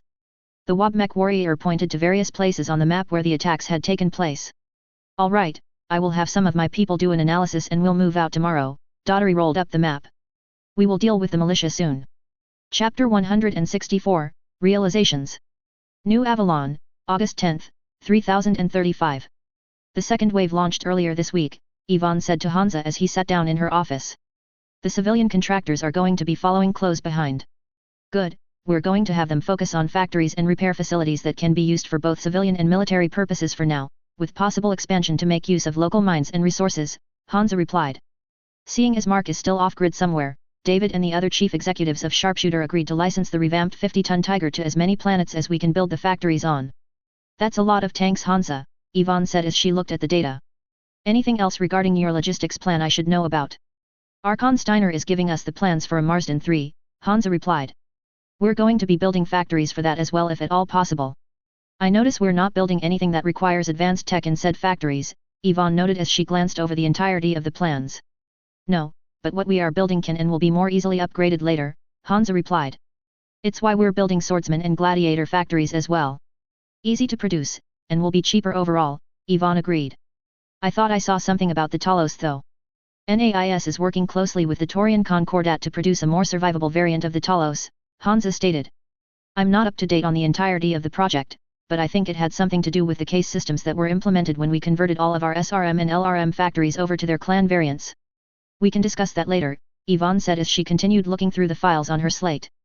We're going to have to dedicate some extra manpower to fight off pirates though. We've seen a great deal of well-armed pirates pushing and targeting both us and our allies. We're being backed into a corner, Hansa muttered as he looked at the areas being targeted by pirates. And it doesn't seem to be targeted at the Federated Suns or our allies specifically, he pointed at the worlds being hit by repeated waves of pirates. All of the worlds that are being struck are worlds that Sharpshooter is investing in. Look, A. Kerner is rebuilding some plants not even one jump over and the pirates haven't attempted to strike there yet. Do you think this is a vendetta against Hull specifically? Yvonne asked as she considered this new information. I think that we shouldn't rule anything out, Hansa replied. Stranger things have happened after all. But Hull has been missing for the past 6 months, Yvonne said. Why target his facilities if he's not even around to react to it? Because most of the pirates have been erased from existence long before they reached the ground, Hansa replied. Hull made absolutely sure that his assets were protected by both Sting gunships as well as ground assets. As long as Sharpshooter has the forces in place for their own defense, then I would leave them be while we redeploy some units to strike at the source of the pirates, Yvonne offered. But we're fairly locked logistically right now, Hansa. All of our units are either moving to the periphery march, or locked down in the worlds taken from the Drax and the Capellans. I know, Hansa replied.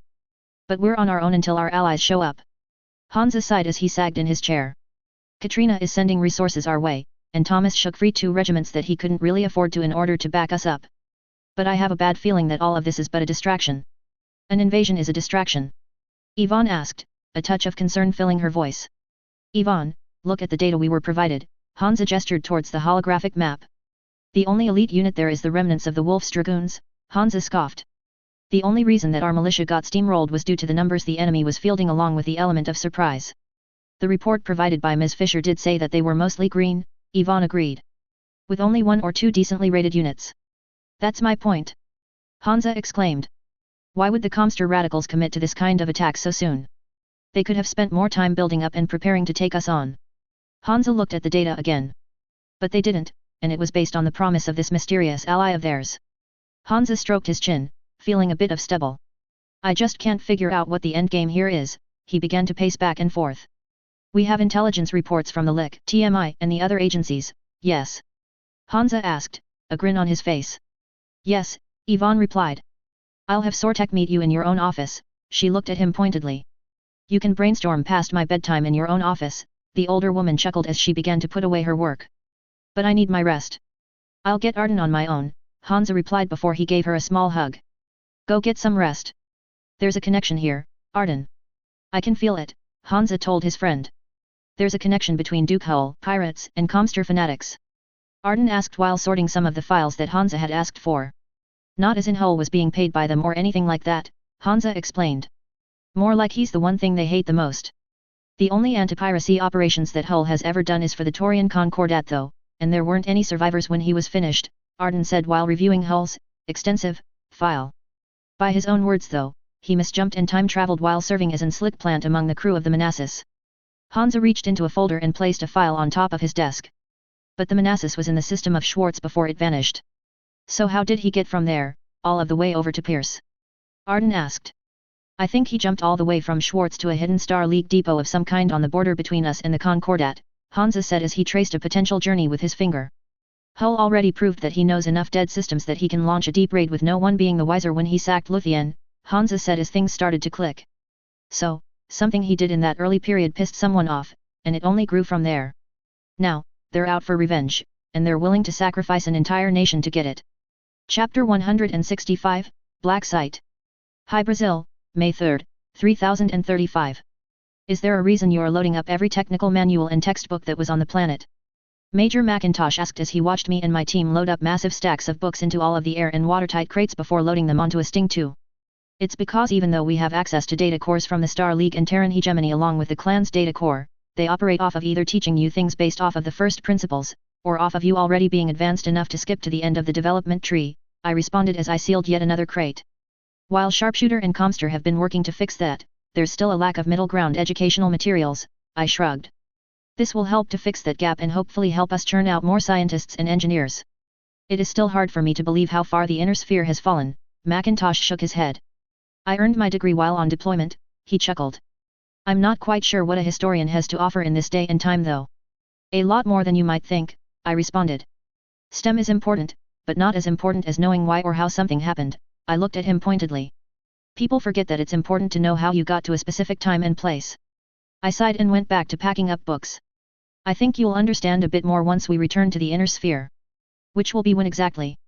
One of the Black Watch lancemates asked. Because we've been here for over a month since you woke us up. We're leaving as soon as we've finished salvaging everything useful we can from here, I replied. But there's a lot of useful stuff here. We're all working shifts to pack it up, but even after the destruction there's still so much stuff that we can make use of that we can't afford to leave it behind. Why not just make a return trip? Because we are not the only ones with copies of the coordinates, Natasha said as she walked up and handed me a bottle of water. We did not kill the man who sold us the information, and I doubt that was the only copy he had given the fact we dealt with pirates here already. Then where do you want us to start? Macintosh asked. We need any data you might have on the more important sites on High Brazil, I replied with a smile. I can only analyze so much data at once, and this is an unfamiliar world to us. Then let's get started, I don't want this place to become my tomb, the Major replied as he took the slate I handed him. Get me a map, and I'll take care of the rest. May 15, 3035. Is that the last prototype? Mathis asked as we loaded up one of the prototypes that the Black Site had stored in its facilities. I think so, either way, though we've got to leave, I replied. We've been here long enough. Are we taking the pirate point out? Mathis asked. The standard point is 20 days out. We're taking the standard point, I responded. Seeing as there are going to be children aboard we figured it would be better to err on the side of caution. Probably for the best, especially considering we're 2 jumps away from the closest friendly system, Mathis responded. May 25, 3035. Any other hidden sites that you might know about? I asked as we began preparing to jump out of the system. I don't have any of that information currently, Macintosh replied. But many of the truly hidden sites were located in locations up or down compared to the usual flat maps that we use for the inner sphere. For example, let's take a paper map, and then hold it to where it's flat with your vision. That's the typical representation of the inner sphere. The truly hidden things would be located 3-dimensionally as if you added a z-axis to your standard x/y graph. This was common knowledge. I asked as I considered the implications. Not exactly, the Black Watch Major replied.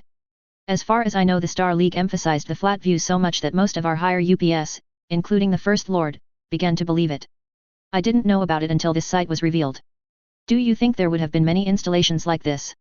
Natasha asked.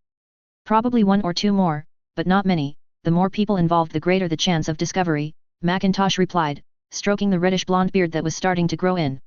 Despite how much funding the Star League and Terran hegemony had, there's only so many things you can hide in a budget before someone notices it. They probably had 2 more sites like this that were designed to be self-sufficient, so as not to draw on more resources and funding. And the hegemony was also concerned with keeping the other members of the Star League at bay, I replied. So I guess they slowly forgot about these sites. Not exactly, Macintosh smiled. These black sites were also designed to be emergency escapes for the Camerons. The main family isn't even aware of them until certain protocols are triggered. What you don't know the enemy can't get from you. He shrugged. That's the way I was read in, anyway. Chapter 166, Tunnel Rats. Haynesville, July 10, 3035. Exciter, are you sure that this will work? Lieutenant Dan asked as the Buster loader mech began to mount the first of the homemade mech-sized claymores that the short Lyran had been making over the last few days. Yes, it should be effective on just about anything that might come through the tunnel entrances, Exciter replied. I'm rigging them to be triggered to specific detonators, and I will be giving everyone a safety brief before we start luring the enemy into our trap. I just finished placing the first claymore, the Buster pilot announced. I'm moving on to place the rest of them. I'm going to triple-check everything before we move on, Exciter said calmly. Given the number of resources that we poured into these, we need to make sure that they'll work. Agreed, Lieutenant Dan replied. I'll go start briefing our rabbit team while you finish this up. Go ahead, we'll be an hour or two on this, Exciter replied. Have to make sure that not only are the detonators wired properly but that they're placed well too. I'd hate for any of the bastards to survive the welcome mat. Exciter, the Buster pilot said as he picked up the next claymore. You scare me sometimes, but right now that's exactly what we need. Now tell me where to put this so we can move on. Angle it 30 degrees to the right, we want to be able to hit the cockpit and main weapons if at all possible, the Lyran said as he supervised. Let me check the connections before you move on. All right, you know your jobs, Lieutenant Dan looked at the 6 militia that was going to be piloting their stolen WAB mechs. Just try to make sure that you come back alive, I don't want to have to pull you out of one of their work camps. We'll do our best to make sure that it doesn't come to that, sir, Sergeant Smith replied as he climbed into the lone Orion that would be leading the pack of 6 mechs. This is Captain James Daughtery of the Wolf's Dragoons, came over the comms in Smith's Orion. You have been leading us on quite the chase, but now you have your backs to the wall, so we can see how you really fare in battle. Smith and his remaining 2 teammates began to back up towards the tunnel entrance. Smith covered the rear of the formation while his 2 remaining Griffins launched LRMs over his shoulder. Come and get us! Smith taunted as he finally began walking into the tunnel. If you dare! The trio vanished into the darkness of the ancient Star League tunnels. Moving past the prepared explosives and the areas where their tanks were hidden to the area where they were directed. Are we really going into those tunnels, sir? The lone word of Blake Attaché asked as he followed the company of Wolf's Dragoons towards the tunnel entrance. We are here for a good fight, and this militia unit seems to be the only fight to be had in the nearest 3 jumps. Daughtery replied. Most militia units were eradicated by the superior numbers that you landed with early on. That this unit is still putting up a fight, much less as much of one as they have, is rare. So we're going in and fighting them in their own bolt hole. The Wabmech warrior asked nervously. This doesn't seem like a very good idea. It is not about whether this is wise or not, Daughtery chuckled. They have issued us a challenge, and we shall respond. He twisted his modified archer around to peer at the Phoenix. Or else hang our heads in shame and no longer be called warriors. They're all mad, the lone mech warrior muttered to himself after making sure that his mic was off. We're all going to die down there. But he shoved his fear back and walked his medium mech forward, making sure to keep a heavier mech ahead of him at all times as they began to enter the pitch-black tunnel. The metal content is high here, one of the Wolf's Dragoons mech warriors muttered over their channel. Looks like our mags cans are out. Just keep an eye out for heat sigs, they'll glow bright as day in this tunnel, Daughtery replied as he walked his archer around a corner. I think I see one. A thunderous noise echoed through the tunnels as the upper torso of his heavy mech vanished underneath a hail of rapidly moving ball bearings, the Shadow Hawk behind him taking damage as well. Then it seemed as if the walls opened up with explosives, the first 6 mechs of their 13 mech column vanishing under a hail of metal and the remainder taking some minor to medium damage. Let's push through. Daughtery's XO yelled after the explosions had stopped. We've got a lance of heavy mechs here that should be able to take them on. The Wolf's Dragoons began to move forward at a faster pace, eager for revenge while the lone Wab coward stayed in the rear of the formation. Nice hits. Dan patted Exciter on the back as they took turns peering through a set of modified binoculars. Looks like we got 6 of them. We need to fall back, Exciter said as he took a turn peering through the thermal scope. They're still moving forward. You got any more surprises like that one waiting for the rest of them? Dan asked as they climbed into a truck. No, unfortunately that was all that I had time for, Exciter shook his head. You can't rush explosives or you have accidents. Fair enough, Dan replied. Let's hope that we can survive this. I'd hate to have to write a letter to your mother after all. My mother is still in the Lyran Commonwealth, Exciter growled. She has no idea where I am, and you will keep it that way. Why? It wasn't that hard to figure out who you are, Dan replied, so why not contact your mom again? Because I don't want to be known as Adam Steiner, the 3rd child of Archon Katrina Steiner and Arthur Levon, the now named noble stated coldly. I love them, but I don't want to be a noble. I would rather eat it here in the dirt with a militia like you, than to die of old age a happy noble. We're not dying today. Dan laughed. Now let's waste these arrogant Wolf's Dragoons mech warriors and retake our planet. Best words I've heard all day LT, Exciter laughed. The absolute best. Chapter 167, Whispers in the Dark. Haynesville, July 10, 3035. All units, prepare for combat, Lieutenant Dan shouted over the military truck's communications suite. We've got 7 walkers coming in behind us. Copy that, rolling out the welcome mat, Sergeant Smith spoke as he crouched his Orion down on one knee while the 2 Griffins behind him loomed over his shoulders with their PPCs and LRMs at the ready. The 6 remaining black and red painted battle mechs continued moving down the tunnel, spreading out as it widened to avoid any fire from the militia. Let 'em have it. Dan ordered as his truck rolled behind the industrial mechs. I'm climbing into the lumberjack, we're going to need the close-in firepower, Exciter said as he grabbed onto the rungs of the ladder. Just buy me some time. I'll do what I can, Dan replied as he moved up to one of the 2 Scorpion tanks that were left. Get in boss, the hatch on top of the tank opened up. We don't have much time. Climbing in, Dan sat at the communications suite and began to observe the skirmish, content to let the tank crew do what they did best. Climbing into the cockpit of the ice-powered lumberjack, Adam Steiner then began to run through the checklist of things to be done to power up the 70-ton machine. Come on you old piece of skies. Adam cussed at the several-century-old machine that refused to turn over. Start already. He slammed his fist into the starter for emphasis and sighed in relief as the old Wagner internal combustion engine turned over and throttled to life. Slamming his feet down on the pedals now that the old mech was active again, Adam began to walk it over to the battle lines where there were already militia units taking heavy damage from the half company of Wolf's dragoons left alive. Sergeant Smith, we're on your 6. Good, we need you and the busters to take some of the heat off of us for a second, Smith replied as he limped his Orion back towards the dug-in lines. We'll do what we can, Exciter replied as the ice engine of the lumberjack roared while he moved as fast as he could in the tunnels. His right hand throttled the massive chainsaw a bit while his left flipped the arming switch to the 2 SRM-4 packs that they had jury-rigged to the industrial mech. We're going to draw the fire from the enemy so that our boys can get some good shots in, Exciter told the 2 mech pilots flanking him.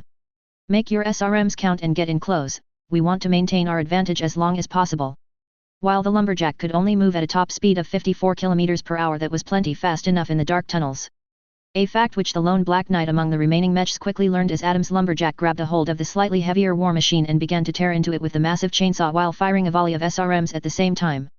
The flashes of light as the missiles exploded temporarily blinded Adam, but he continued sawing away at the other heavy mech, confident in the fact that he was doing the best that he could to ensure that his militia teammates survived.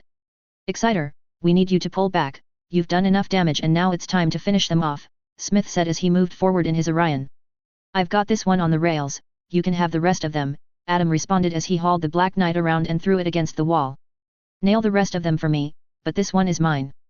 Exciter triggered another wave of SRMs at the Black Knight as it began to pick itself up off the ground where it had been thrown.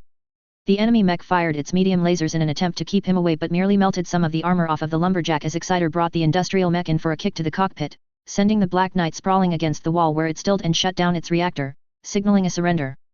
Black Knight is down, I repeat, Black Knight is down, Exciter relayed as he turned to the rest of the battle. There were only 2 enemy mechs left, a white-painted Phoenix, and a lone blackjack being all that remained of the force that the Wolf's dragoons brought with them. Power down and surrender, you will be treated as POWs in accordance with the Ares Accords, Sergeant Smith instructed the 2 medium mechs as he stepped forward in his heavier Orion while flanked by 2 slightly smoking Griffins. If you chose not to, then we will destroy you. We're surrendering, a somewhat shaky voice came from the Phoenix. I'm powering down now.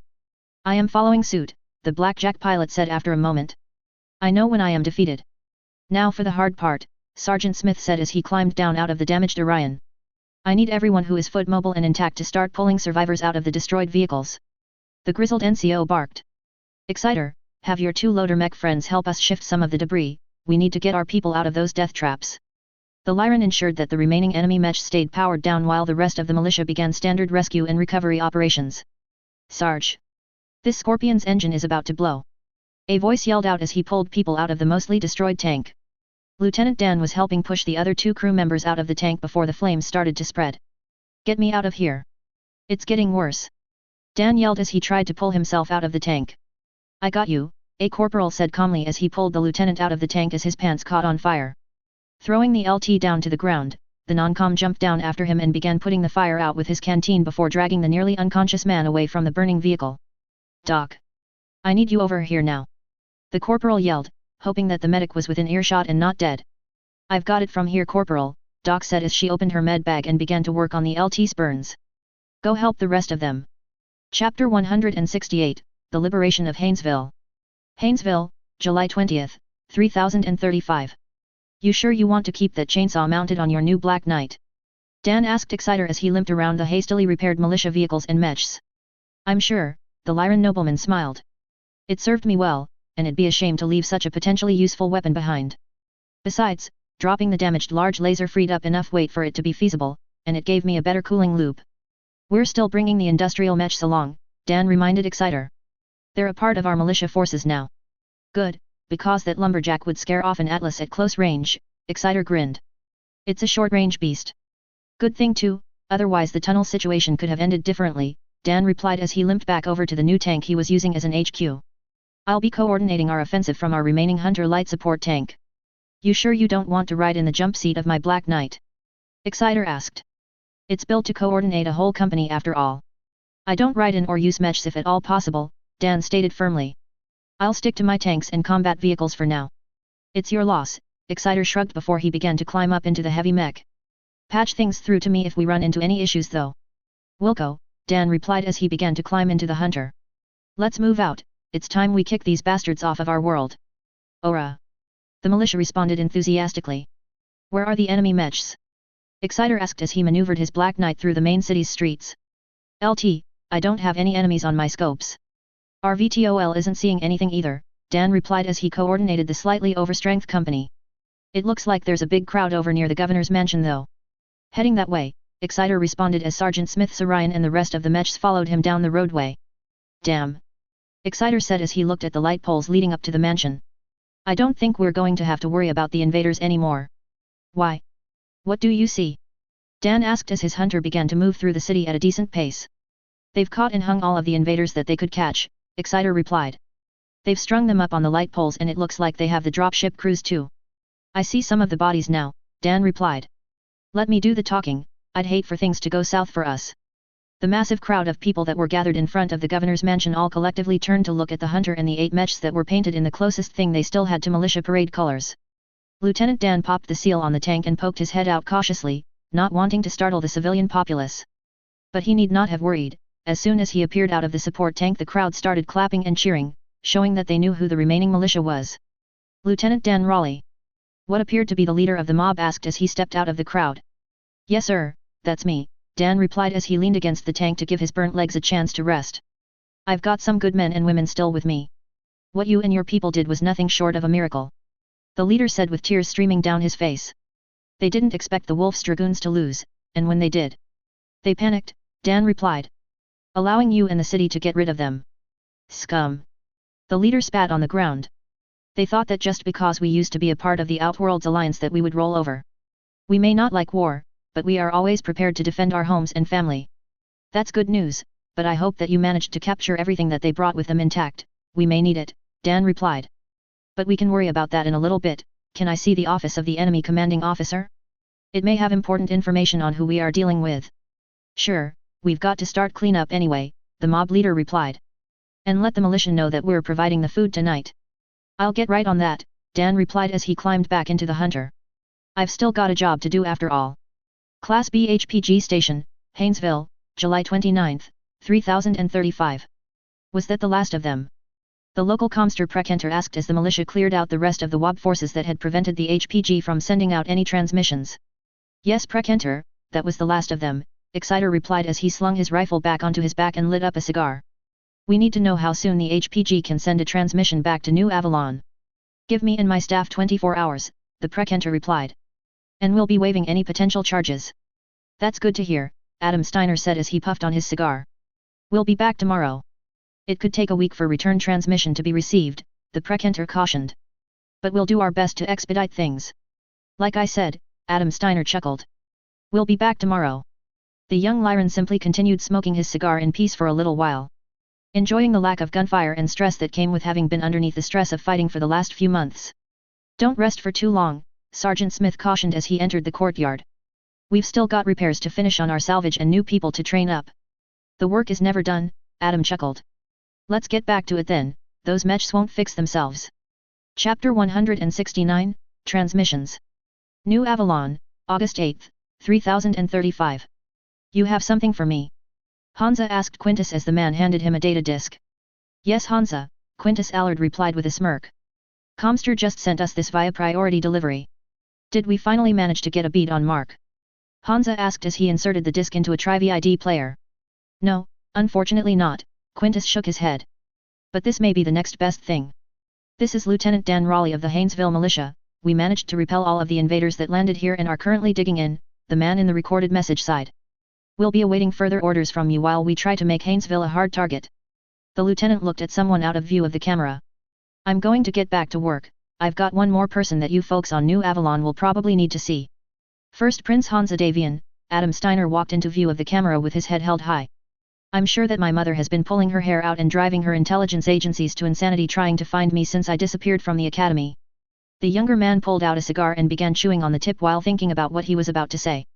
I know that you are obligated to tell the Archon where I am, and if it means that relief gets to Haynesville faster then I'll gladly pay that price. But either way, relay to my family that I'm doing well for myself here, and that I'll do my best to visit once this is all over. I take it that we didn't know that Adam Steiner was in the Outback? Hansa asked as the recorded message turned itself off. Negative, he managed to steer clear of any of our agents, Quintus replied while shaking his head. I'm sure he's giving the lick a proper headache right now though. We'll pass on his message, Hansa said after some thought. It's a good thing that the marksmen are the ones making landfall on Haynesville in October though. Lady Steiner is riding with the first marksman though, Quintus said as he went through his memory of the troop redeployments. Indeed, Hansa grinned. I think young David and Elsa will put our wayward son's head on straight. Speaking of wayward sons, Quintus looked at Hansa and met his eyes. You have Jonathan serving in the 2nd Davian Guards as part of the first wave. Are you certain that you are okay with that? You're never really okay with sending your children off to war, Hansa says after a moment. I understand that it must be done for him to be a seasoned leader of men, but he's my son. Hansa stopped speaking for a second. And he's a Davian, which means that when his men start dying, he's going to be the first one on the line to stop that from happening. Davians, you all make us want to pull our hair out, Quintus smiled at his friend. Jonathan is in good hands, trust that he's going to do well and he will.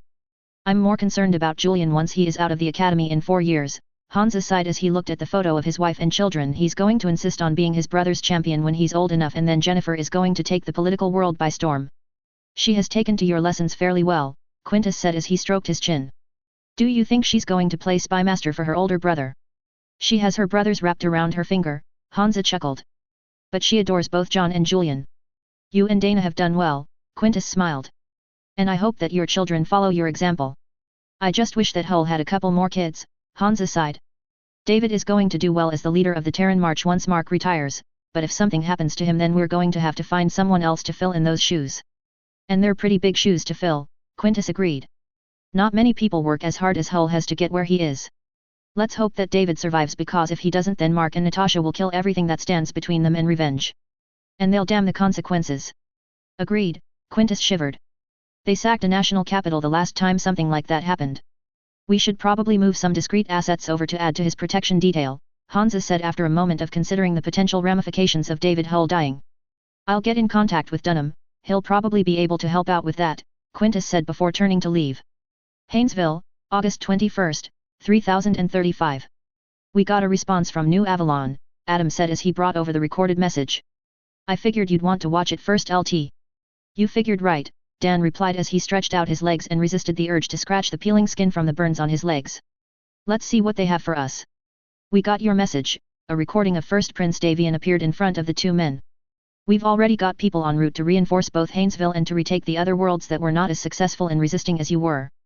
The estimated time of arrival is the end of October barring any accidents involving the jump ships. The recorded figure of Hansa had a savage grin on its face. We're going to be providing you the gear to go on the offensive as soon as you're up and running at near full strength once again. Good work, and remember that we're coming in force to throw out the invaders and eradicate the word of Blake once and for all. Ora! Dan and Adam cheered as the message ended. Let's get back to work, Adam said as he popped a cigar into his mouth and began to light it with a match. We've still got a ton of salvage to go through, and I want us ready to move on the offensive as soon as the reinforcements get here. Took the words right out of my mouth, kid, Dan said as he swiped the cigar out of the younger man's mouth and threw it in an ashtray outside of his door. No smoking in my office. The officer got to his feet and walked out of the building. I'm going to go get some meds for my burns, and then I'll meet you at the armory. Copy that, I'll meet you there, Adam replied as he retrieved the battered cigar and lit it up once again. Now, let's get cracking. The Steiner man hopped into his truck and sped all the way to the repair bays, eager to get back to work. Chapter 170, Surprises. Haynesville, October 31, 3035. So, we get to play host to the marksman, Lieutenant Dan observed as the many dropships began to ease themselves down. Any idea of what I should expect? The lone militia officer asked the younger nobleman beside him. I've met Duke Hull, and I've read the reports on the unit, but I haven't met any of the personnel in person as of yet, Adam Steiner shrugged. Considering that this is the mercenary unit that along with the Eridani Light Horse set the standard for elite units, I would be wary of offending them. Well, it looked like their CO is coming with some of her command staff now, Dan replied. Lieutenant Dan? A blonde woman asked as she left the Excalibur-class dropship behind her. Yes ma'am, Dan replied. That's me. I'm Colonel Zoe Carter, commanding officer of the 1st Marksman RCT, she shook the lieutenant's hand. You've done some damned fine work here, and now we're going to expect some more. Carter said with a small smile on her face. We're going to be here for a couple of weeks and we'll be leaving some extra supplies and people here to help you out. I am going to need your people's input on where the supplies are needed the most though. We've got a fairly detailed list of the supplies that we need, Dan said. Medical supplies are what we currently have the most need of though. We'll get on it, Carter replied. We'll offload the extra medical supplies first before we do anything else. We don't need to conduct a debrief or anything. Dan asked, his brow raised in a questioning look. Not today, Carter replied. We've been cooped up on our dropships for over half a year, and if my people don't get to stretch their legs and get some solid rest they'll start causing issues. Hey Carter. A voice called out as two people walked down the dropship's ramp. I've got the logistics sorted out, just let me know what else you might need me to do. A young man said as he walked next to a tall platinum blonde woman. You okay? Dan asked Adam, you look like you've seen a ghost. Adam Leopold Steiner. The blonde's voice rang out as Adam turned to walk away quickly. Don't you run, you'll only die tired. Older sibling. Dan asked the man as he continued to walk calmly down the ramp while the other blonde began to chase after Adam. Yeah, he's the youngest and dropped off the grid for the past year or so, the other man replied with a shrug. David Alexander Hull-Kerensky at your service but most people just call me David. Lieutenant Dan Raleigh, Dan shook the other man's hand. I take it you're a noble. Son of one actually, but I'm here for the logistics side of things for once instead of being on the front lines, David replied. Normally I'd have been deployed with the 3rd Kent Aries Guards, but I'm currently running the logistics corps for the AFFS while they redeploy enough regiments to pin down the word of Blake. David and myself served against the Combine, and now we've been shifted to help liberate and secure this region, Carter said. Let's get everything unloaded and sorted. David, Lieutenant, you're with me, we've got plans to make for how we move forward from here. Should I go rescue my XO? Dan asked as young Adam Steiner was berated by his older sister. Nah, I'd just leave him be for now, David replied with a grin. He left without even writing a note for Aunt Katrina and Uncle Arthur, he deserves whatever he gets. Yeah, Dan winced. I'll go pick up the pieces after that young woman is done. I might be safer that way. You better believe it, David laughed. Now, let's get down to the brass tacks. November 1st, 3035. You didn't need to yell at me for so long, Elsa, Adam complained to his older sister as he pinched the bridge of his nose in order to stave off a headache. You still haven't apologized, the other blonde glared at her younger brother. You're lucky I don't drag you onto one of the stings that we brought and ship you back to Mom. I'm sorry, Adam mumbled quietly under his breath. Excuse me? I'm afraid I don't speak whatever language that is, Elsa replied with fire in her eyes. I'm sorry for making all of you worry, Adam spoke up. I didn't think about any of that until I was already settled down here, and by then it was too late to do anything because we were under attack. Come here you knucklehead, Elsa pulled her brother in for a hug and squeezed him tight. We just wanted to make sure you were safe. If Mom had known that you were serious about not wanting any noble responsibilities she would have done anything to help you out. I know that, Adam replied with a sullen expression on his face. I just wanted to see if I could make it on my own. Well, I'd say you've done a pretty good job at that, Elsa smiled. Now, tell me all about your adventures getting here and what happened after. She settled in for a story. Well, I went by the name of Victor Wagner in order to evade the LIC and MIO while I was traveling, Adam started his story. Bulk haulers are fairly easy to find work on, and being even slightly talented in any sort of machinery work can get you a spot as a tech on one at least for one trip. Adam took a sip of his scotch and then brought out a cigar that he lit up. I may have picked up some bad habits along the way, but it was fun. When I would reach one planet I would stay and see the sights before hitching a ride on the next hauler that I could find until I ended up here. Adam puffed on his cigar. I decided that this place was where I was going to stay for the next couple of years before I moved on and so I joined the militia last year, ended up rising decently up the ranks, and then the word of Blake invaded. Adam shrugged. I can give you the gritty details later, sis. I'm going to go get some rack time before I get called in to do some more paperwork for the LT. Alright, but I'm getting the rest of the story out of you later, little brother. Elsa dragged her brother in for another hug. I love you, please don't drop off grid again. I love you too, sis, Adam squeezed back. I'll try not to worry all of you like that again. Yeah, Elsa, let go. Next time I'm letting Mel come get you, she won't be as nice about it as I will. She's not here, is she? Adam looked around fearfully for a second. Not yet, she managed to break off a battalion of the 4th Royal Guards to back up the Fed Sons, so she'll be in the neighborhood soon enough. Fuck, Adam swore. Where do I sign to be on the next offensive? Go talk to your Lieutenant Dan and Colonel Carter, Elsa chuckled. I'm just an attaché to David while he runs the logistics. Gotta go. Adam tossed back his tumbler of whiskey before getting up and hurrying out of the bar. Little brothers, Elsa shook her head. Always getting themselves into trouble. Chapter 171, Strike 1. Kennard, November 20th, 3035.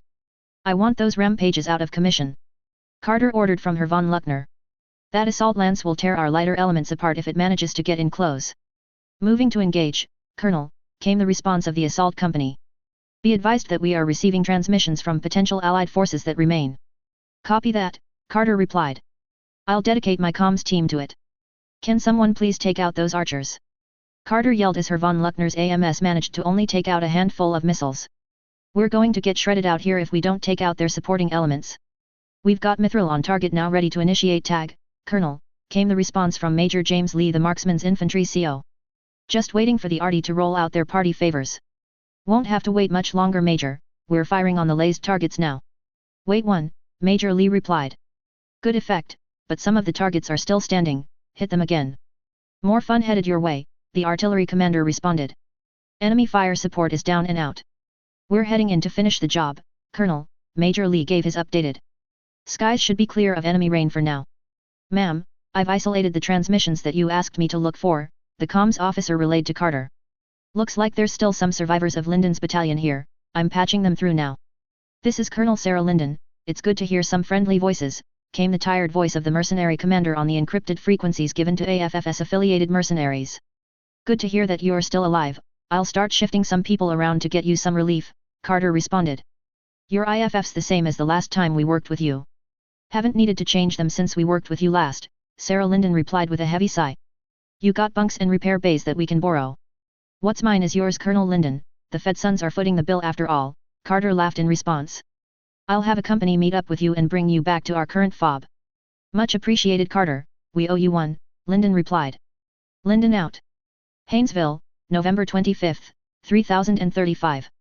Alright, we've got 2 mammoths and 4 mules to cross-check inventory and manifests, David explained to the logistical staff he had borrowed from various units in the Terran March.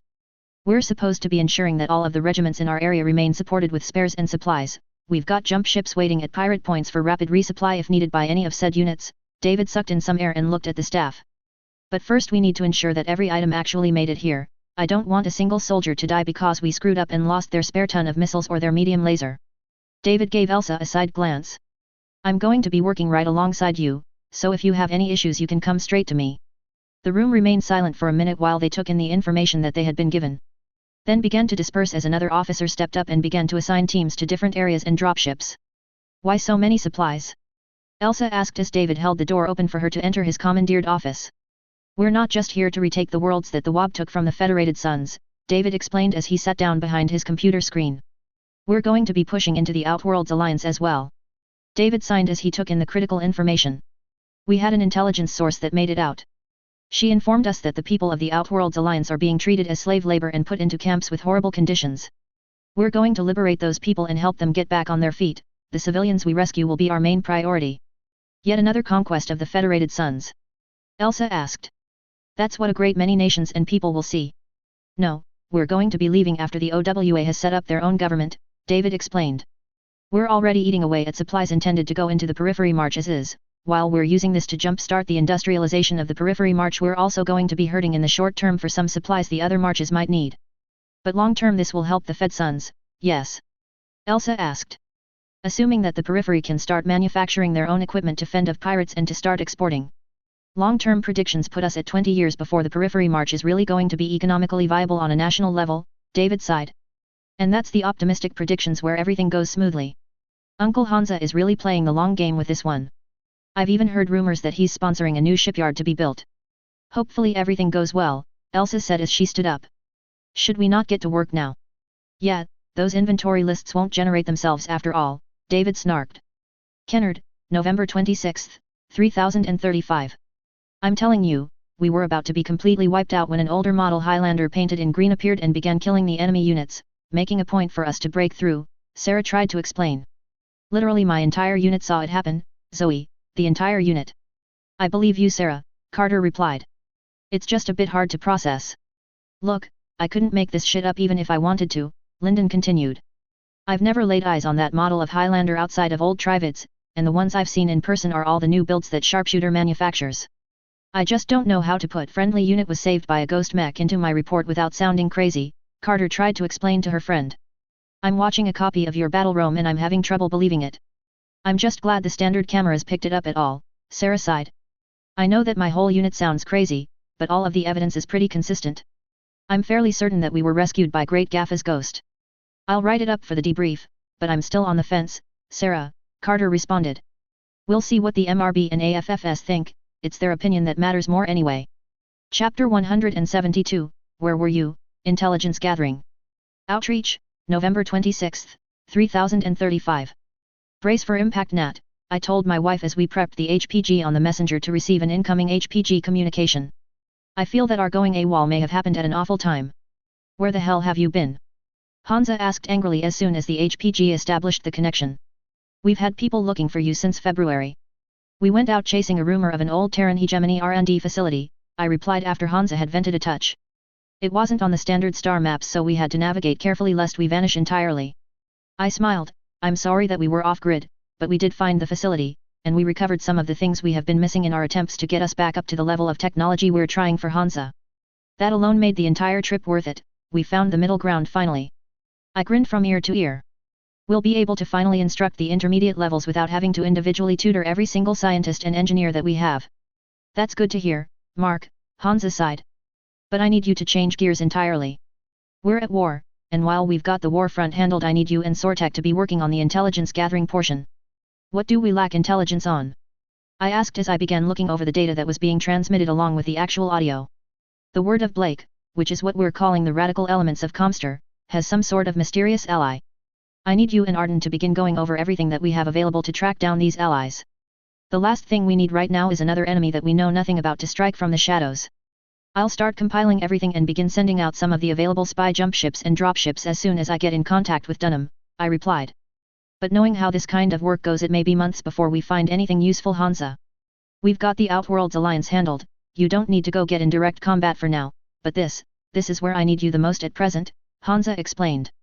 That and making sure that David can focus on logistics while he's out in the periphery. He's been trying to run both the Terran March and the logistical needs of the campaign.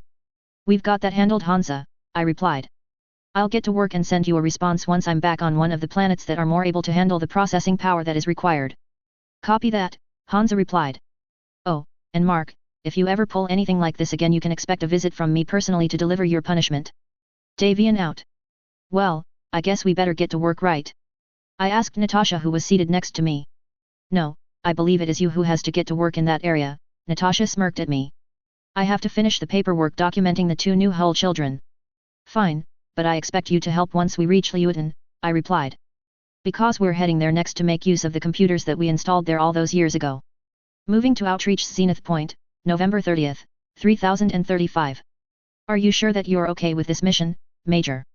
I asked Macintosh as he and 2 of his lancemates began to do quick checks on the meshs that we had refitted for them. I'm positive, Macintosh replied. You have enough people guarding the twins for now, and my people need to get some action. We have been cooped up in cryostasis for far too long. Well, here's a letter for my son, I handed Macintosh a sealed envelope. This is confirmation of your orders, and I'm sending Regina Levi and Janice Viola to round out your fire team. I want your word, Hull, Major Ian Macintosh of the Black Watch met my eyes directly. I want your word that you'll ensure that those children live no matter what happens. I swear that I'll do whatever is possible to make sure that they live Ian, I responded while gripping his arm in a warrior's farewell. Those are my kids now, and I'd do just about anything to avoid losing another kid. Seeing something in my eyes at that response, Major McIntosh gripped my arm in return before turning to finish his preparations.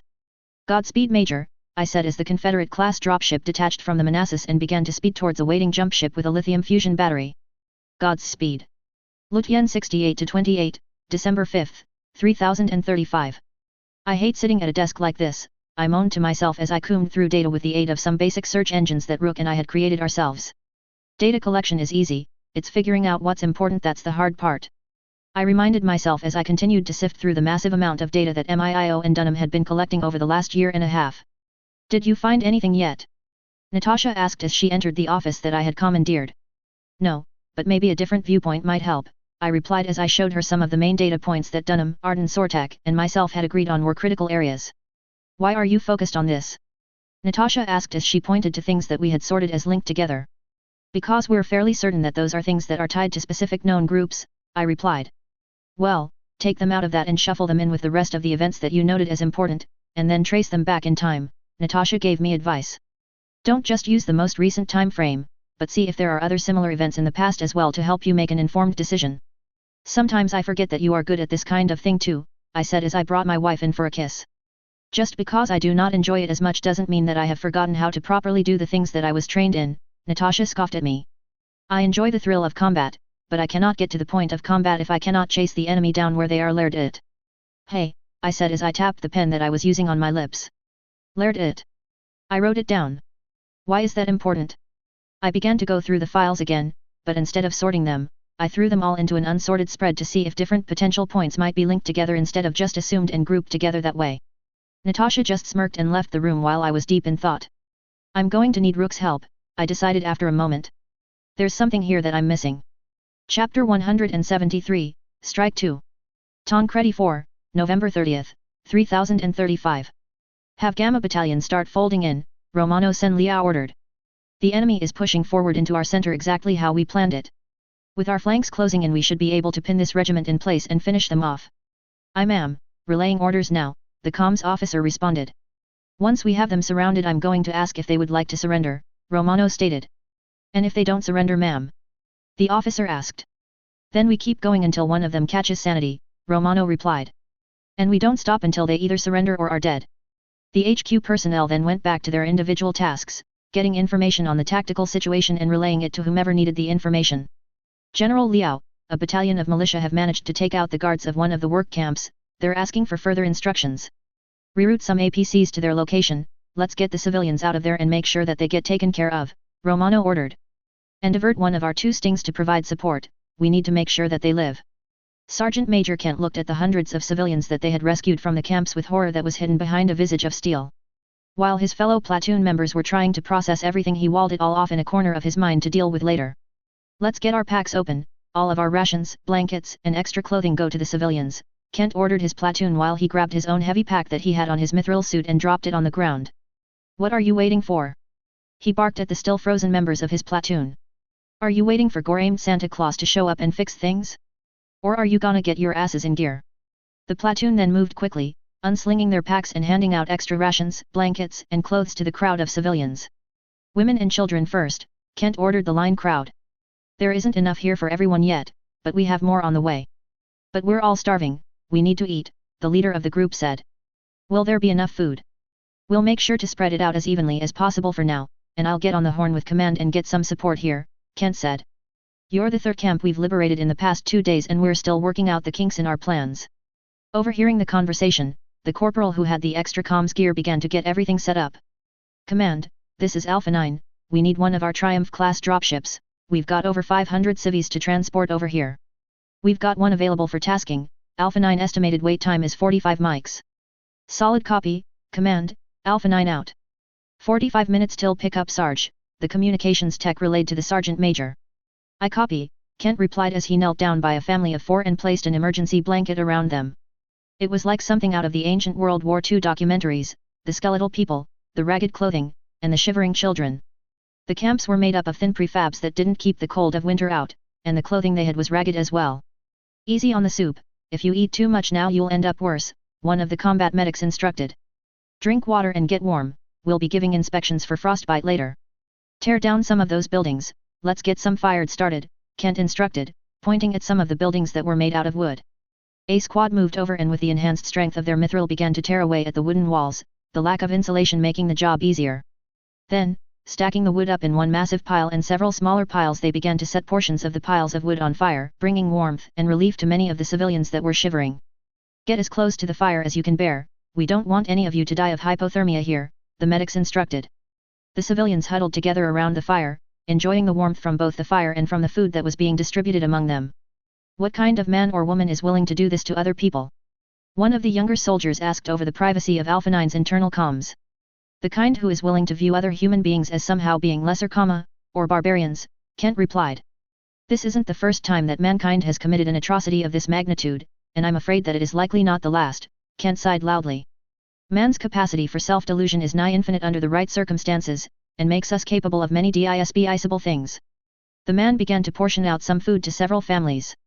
But sometimes that same capacity for self-delusion brings about greatness, men and women lifting vehicles many times their weight, the Black Watch versus the Rim World's Republic, and many other stories and legends about us breaking past the limits of humanity. Kent then chuckled a bit. But that's not of critical importance right now, we've still got these civilians to take care of. Roger that, Sarge, getting back to work. The children are in better shape than the adults. Romano asked the chief medical officer of the 1st Terran Guard Regiment. Yes, and it makes sense as to why, the CMO replied. The parents and adults would set aside food and would tear their own clothing in order to make sure that the children were better taken care of. This led to the children needing far less recovery time than the adults that we've rescued. While that's good to hear, it still leaves us here on the defensive instead of pushing the word of Blake even further back, Romano said angrily. Luckily we won't be waiting here long, we've got supplies and garrison troops en route from Haynesville coming in a month or so. We'll need to start documenting the names of everyone that we've rescued, the CMO responded. It'll make it easier to get them back to their families. Romano said. It'll also help us figure out if a child has been left orphaned or an adult made a widow or widower. Tragic times we live in, the CMO responded as she shook her head sadly. Still, we're probably the best unit to have on this assignment, we have the experience from dealing with mask and rescuing survivors from the nuclear blasts, Romano muttered. The stresses put on the survivors is something we know how to handle better than most. I'll have the medics and doctors start distributing the names of the people that we've treated so that we at least have a place to start from, the CMO stated. Good, it's better than starting from nothing, Romano replied. Reunification is always the hard part anyway. Chapter 174, Logistics. Haynesville, December 15, 3035. Look, we need those supplies loaded up on the mules and sent off to Kennard and Tancredi for, David Hull-Kerensky instructed. They've got massive amounts of civilian refugees to clothe and feed. Look sir, we can't take off without the proper authorization from AFFS Highcom, the officer in charge of the 2 mules said bluntly. We're not a part of your chain of command, so I don't have to leave until I get confirmation that you're now my temporary CO. David just stared incredulously at the dropship captain for a moment before turning and looking at his mithril-clad bodyguard that had been assigned to him by Mathis years ago. Please tell me that you're just making an off-color joke, David stated coldly. No sir, I can't load up the supplies and take off until I have the proper authorization. James, please throw this man in the fucking brig and get me his XO, David ordered his bodyguard detail. We're loading up these dropships and getting them on their way if I have to do it myself. Sir, you asked for me. A young woman was escorted to David. You're the XO for the Screaming Wind? David asked. Yes sir. What seems to be the problem? She asked. Your captain has been relieved of command, so you are the captain now and will be overseeing the loading and departure of both dropships within the next couple of hours, David explained bluntly and without even a trace of emotion besides anger. Congratulations on your promotion, now get these dropships loaded up and those supplies to the people who need them. Aye sir. The newly promoted captain responded. I'll get my crew working now. Good, I'll send someone out to get your records before you lift off, David responded before turning and heading back to his vehicle. People can be stupid, David groaned as he planted his face in his hands. I just wanted him to do the job that he was supposed to do. Some people operate by the book so much that they forget to be flexible, Elsa reminded her fiancé. Most of the people that you have worked with in the past understand that sometimes you just need to do something and sort out whether it was by the book or not later. I guess I have been spoiled in that regard, David agreed. Care to help me go through the list of supplies again? David, your math is perfect, and we've triple-checked everything, aside from the minute amounts of missing material that probably vanished before it left the original starports. We've got everything accounted for, Elsa said as she moved to stand behind David's office chair. You're doing everything right, just relax a little bit before you blow up at someone. You might be a bit late for that, David chuckled. I just had someone thrown in the brig. Were they doing what they were supposed to be doing? Elsa asked. They wanted to wait for the transfer paperwork to come through the HPG, David sighed. But the people that we've rescued from Kennard, Tancredi 4, and half a dozen other places can't afford to wait for that specific paperwork to come in. David sighed. I'm literally in charge of all of the logistics for this campaign and he wouldn't listen. Just push past it, Elsa said. Let's go get something to eat, it's around lunchtime anyway. All right, David replied. I need to talk about something with your brother anyway. December 20th, 3035. I'm pretty sure this qualifies as poaching, sir, Lieutenant Dan chuckled as he read over the proposal that David had given both Adam Steiner and some of the militia. You act like I care, David replied. I just need a yes or a no, and then I'll take care of everything else. David then smirked and crossed his arms. Besides, it doesn't begin until your stint in the Haynesville militia is over with. Well, the pay looks good, and it would work to our strengths, Adam told Dan. And we could always do something else after this contract is up. We'll accept it, but we will be finishing our time in the militia first, Dan told David. And I'll go see if the rest of the battalion is in. That's all I can ask for, David said with a smile. Make sure that your people are taken care of first, that's what's important. We'll get back to you in a bit, David, Adam Steiner said. I'm going to have to go over the contract with everyone individually, and it's not like most of us own the machines, aside from a select few they're all owned by the Haynesville militia. We've got that part taken care of should you decide to accept, Elsa said with a side glance to David. I'll pay for it out of my own pocket if necessary. Which it won't be, David assured both Dan and Adam. We've got the machines, I just need the right people to be placed in them.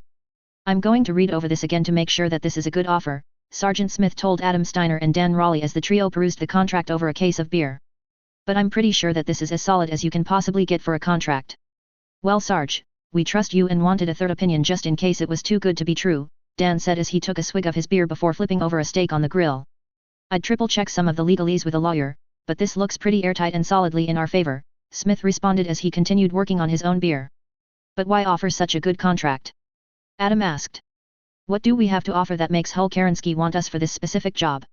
Fuck if I know, Smith laughed. Why don't you go ask him directly instead of trying to just figure out his motives? Duke Mark Hull seems to be a straight shooter, it's likely that his son is as well, and if you ask he might just tell you the answer. Fine, we can go ask once we're finished with our hangovers, Adam replied after he chugged down the last of his beer and let out a great belch. Last one to get drunk pays for the next round of food and drinks. You are very hungover, David observed of Adam Steiner as he worked on rates of estimated ammunition consumption and the amounts that he would be shifting towards the front shortly. And you're too loud, Adam replied as he gripped the bridge of his nose. But you don't hear me yelling at you. I'm not yelling, David cut himself off. You know what, never mind. You came in here with a question. Yeah, why do you want us for that contract? Adam asked as he laid his head against the back of the couch in David's office. There's several reasons, but I'll start with the selfish one first, David replied. The first reason is that you are going to be my brother-in-law in the near future, and I want you close enough that my fiancé and future wife can club you over the head if you try to do something stupid again. The second reason is that my parents are legends. David paused there and sighed before placing his paperwork to the side. You ran off because you didn't want the responsibilities or the prestige of being a noble, but I'm stuck with a mom who is known as the Dragon Slayer, and a dad who decided he didn't like the way the inner sphere looked and changed it. David inhaled and physically calmed himself down. And it's up to me to not fuck up everything they've done over the last 30 years. Helping Hansa Davian now and Jonathan Davian in the future is how I'm going to keep everything standing. You thought this war was just about the word of Blake. David scoffed. We're gearing the entirety of the Federated Sons to move to a unified logistics structure, with all of our weapons and ammunition being the exact same models and brands. No more will we have logistics nightmares, and we're talking it down the corporation's throats along the way. The other way I'm going to be establishing myself as separate from my parents is this. Our militia will be rated as elite, and will be outfitted with everything I can throw at them. The Terran March will be any invader's biggest nightmare because our militia will not only be better trained than the invaders, but better equipped too. I'm going to set up a spare parts factory on every single world that is in the Terran March and ensure that we don't lack the materials to continue production. David realized that he was ranting and cut himself off. Does that answer your question? Is that enough for you? We'll take the contract, Adam blurted out after David asked. You've got a deal and I'll make sure that the others agree. Don't do that to them, David shook his head at the younger man. Give them a choice and let them pick, it doesn't have to be decided anytime soon anyway. Have you told Elsa about all of this? Adam asked David. This sounds like something that she should know. Who do you think is helping me get everything arranged properly? David chuckled. She's been helping me get everything planned for years now. Half of our letters were discussing how to do it properly. Chapter 175, Blackwater Revival. Bainan, February 28, 3036. Alright people, we are one jump away from the capital of the Outworlds Alliance, and we are going in loaded for bear, Carter briefed the senior staff of the first marksmen who were seated at a hollow table in her main dropship. Commodore Bruce will be taking it from here. Thank you Colonel, Bruce replied as he stood up and took control of the hollow table, bringing up some data for the staff. We have managed to get some intel on what awaits us there, and it's not going to be pretty. The warships will be jumping in first. We have confirmed at least one battleship, a cruiser, or two, what seems to be a destroyer and several corvettes. We'll be bringing a jump ship with a lithium fusion battery along to use as a relay for when the void is clear for the invasion forces to come on through. Bruce sighed heavily as he looked at the staff. I'll also be stripping you of half of your Sting escorts and aerospace assets, we're going to need them for the fight ahead. We lift off at the end of the week, Carter told her staff. I'll be personally handling the distribution of escorts. This is it people, our chance to liberate the Outworlds Alliance from the boot of the insane word of Blake and to help them get set up so that it never happens again. You heard the lady, move like you got a purpose. Colonel David said when the staff hesitated on leaving the briefing room. We've all got jobs to complete before we move on, now let's hop to it. The staff dispersed, leaving the two ground commanders alone with Commodore Bruce. You brought some relief supplies along in your warships, right? Carter asked. I meant to ask you earlier but I got busy. We brought some, but not enough for the whole city, Bruce grimaced. We're lucky that it's warm here, otherwise they'd have had even more issues. Bruce, the people were already near starvation on most of the worlds of the Outworlds Alliance before the word of Blake took over, Carter explained. The reason that the Wobbies were able to take over so effectively is because they actually made it better in the worlds of the Outworlds Alliance.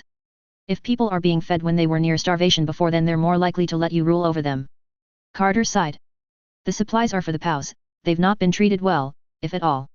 We'll offload the supplies, Bruce responded after a minute of processing. I assume that young Hull Kerensky is going to be following close behind in order to support the invasion from here.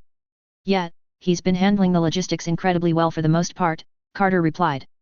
Hansa did send a letter that reprimanded him for excessive force when he tossed that dropship captain into the brig though. Bad optics, Bruce shook his head. He's got a good head on his shoulders, he just doesn't have the same level of experience as the rest of us do yet. That's why he's only getting a slap on the wrist for this. Carter began packing up her gear. It turned out that the captain did have the proper authorization stored away on his dropship's computer, but he had locked himself out of the systems and hadn't been able to access them yet. IT is going to have a ball with that one, Bruce shook his head with a wry chuckle and a twinkle in his eye. It might even be forgotten by command that David screwed up if the captain actually lost his command encryption keys. If that's the case, then we'll hear about it at the end of the investigation, Carter replied with a half shrug. And while David is still in charge of the logistics, Ivan Davian has stepped in over the military side of it now while he handles the actual distribution of supplies. Either way, it's going to be something to keep an eye on, Bruce agreed. I'm heading back up to the Vanguard, there's a lot of prep work to be done. March 1st, 3036. Thanks for coming to assist Admiral, we will definitely need the help, Bruce said over comms to the Admiral over the Davian squadron of warships that had just entered the system. We're ready for a fight, Commodore, and while we didn't bring the whole fleet, we did bring some of the nuclear arsenal to hopefully help even the playing field a bit. I'd say we have a fairly solid chance of taking out the enemy fleet, sir, Bruce replied with a small smile. But I'd rather have the canned sunshine and not have to use it than not have it and need it.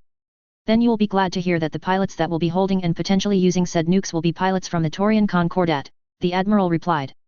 They've lent us the use of one of their corvettes as well. We've also got the Lyrans pitching in with the Invincible, we've got a lot riding on this, so let's make sure that we coordinate properly.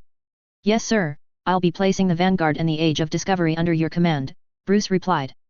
I'll offer what advice I can, but there's not a whole lot of people that have been a part of warship battles in the recent past. And you're one of those people, the Admiral spoke up. That's why you're the XO and in charge of the tactical planning for this OP, because I trust that you'll have good judgment on these things. Aye sir. Bruce responded. I was XO in the last naval battle I was a part of as well. We'll broadcast the new chain of command before we get underway, the Admiral stated.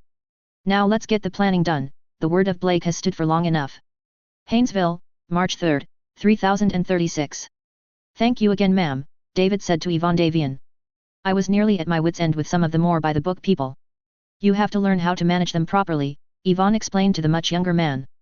They have their place and are typically good at their specific jobs, but blowing up at them will typically change nothing. I'm starting to understand that now, and that's why I'm thanking you, David replied. I haven't quite been taught this sort of thing yet. It was something that would have been handled by you remaining in the Kent Ares Guard for longer, Yvonne said with a small smile on her face as she handed David and Elsa a cookie. But this crisis changed that when we couldn't find your father. Either way, this has been an eye-opener into why my father hates politics, David chuckled. I never understood it until now though. That Mark has managed to avoid the courts for as long as he has is unusual, Yvonne said as she leaned back into her chair. Most of us have to make much more regular appearances.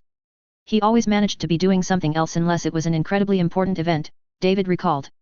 That, and the fact that his ducal guard have thwarted no less than 50 assassination attempts from various sources in the last 15 years, Yvonne frowned. Given that most lords and ladies didn't want a small army to land on their planets without good reason. Yvonne trailed off. The only bigger protection details in the inner sphere are those of the House Lords. So most people would rather he not pay them a visit. Great, my father has terrorized an entire group of the nobility, David snarked. Now all I have to do is smooth over the ruffled feathers until they're willing to cooperate. I would caution you to take it slowly, Yvonne replied.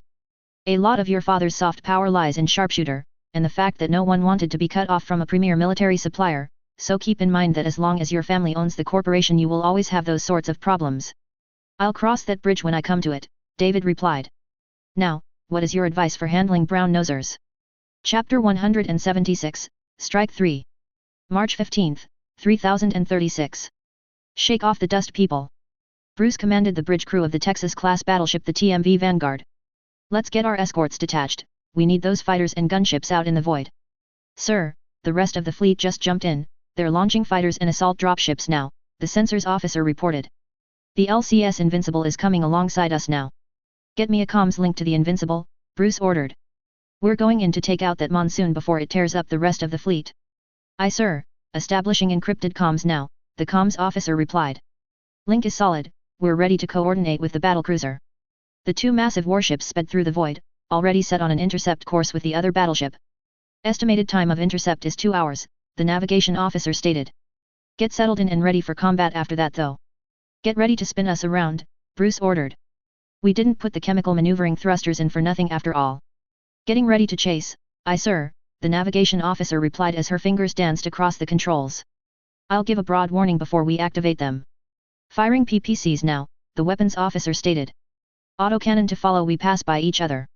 Spin is around to nearing 250 on my mark and then course correct to 000 after that, if my math checks out we should be able to remain in their aft, Bruce ordered from the captain's chair as he typed in calculations on his slate. Bearing 250 aye sir. The navigations officer responded before a warning klaxon sound carried through the ship's hallways. Firing maneuvering thrusters now. The Texas-class battleship that Mark Hull had recovered all those years ago spun around like a top in space. The emergency chemical thrusters spun them around with some extreme G-forces before the ship straightened out and advanced at flank speed to continue its momentum and catch up to the enemy battleship. We've taken minor damage, no hull breaches, just armor damage for now. The damage control officer reported. It looks like 3 of our PPCs hit and some of the Invincible's GAUs hit as well. Good, keep us on their 6, and let's rip them to shreds, Bruce ordered as the forward guns continued to fire into the enemy battleship. Sir, the Invincible couldn't keep up with our maneuvers, they're breaking off to engage targets of opportunity. Tell the captain of the Invincible that we'll join him after we've dealt with this pest, Bruce replied. And have our escorts on standby, they should be losing thrust soon. Aye sir, the comms officer replied while making sure that they had a solid connection. Relaying your instructions. Sir, the monsoon's thrusters are giving out, she's drifting. Have our marines begin boarding actions, and spin us around, we've got more targets to deal with, Bruce said as he made some more rough calculations. Sir, we've dealt with the majority of the enemy fleet, but we're playing a game of cat and mouse with those corvettes, they just have more speed than we do, Commodore Bruce told the admiral in charge of the fleet. I have an idea about that, the captain of the Invincible said over the encrypted comms channel. Didn't our Aegis take some moderate damage? Yes, but our field repairs should hold fairly well, the admiral replied. What do you have in mind? We all saw the cruiser take some minor thruster damage, what if we made it look like it was accelerating out of control and flying away from us, but have a full complement of Stings ready to face them? It could work, but we'll have to make sure that they're all volunteers, the naval scale weapons will rip the assault dropships to shreds if they're not careful. You have 2 hours to develop something workable, the admiral instructed. We need to move on to liberating Alpharots ASAP. Aye sir, we'll get it done, Bruce replied before hammering out a plan with the Lyran Commonwealth's captain. March 16, 3036. There should only be 2 corvettes in place to hold us off, and we've got a lot of warships playing escort, Carter said to herself as the jump ship she was on winked out of existence and then appeared in the Alpha-ROTS system. Warning klaxons sounded as the dropships all detached as one and began rocketing down towards the planet below. 4 days, and then we hit the wobbies with guts and cold steel, Carter muttered as she left her assigned quarters to head down to the ship's gym. What the hell is going on? Carter asked her overlord's captain. I thought we were being escorted. It's just some minor damage, Colonel. The warships were finally able to take out the last of the Pinto corvettes due to us being a distraction, the captain reported. Well, just keep us in one piece, Carter replied as her anger began to slowly fade away. And let me know if the damage will keep us from landing. We can cram aboard our stings and be delivered piecemeal if necessary to get onto the ground. We don't have any breaches, but it was a close thing, and we'll be doing what repairs we can before we hit the atmosphere, the captain replied. We all want those bastards dead, so I'll do whatever I can to get you down there. Good, Carter gave a savage smile. I'm a ground pounder anyway. I'd rather die with my boots on the ground and a rifle in my hand than in the void of space. I'll take my chances in the void, Colonel, the captain replied with a grin. But I'll still get you on the ground. Thanks, Captain, I'll be prepping for a combat drop if you need me, Carter replied. I've never gotten to ride a tank down from orbit before, she mused. I wonder if it's as fun as dropping in the infantry pods. Chapter 177, Invasion of Alpha-ROTS, First Steps. March 20th, 3036. Yeehaw! Carter yelled as her von Luckner plummeted through the atmosphere. They won't know what hit them. Ma'am, we've at AA tracking us, warships are taking them out with precision orbital strikes, but we could still take some hits, the communications officer relayed. Colonel David is heading down in the fortress, he's going to coordinate operations from there until we've established a beachhead. Alright then, have our fire team come down in grid Delta 4, we should be able to flank from there, Carter said after she collected herself back together and began looking at her tactical map. Arturo will draw out whatever defenders that they have. 20 seconds to landing. The driver shouted. Brace for impact. The tank shook and then came to a violent stop as it hit the ground, the heat shield that they rode down on acting as the platform from which they could drive off. Kick it in gear, let's not wait around to get hit by enemy artillery, Carter ordered as she continued going through the TIC map. Rifle actual, this is sniper lead, we had a clean landing, we're en route to assist. Copy sniper lead, we're sending out our skirmisher to draw out the arty's defenses before pushing in and clearing them out. Carter responded. I need you to move to Hotel 9 and use your long-range weapons from there. Understood lead, we're Oscar Mike to Hotel 9. True to their namesake, Fire Team Sniper mainly consisted of units that mounted Gauss rifles, PPCs, or LRMs. Notably, the leader of Fire Team Sniper had brought his family's rifleman with him when he joined the marksmen and had paid extra to have it mounted with twin Gauss rifles and enough ammo to snipe at whatever he pleases. Combined, the two fire teams pinched the artillery and defenders in a hellish crossfire, Gauss slugs, missiles, and autocannon rounds streaming with tracers in the dark of night. Artillery is gone, Colonel Davis, the LZ is clear for landing, the comms officer told the first marksman CO. This is Duke Rand Felsner, Lord of the Periphery March under the direct command of His Highness First Prince Hansa Davian, a voice echoed on every open channel across the planet and the void. You have attacked my people, and while I am prepared to show mercy, I am also prepared to show you the sword of war. Lay down your arms and you will be treated well, if you should decide to reject this option, then I'll be sending you to hell myself. Choose wisely. Ma'am, we have confirmed nuclear launches, they're aiming to take out our dropships. Hold on Davis, don't go out like this, Carter whispered inside her Mithril's helmet as she watched the Alamo missile streak across the sky via her TIC map. Fuck. She shouted and nearly threw her slate across the enclosed interior of the von Luckner. We've got a half-dozen dropships in an uncontrolled descent. Brace for the shockwaves. The trio of tanks that made up Fire Team Rifle immediately shut down their motive systems, not willing to risk damaging them, while at the same time the mechs of Fire Team's Rifle and Sniper went prone, hoping to avoid the shockwave from some of the dropships that were crashing down from high orbit. Get us over to the downed dropships, we may be able to still get some of our people out of there. Carter ordered before turning and patching her mithril into the von Luckner's long-ranged EMP-hardened comms. This is Marksman Actual, I need all available units to fall back to our fallen dropships, I'm authorizing a general withdrawal and search and rescue units to be launched. Any heavy units are to guard until further notice. We've got you covered Marksman Actual, it seems that they targeted your dropships for the most part, Rand Felsner's voice came over their comms systems. Get your people out of there, we're starting to see some radiation signatures from some of your dropships. Copy that sir, we've got our remaining stings flying while we do search and rescue, Carter replied. They may try focusing on us seeing as we've lost a good amount of metal. If they decided to focus on you then they'll have sealed their fates, Felsner replied. I'm authorizing limited orbital strikes in lieu of artillery until we're more firmly established on the ground. March 21, 3036. There's not a whole lot left of the motherlode, ma'am, a salvage officer stated. Most of the mechs jumped out, and they packed their jump seats, but we're still short on the personnel count. Colonel Davis is missing in action and is presumed Kia until we have confirmation, as are a decent amount of staff officers. Thank you, Lieutenant, you're dismissed, Carter said before sitting down in the Rebel of the Fortress-class dropship and driving her fist into the wall once the other officer had left. Damn it, Davis. Tears formed in her eyes for a moment before she compartmentalized and shoved her emotions into a little box in her mind. I can deal with that later, I've got a job to do right now, she said to herself before taking a deep breath and mentally kicking herself back into the right mental space to assume command of what was left of her unit. Colonel, we've got enemy fast movers approaching, looks like they're a mix of fast mediums and lights, the von Luckner cruise sensors officer reported. You may want to get aboard before we make sure the hatches are locked down. En route now, EDA is 1 Mike, Carter replied as she left the wreckage and began sprinting towards her command tank. Quickly reaching it and climbing in via the top hatch before securing it and moving to look at her tactical map. Focus fire on the enemy Phoenix mediums, they're probably carrying Infernos, so don't let them get close.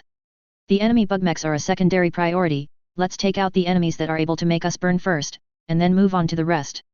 Chapter 178, Invasion of Alpharots, Night Fight. Midnight, March 22, 3036. Come and get some. Carter yelled over the open comms as another small wave of white-painted war machines charged what was left of her unit. I've got enough armor and ammunition to put you into the dirt. The driver of Carter's von Luckner pushed the Vox 225 fusion engine to its maximum, sending the heavy tank rocketing forward towards the enemy mechs and vehicles closing in. A flurry of missiles left the missile tubes on the turret at the same time that a Gauss rifle from a nearby Highlander impacted the first of the enemy mechs, sending the medium-weight machine to the ground. Pick your targets wisely, this is probably the first wave of the night, Carter told the 2 battalions that were what remained of the 1st Marksmen. Ma'am, we've got 30 minutes before the techs and engineers are done with what you asked for, an infantry officer relayed. Requesting permission to redeploy and drop on these guys from above. That's a negative, Captain, Carter told the other officer. I need those engineers and your infantry alive for the rest of the party. After all, there's no sense in spending all of our favors right now. Copy that, holding our party favors in reserve, ma'am. The message came through punctuated by the sound of autocannon pinging among the wreckage of the motherlode. Carter's tank shuddered as a series of enemy missiles struck the front of it, the detonations shaking the tank but not phasing the crew, who proceeded to wheel around an enemy medium mech and tear its rear armor to pieces before moving on. Where the hell is our Ka? The Highlander that was backing up Carter's tank asked as he got blasted with 2 PPCs from a duo of Griffins. I'm losing armor here. He punched a hole in one Griffin's ammo bins with a gauze round and watched it explode before turning and laying into the next Griffin with his trio of ER medium lasers and his 6-pack of SRMs, causing its armor to melt off and the missiles to carve into the holes made by the lasers. Then, the second Griffin stumbled, the PPC that was charging went off as it hit the ground and caused an explosion that blew off its arm. Get some. The Highlander pilot crowed as he celebrated his 2 kills. Good work, Carter told the pilot. But be wary, there are still more of them out there. Ma'am, we've got the spare fusion engines hooked up to the motherlode's weapons and sensors, we're running a systems check now, the infantry captain reported as he shifted in place. We are ready to open fire when given the command. Open up the heavens and let it rain down hellfire. Carter ordered as the weapons on the fortress powered on and began to lash out at nearby enemy mechs and vehicles while the last of the Sting gunships started their strafing runs. They're falling back, Colonel. What are your orders? One of the battalion majors asked via the comms systems. Let them go for now, and get salvage and recovery teams out there, we've got to repair and rearm before we push them further, Carter told what was left of the 1st Marksman. March 23, 3036. Your people did damn fine work out there, Colonel, Field Marshal Rand Felsner told the mercenary commander. I'm sorry that your people paid the price for being the vanguard. We knew what was at stake, Carter stated. Now we just want to put these assholes 6 feet into the ground. You're going to our second line, Felsner told Carter bluntly. Until you can put a 3rd battalion out, we're going to need you to patch holes in our first line. So you'll be our QRF until further notice. Copy that, sir. Carter's voice didn't show the relief that passed through her, but her eyes relayed the message. We'll make sure that the gaps are filled in. Take care of your people, Carter. We'll handle making sure that these bastards pay, Felsner consoled the younger commanding officer. As long as we get called on to actually fight, then I can accept that, sir, Carter replied with a sad smile. It'll take a couple of years to rebuild from this. It's never the machines that are hard to replace, Rand Felsner agreed. It's the people that pilot them. I'll be assisting in the repair bay if you need to find me, Field Marshal, Carter finally said as she stood up. Have a good night. March 24, 3036. This is Field Marshal Rand Felsner of the Armed Forces of the Federated Suns. I am offering the enemy forces in the city one last chance to surrender. Should you choose to surrender, then you will be given a fair and just trial. Should you fail to surrender, you will all be treated as terrorists and we will come into the city to root you out. I have a counter-challenge, a confident voice rang out over the same communication channels. I am Colonel Joshua Wolf of the Wolf's Dragoons, and I challenge whomever you choose as your champions to a duel for the fate of the planet and of the forces remaining. I will be bringing 3 lances of my elite mech warriors. Let us see what you will bring in comparison. Has Kerensky and the logistics personnel arrived yet? Felsner turned to his aide-de-camp. Yes sir, they made landfall 6 hours ago. Good, I need him and his bodyguards to report to me right away. If we're going to do this, then we're going to do it right, Felsner said as he considered the unit roster in front of him. Let's coordinate with the marksmen and with the other units on planet. I've got an idea. Copy that sir, getting the other commanders on the horn now. You're a good man Charlie, keep up the good work, Felsner replied. Just don't tell Lucy that I'm running all of your errands again, the other man chuckled. I'm not sure I can live through another dose of her therapy. I'll see what I can do, Felsner replied. Now let's get to work on destroying a terrorist organization. They won't shoot themselves after all. Chapter 179, Invasion of Alpharots, Trial of Patience. March 25, 3036. You're sure that you're okay with playing bait? Rand Felsner asked David Hull Kerensky. Because we can find someone else if we need to. David turned and looked at the Ducal Guard members that had shown up a couple of weeks ago with a letter from his father. I think I'll be just fine, sir, we can run distraction for as long as you need us to. I'll be joining him as well, Elsa spoke up. I will not allow David to expose himself like that without me there to back him up. We only need you to hold their attention for a couple of hours, Felsner continued his briefing. That's how long it should take for us to move everyone into position for what we have planned. We'll either distract them for the amount of time necessary or we will kill them, a gravelly voice with an old Northwind accent spoke up. Major McIntosh, the man introduced himself. I've heard some good things about you, Field Marshal. Now let's see if you measure up to them or not. It's an open field with limited forests to use for cover, David muttered to himself as he moved his croquet in formation with the 7 other mechs. We're going to have to make every single shot count. We've got you covered, McIntosh spoke up. Just make sure you connect your shots and we'll take care of the rest. I can pull some of my weight, David replied. But I know I'm standing on the backs of giants, and I hope that one day I can stand on my own. Well, we'll just have to wait and see about that, McIntosh grinned as his Highlander moved to take point. But first, let's take out this scum that believes they are worthy of honor. The trio of mechs painted in olive drab with the black watch tartan began to pull away from the rest of the small unit, supported by 2 of Natasha's marauders. You asked for a duel, and you have yet to appear. Where are you, Joshua Wolf? David taunted on open comms, playing up the bloodthirst and youth to drag the charade out for longer. You are no soldier, but a scavenger, and a coward. Fine words from the son of a man who loots everything down to the bedrock when he leaves a planet, Joshua Wolf's smug voice responded.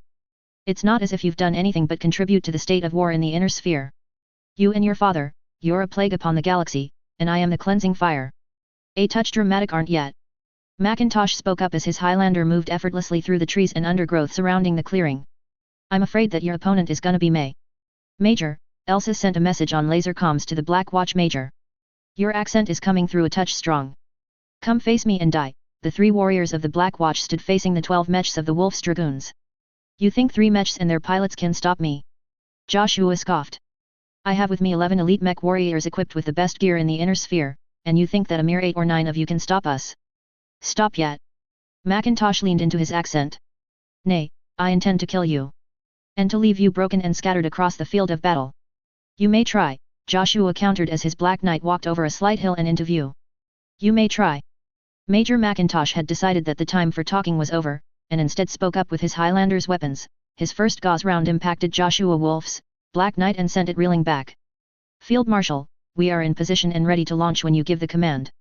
Begin operations, Field Marshal Rand Felsner ordered. Let's get this over with. Copy that sir, beginning the descent now. Make sure to take Christopher alive, Felsner ordered. He has information that we can use, anyone else that isn't an HVT I want to be terminated. Romeo Foxtrot copies, we're on task now. Godspeed, Felsner turned to his comms officer and gestured for her to change it over to the next channel. Carter, you got your dropships in position. We're ready to drop, Field Marshal, Carter's voice came over the comms systems. Our stings are a little over-encumbered, but we're about to fix that. If you can hold out for another 15 minutes or so, it'll be the opportune moment, Felsner replied.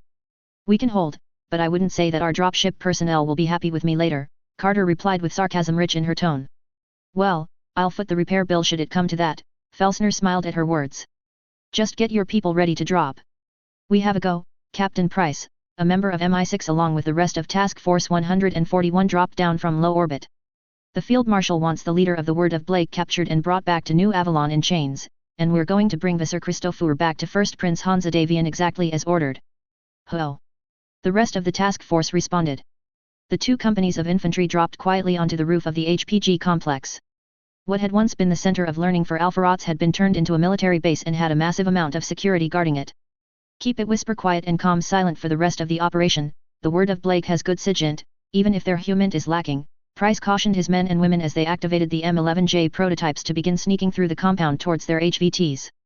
Sticking to the shadows to assist in the cloaking devices, Price and his teams went through the camp, quietly exterminating every single soldier that they came across while making sure to inject any VIPs with a specific cocktail of drugs to keep them unconscious until they could retrieve them. Nearing the head office of the HPG, Captain Price and his battle buddy prepped to breach the room. Doing rock, paper, scissors, to decide who would be the point man. Price lost and shrugged before gearing himself up mentally to enter the next room. Then counting down with his fingers, his battle buddy threw the door open and tossed a flashbang in while Price polarized his mithril's visor and went in, shooting the trio of guards in the room before grabbing the HVT and hauling him down to the ground. I have the HVT, checking for suicide measures now, Price told his teammate while yanking out the lone suicide tooth that he found. Injecting cocktail now, let's get the VIPs rounded up and spin up our ride out of here. This is Romeo Foxtrot 141. We have secured the VIPs, and are evacuating now. Be prepared to cover our exfil, Price told the officers that were in charge of his operation. We read you, the party has already started, just make sure you evade the people dropping in, they have an invitation. The response came back as drop pods filled with infantry, mechs, and tanks all began to drop into the middle of enemy formations. Roger that, command, we're leaving the party now that the crashers are here, Price replied. We're taking a super heavy VTOL on our way out, make sure not to shoot us out of the sky. We'll be sure to miss just enough that they think you're one of theirs, came the response. Happy trails Romeo Foxtrot, see you back at base. Chapter 179.5, Nemamim Pun Lacesit. Major Macintosh casually sidestepped a PPC from Joshua Wolf's Black Knight and then turned to face the enemy annihilator approaching from the side. Twitching his twin sticks to the left and squeezing the triggers, Macintosh's Gauss rifle blew open a hole in the side of the enemy 100-ton war machine, which was followed by a flurry of SRMs.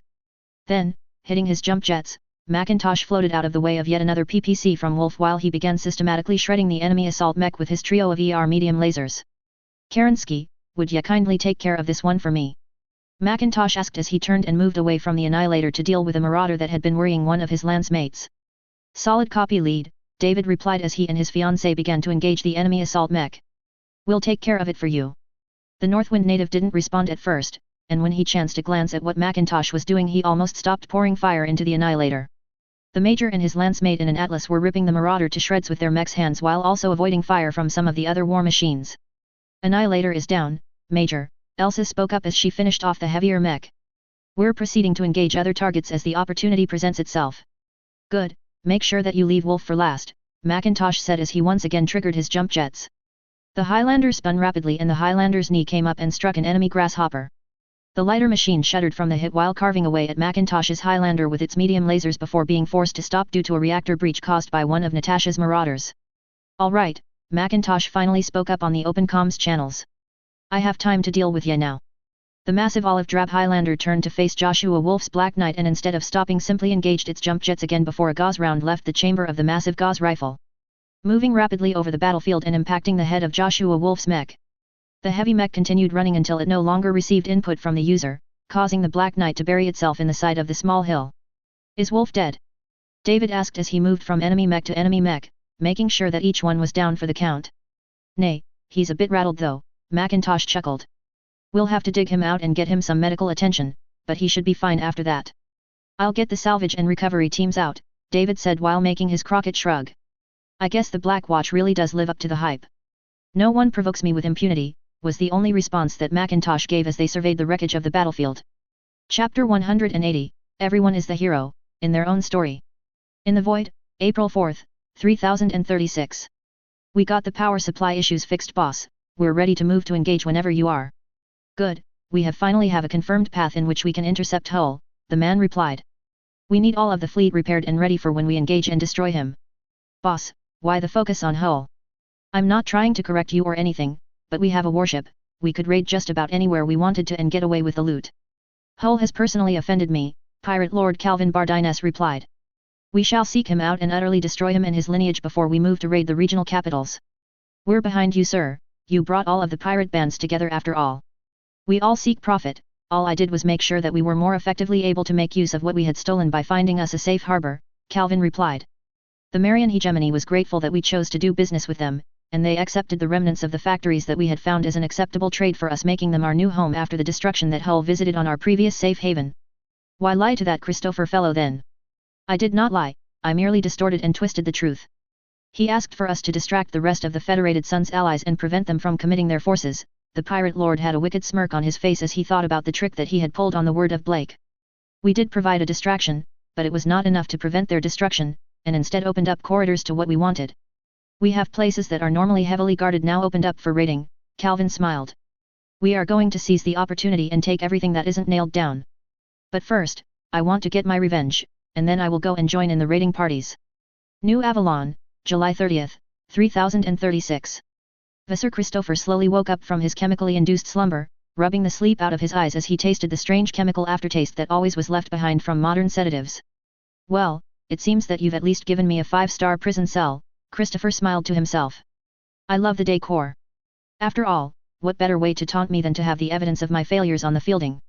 The ceiling, walls, and floors were all mirrored one-way glass, which meant that everywhere that Christopher turned was an image of himself. The only thing that wasn't mirrored was the lone bed in the corner next to a toilet. Well, is anyone going to speak to me? Christopher asked and then waited. Isolation to see if I will break. The man folded his arms and sat down on the flat shelf that sufficed as a bed. How long are you planning on leaving him in there? Hansa asked as he looked down on the man who had ordered and orchestrated the death of his brother. We're going to give him 24 hours of isolation and no food until the time is up, Arden Sortek replied. We managed to locate and bring in your nephew. He should be arriving in a day or so. I want every single piece of intel you can pull out of Christopher cross-analyzed and gone over by both our people and that of our allies, Hansa said, stroking his chin where the beginnings of a beard were growing. I'm bringing Dana with me to meet the boy and his mother. It is not their fault that they were caught up in this scheme of the terrorists after all. Just try not to let your emotions run wild, Arden cautioned. It's going to hurt a little at first. I'll have Dana with me, Hansa said. She'll help me out if I get overwhelmed. Mark is supposed to be arriving in a couple of months, Sortek said. I would consult with both him and with the Steiners before making any decisions about bringing him into the official line of succession. I'll take that into consideration, Hansa replied. I'll be in my quarters should anything that I need to know about happen. Have a good night, Hansa, Sortek said as he moved to sit at a desk nearby. I'll keep you posted on everything. August 6th, 3036. Ms. Avelar, Hansa greeted the woman who was his nephew's mother. I take it this is little Michael. It is, the woman answered curtly, eyeing Hansa and his bodyguards with suspicion. Are there any more tests that you would like to run, Your Highness? Venom shone in her voice. No, and I apologize for anything that may have distressed Michael during this entire process. Hansa knelt down to get a look at the 3-year-old that was hiding behind his mother's legs. Hello there, Michael, I'm your Uncle Hansa, would you like to see the rest of the palace? I have a couple of mechs that you might want to see. Michael's eyes lit up at the thought of seeing a real-life mech and he walked around the front of his mother before looking up with a questioning look at her face. Can I go look? I guess so, but stay close to your uncle, I don't want you getting lost, the Avalar lady replied before Dana diverted her attention while Hansa took the boy away to see the rest of the palace. You look so much like your father, Hansa said as he picked the child up and slung him onto his shoulders. Let's get you into a mech, and see if you take after him as well. Now Christopher, can we go over this again? Arden asked the man who was being chemically interrogated. I told you to call me Chris, we're friends after all, the once Prekentaram spoke to one of his reflections. I'm not sure he has any more information to give us, Arden whispered to an aide. Let's ease him off of the drugs until he's lucid again. He'll need the ability to focus in order to communicate with his lawyer after all. We're actually giving him and the rest of them a fair trial. The aide asked incredulously as they left the mirrored room and sealed it behind them. We have laws, and despite my wish to bypass them sometimes they are still necessary, Sortek replied. So they get a trial, and then an execution of their choice. That's too good for scum like them, the aide replied. But I guess I somewhat understand it. It's less about whether they deserve it or not, Sortek replied. And more so that we are a nation under the rule of law, and must conduct ourselves as such or lose the moral high ground against our foes. Chapter 181, Execution. Tigris Zenith Point, August 30th, 3036. Ma'am. The sensors officer yelled out from his station. We've got a massive contact fast approaching, and our battle computer isn't identifying it. Get our transit drive spinning up, and detach our escorts, Admiral Jewel ordered. That doesn't look like it's a friendly warship here to deliver a message.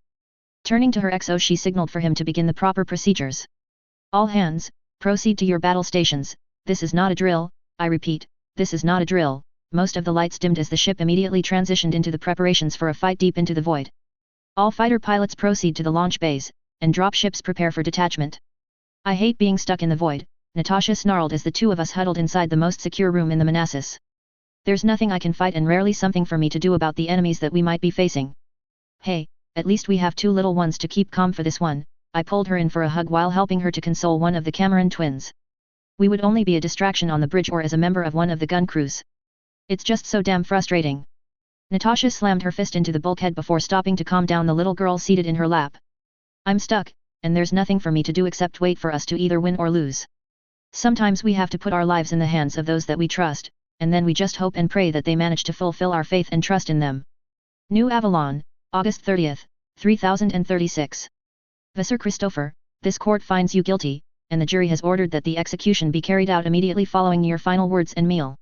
I have no need of a final meal, and I wish to state my final words here, where everyone can hear them and they are a part of the public records, Christopher stated before standing up from his chair. You have no clue what you have unleashed upon the inner sphere with my death, for there is death coming. It may not be in your lifetime, but your children will suffer, and all of the unity in the universe cannot save you from what is coming. The man began to rant wildly for a long time before a certain sense of clarity came upon him. Take me away, I have become mad, and I should be put down like the dog that I am. He offered himself up to the military police that was his escorts and they took him outside to the place of his execution. What exactly was all that about? Hansa asked Allard once Christopher had been escorted to the firing squad. Given that we have the information of Primus Sim's visions of the clans, we expect that given the state of his mind after our interrogation that he may have been suffering from delusions, Quintus replied. But we will be investigating all the same. That's not a Texas or a McKenna, Jewel said to her crew as the Manassas spun around to face the unidentified battleship. Get us facing them, we need to start hitting them with everything that we got. The Manassas triggered its maneuvering thrusters and spun around to face the oncoming enemy, lashing out with its new heavy NPPCs and NAC-35s as soon as they entered extreme range, the massive guns reaching across the void and carving away tons of the enemy battleship's ferrocarbide armor before they passed each other in the void, the enemy's return fire missing all the while. The Manassas spun around so that its broadside weapons were facing the enemy battleship and began exchanging fire with the larger warship even as their escorts battled it out in a vicious furball in the void in between. Ma'am, we're taking some hits but our armor is holding for now. Our return fire is causing some damage, and we've managed to close their ASF bay doors, and it looks like they won't be able to repair and refit their fighters. Good, spin us around and have us give them a fresh face of armor, see if we can get our nose pointed at them for part of our rotation to bring our heavier guns to bear against the enemy, Jewel ordered the bridge crew. Can any of our escorts get close enough to board or cause damage? That's a negative, ma'am, they've got standard Gauss rifles that nearly tore one of our Stings to pieces when it got close enough. Well then, it looks like we have a good old-fashioned slugfest on our hands then, Jewel replied with a smirk. Get our gunnery crews aiming for critical areas, see if we can knock something critical loose so that we can board the battleship. The Manassas spun around to give its forward arc of firepower a chance to open up while also transitioning to the freshest armor that it had, while the enemy battleship seemed to wallow in place before trying to run. They're running, give chase. Jewel ordered. Get us to enough thrust to beat their acceleration and then slow us down to match them. Aye ma'am, pushing the crew to the limits, the navigation officer replied. The Manassas rocketed forward, the improved transit drive pushing the crew to their limits while firing their forward arc into the thrusters of the enemy battleship until the battleship turned and began to open fire again. Get us out of their firing arcs, Jewel ordered. We've got nearly the same range as them, but our accuracy is better at range. Pulling back, prepare for chemical thruster boost, the navigations officer warned before the Manassas seemed to leap upwards, out of the range that the enemy battleship had been consistently hitting it and returning fire with its broadsides. We just lost one of our NAC-20s, I'm rerouting damage control teams over now. Keep the pressure up, they're starting to slow down their return fire, Jewel ordered. Once that ship is disabled I want Marines on standby for boarding actions. The Manassas spun around and its trio of heavy NPPCs lashed out and arced through the enemy battleship, striking one of the primary power conduits and causing the battleship to darken, its lights and everything else going dim aside from emergency power. Chapter 182, Raids. Victoria, Taurian Concordat, September 1, 3036. How are our patrols going? Edward Calderon asked as he sat at his desk across from the current naval commander. They're going well. We've currently got 4 gunships in various flight patterns in the system backed up by a couple of the new Vengeance models that Sharpshooter and TTI are putting out, the Taurian Navy commander replied. They may have cut down on the ASF base, but 26 fighters and just over 2,000 tons of cargo space mean that they can operate in the void for a good deal of time for the long-ranged patrols. That's good to hear, Edward leaned in. I've got a feeling that something bad may happen over the next couple of weeks and I want us on a higher alert status if at all possible. I'll send out the signal, Governor Calderon, the Commodore replied. Is there anything else you needed from me? Just wanted to touch base and make sure that all of our security measures are in place, Edward said as he paused to look over everything the Commodore had just sent over to his slate. We're finally making real progress on getting the citizens here acclimated to the new system of government. Edward sighed. And, PPL has finally started production runs off of the factories that they've been researching and restoring, and I want to keep them in business for a long time, Edward leaned in and looked the Commodore in the eyes. These facilities are going to be critical in the next few years, both in our armed forces and in the eyes of the people of Victoria truly becoming citizens of the Concordat. We cannot afford to lose them. So I want any potential attack stopped well before it hits the ground.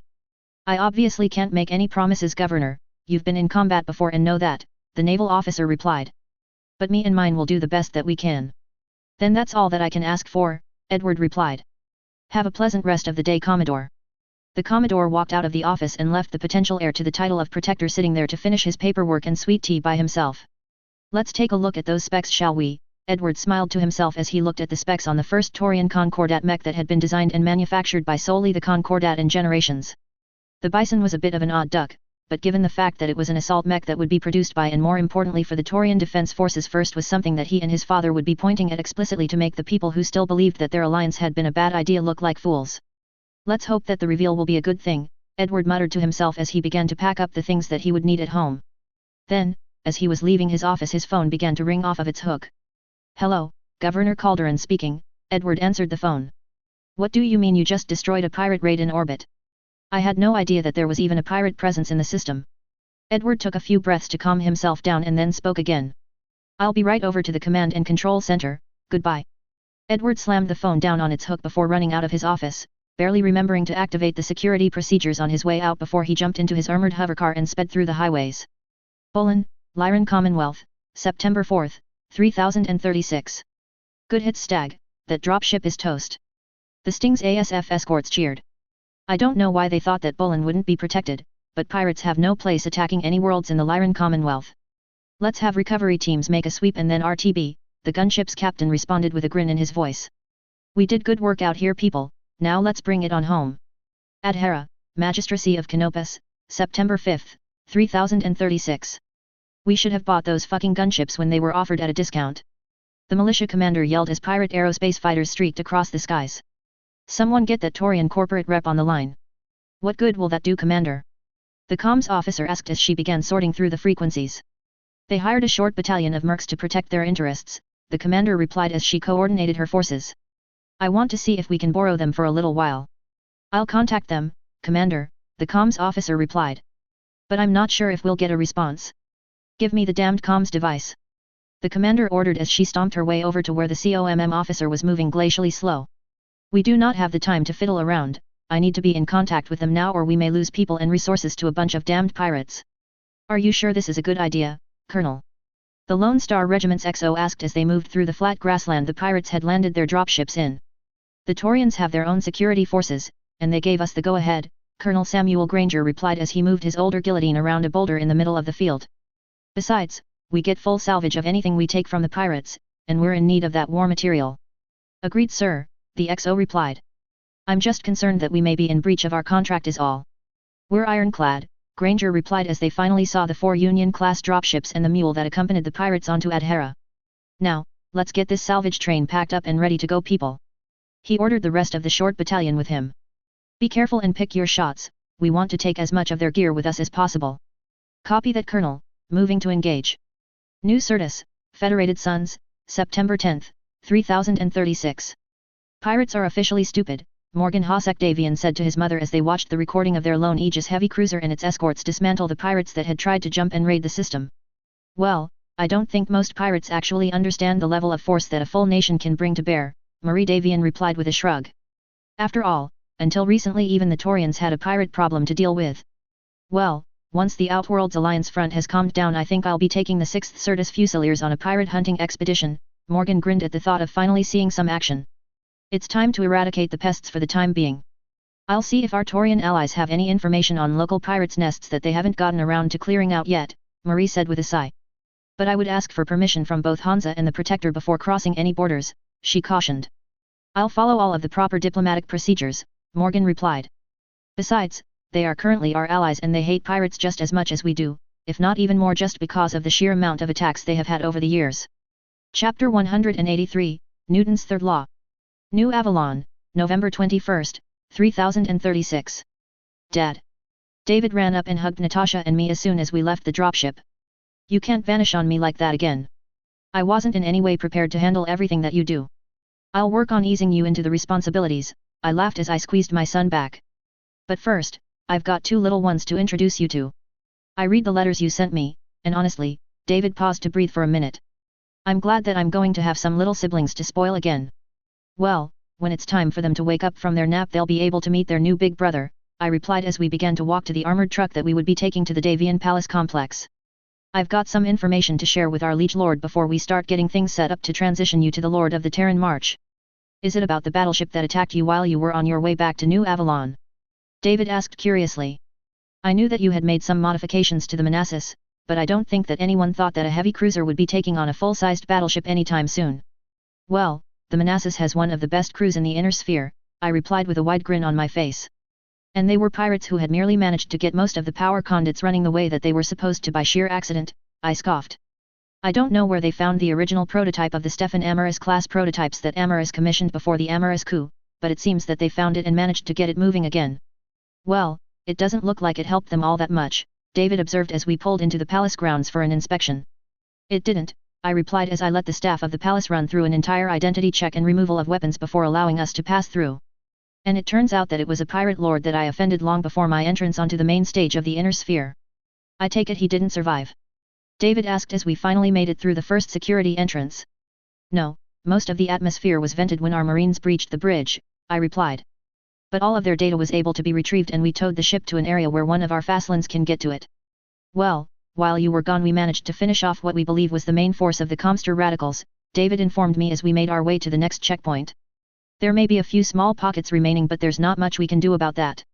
I managed to track down where the pirates were coordinating everything from, I said in response. But it's going to have to wait until I can speak to Hansa and possibly Katrina Steiner. The Marian hegemony has access to the black boxes, I told Hansa once we were secluded inside his office. They and the pirates have been reading the Lyran Commonwealth's mail and have been using it to coordinate their raids. I looked at Hansa once again. The Marian hegemony has been a haven for pirates for a long time, but now they're making their bed with them. I'll pull the Commonwealth and Concordat in on this, Hansa said as he looked over the data I had just handed him.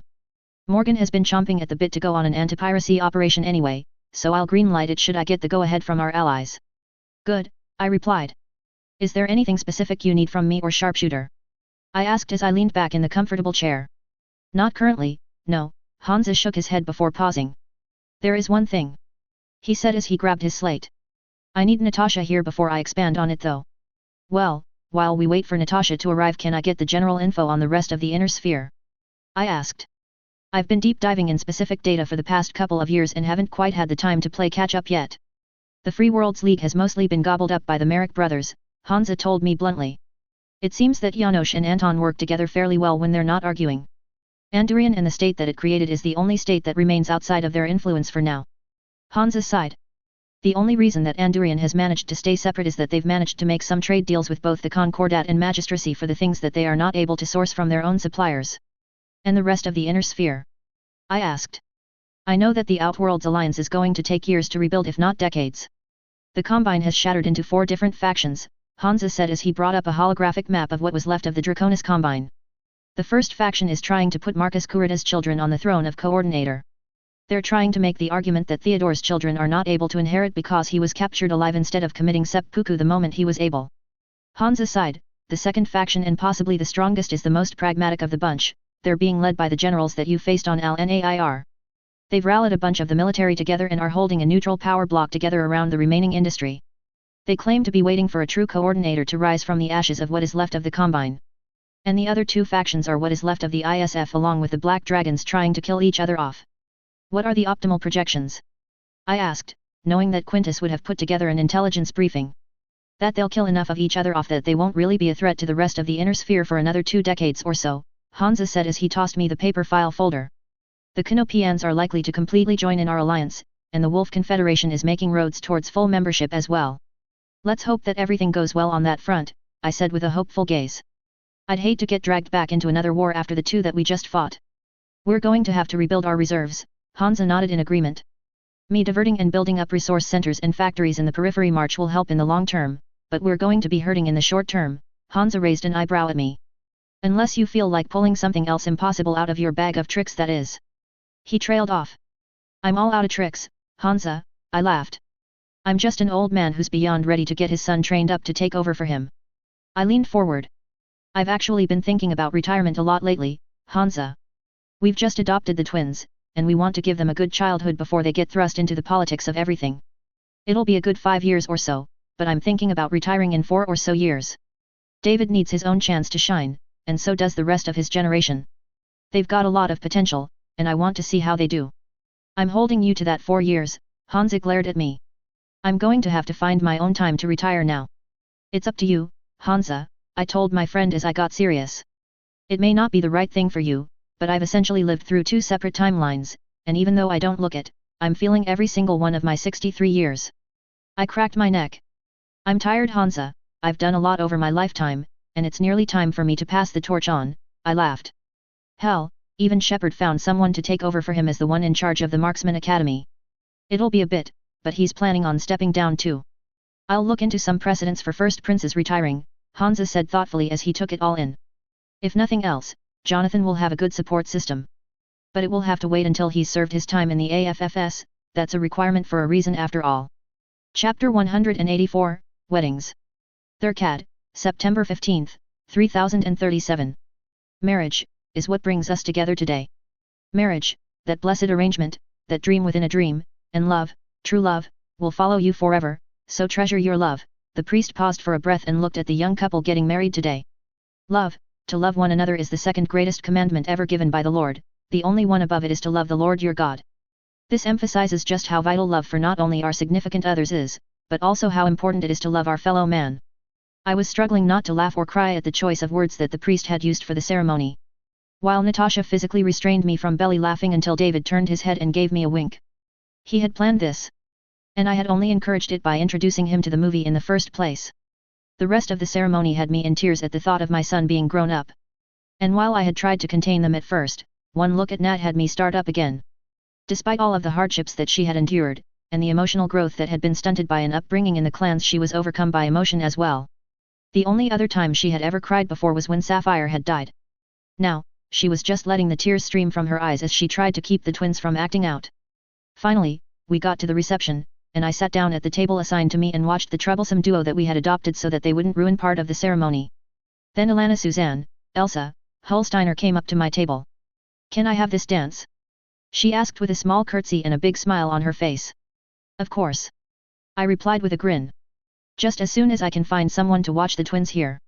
I'm certain that we can have a servant take care of that while I have a dance with my father-in-law. Elsa smiled and then gave a small signal to one of the servants that were on standby in the triad. Thank you, I told the servant.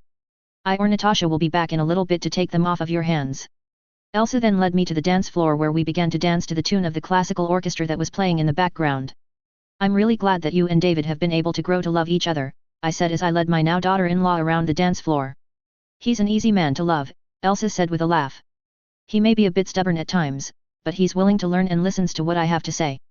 Natasha and I have done our best to raise a son who would be not only a good noble, but someone who would also be a good father and husband, I replied. Would you be willing to take some advice from someone who has been married twice and raised children as well? Of course I am. Elsa scoffed at me. You've been a part of my family for as long as I can remember. So of course I'm willing to take advice from you. Just checking, I chuckled in response. I was your age once, and I don't remember always wanting advice. Nor do I remember receiving advice well all of the time. I shrugged. Always remember to keep your relationship with David at the forefront of everything else. Don't put your children ahead of it, don't put your responsibilities ahead of it. I looked into Elsa's bright blue eyes. If you keep your spouse as a priority, you will enjoy your relationship a lot more over the years and you'll find it to be more stable in the long term as well. Elsa just hummed as she considered my statement as the song came to an end. I also told David the same thing, I told her as we walked back to my assigned table. It's something that my parents told me when I got married the first time and I figured I should pass it on. Thanks, Elsa leaned in and gave me a hug and a peck on the cheek. I'll keep everything in mind. They grow up so fast, I told Katrina as I made my way over to her. I remember when they were still trying to get in trouble during Christmas on Kent Aries 4. Time does seem to fly by, doesn't it? Katrina offered as she sipped a little champagne from her glass. It feels like a couple of weeks ago we were doing anti-piracy operations in the magistracy, and now we're here watching our children get married. Yeah, it really puts things in perspective, doesn't it? I asked. We've changed an awful lot over the last 3 decades. Indeed we have, Arthur cut in. And I heard that you were planning on retiring. Yep, I replied with a shrug and a small smile. I've got 2 to 3 more years and then Natasha and I will be passing on the torch in order to settle down and finish raising the twins we adopted.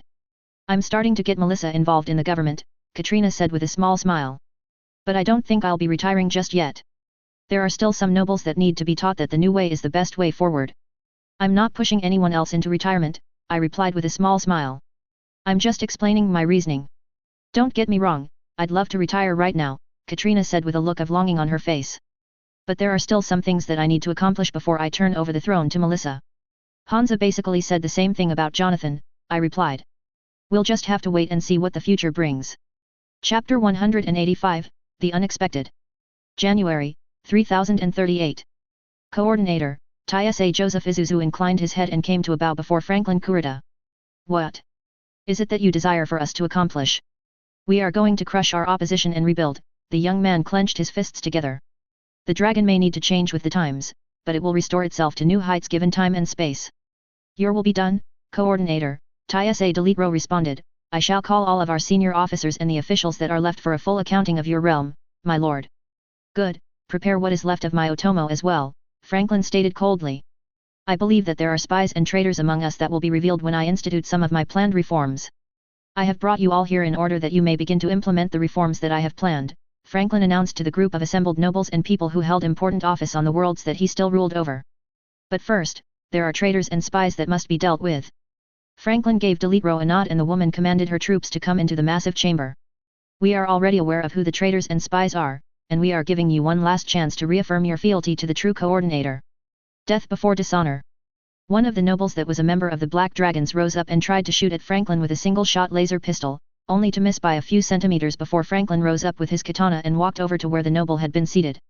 So you have chosen death, Franklin spoke softly in the now extremely quiet chamber. I will grant you your desire. Franklin unsheathed his katana and killed the noble before turning to address the rest of the nobles. Does anyone else have a burning desire to commit suicide? Franklin asked as he returned to his throne. I would prefer that you all live, there is no greater honor than to return unbroken and able to live to fight another day. Franklin stood before his throne and flicked the blood off of his katana as he spoke. Our samurai are few in number, and we have long forgotten what honor truly is, Franklin sheathed the sword to emphasize his point. Honor is more than dying for the Combine, but it is in everything that we do. I am a bastard, yes, but I am more than capable of leading the dragon to prominence again. Franklin sat down on his throne. But there are things we must change first. We do not have the numbers nor the capability of waging war long term if our soldiers believe that honorable retreat and living to serve another day is not something that will be honored. We need every single one of our soldiers. But we also have great need of civilian minds and bodies who will be willing to die for a greater cause if the need is great. But this will change the very fabric of the dragon, one of the oldest nobles there stated. Will we still be the same after this? I should hope not, Franklin spoke passionately. Everything in nature adapts or it dies, and we must now do the same or our enemies at the gates will break them down and come in to burn our houses and families down. I see, the elder noble inclined his head. If you were Takashi or your father I would request the use of your garden, because I am not certain that I am capable of adapting, the old man met Franklin's eyes. But you have made your stance on such things clear, and so I offer myself and my house to be of use to you in the way that you see fit. Shogun, I would be honored if you were to be my advisor, Franklin inclined his head. I will have great need of the wisdom of a man who has seen 4 coordinators in his time. I am at your service, Coordinator Kurita, Shogun Mikhail Friedrich replied. My world lies ready to beat the drums of war, and our factories are ever yours. February 3038. Coordinator. The plant manager of the local Bergen Industries plant paled when he saw that Franklin Kurita had paid his factories a visit. Still yourself, Franklin spoke softly. I have no need of your head, I desire to see what improvements might be made, and what we might be able to restore to full use here. Coordinator, we are only currently able to produce more locusts at this time, the plant manager informed him.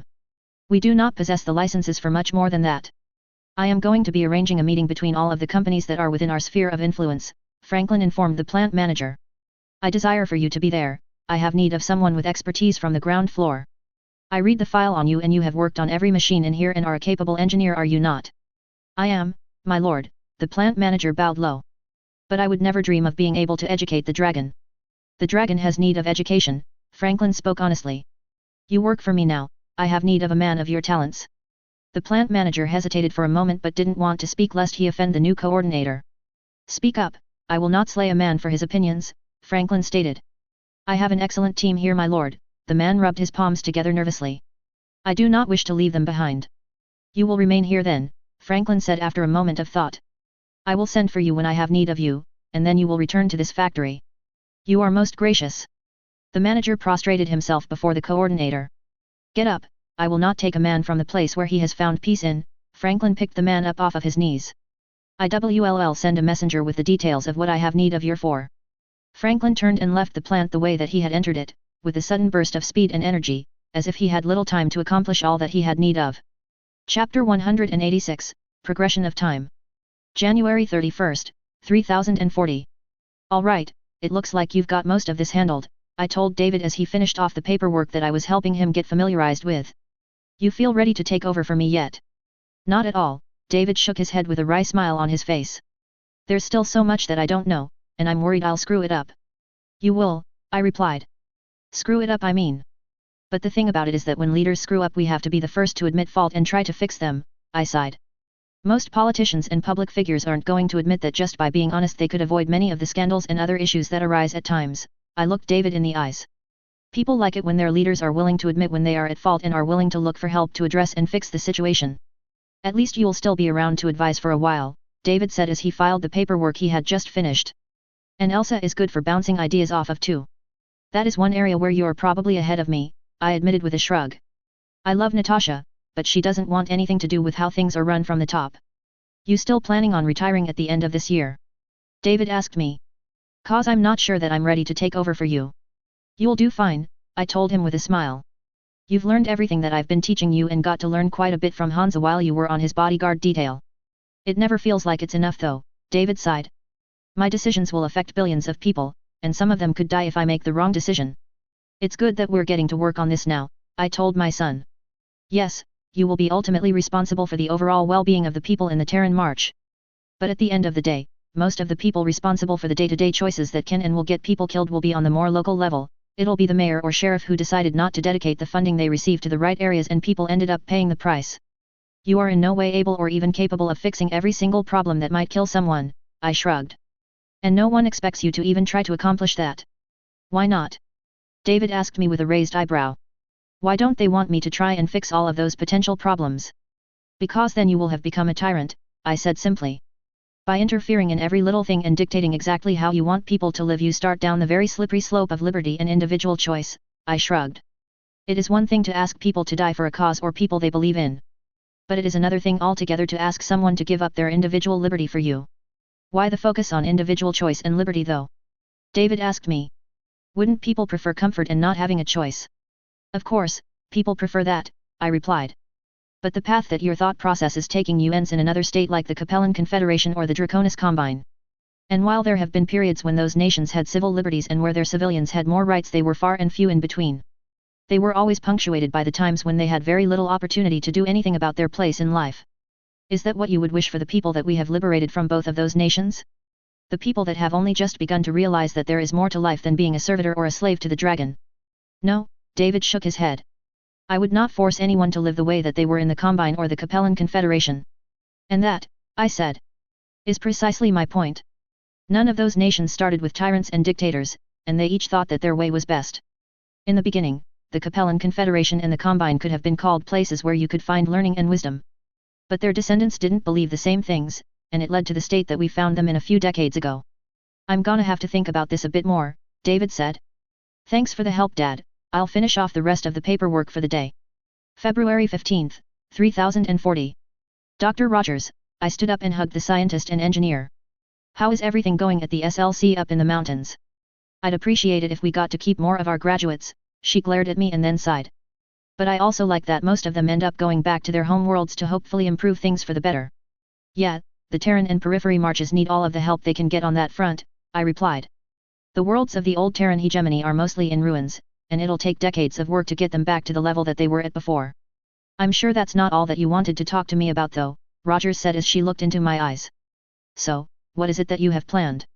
We're going to be turning most of the warship fleet over to the AFFS in a couple of years, I said bluntly. We're going to be keeping the Stefan Amaris, the Narukami, and the Manassas. I want to know how much longer it'll be before the battleship and destroyer are ready to be crewed and tested in the void again. 3 years before the Stefan Amaris class is space-worthy again and the refits that you requested are done, she sighed. And 2 before the Narukami can do anything more than just float out in space. So 5 years before the 2 warships are capable of doing anything that I would need the 4. That sounds about right, Rogers replied. Why? Is there something important that you need them for? Let's just say that I've got something planned, and you might want to be on board when we attempt it. There was a grin on my face. They managed to get it working? Rogers asked excitedly. I thought that it would be another 5 to 10 years before they managed to replicate the experimental drive on the Manassas. They've had 3 confirmed working test runs, I replied. We're going to be refitting the warships with it and repairing the unit on the Manassas. We're going to be having NAIS triple check everything, but any new jump ships rolling off of the yards will have a range of 40 light years instead of the usual 30. That could cut travel time down by quite a bit. Rogers began to get excited once more. Are there any plans for a long-term test? They're going to be performing a test run from their CAD to New Avalon and then over to Taurus this year, I confirmed. That'll be the final test to make sure that everything runs smoothly. It's a brave new world out there, Rogers grinned. With the chance for discovering new or lost worlds around every corner. Indeed, I lifted up my coffee in a salute to her remark. The face of the galaxy is ever-changing. Chapter 187, The Future is Now. June 15, 3047. You're sure that's what you want to do for the rest of your life? I asked my adopted Cameron, daughter, Amanda. You've got Mathis, but David doesn't have anyone that he trusts to have his back like that, Amanda stated firmly. He needs someone who he can rely on to look after him and his family the way Mathis does. It's your life, I replied as I looked my daughter in the eyes. If this is what you really want, then I'll sign the paperwork and we'll have Mathis and Macintosh start training you, I smiled at my daughter. This won't be the same kind of training as you got while going to the Marksman Academy, I told her bluntly. Bodyguard details are an entirely different kind of warfare and mental space to be in than most people are used to. I know, Amanda replied with a smile. But it's what I want to do. Then we'll start transitioning your training away from regular warfare and get you working on a lot more CQC and mithril-based training, I told her. We're not going to do away entirely with battle mech piloting or being able to drive a combat vehicle, but your focus won't be on those things for now. When do I start? Amanda asked eagerly, her eyes sparkling in delight as I granted her request. In a month or so, I laughed at her eagerness. You still have to convince Ian that this is what you really want after all. But Dad, he wants to go do science-y stuff, Amanda complained in the way that only teenagers did. And that's boring, why can't he want to blow things up with mechs, tanks, or explosives like a normal person? Some people enjoy science and engineering, like your brother or Dr. Rogers, I shrugged. And then there are people like you and your mother, who would rather do anything but sit and do math or engineering. I guess, Amanda responded as she stood up from where she was sitting across the table from me and made her way over to next to where I had been eating my brunch. You're pretty cool sometimes, you know that. Amanda leaned in and gave me a hug before darting away quickly. I'm only cool sometimes. I playfully roared and began to chase her around the house as she made her escape while giggling the entire time.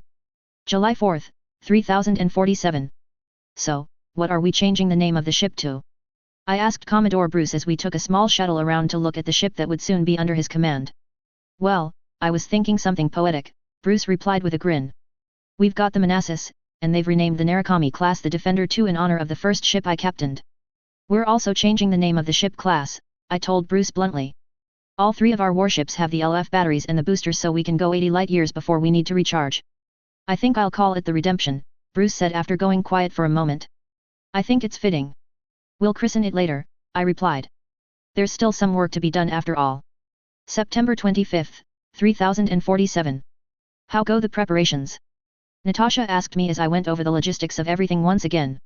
Looks good, I replied with a grin. But it'll be hard work even with all of the gear we're packing into the warships and the 2 mammoth dropships. Don't forget that we're going to need civilian personnel with us, Natasha reminded me. Quite a few of the freebirths from Clan Wolf are planning on joining our expedition as well. If High Brazil was hidden like that, then there have to be other habitable worlds and possibly even Star League or Hegemony remnants, I said as I looked at a map. Why not spend our retirement hunting for them? As long as I get to shoot at pirates, I shall be happy. Natasha sat down in my lap to distract me from what I was working on. But it's more important to me that I spend our retirement with you.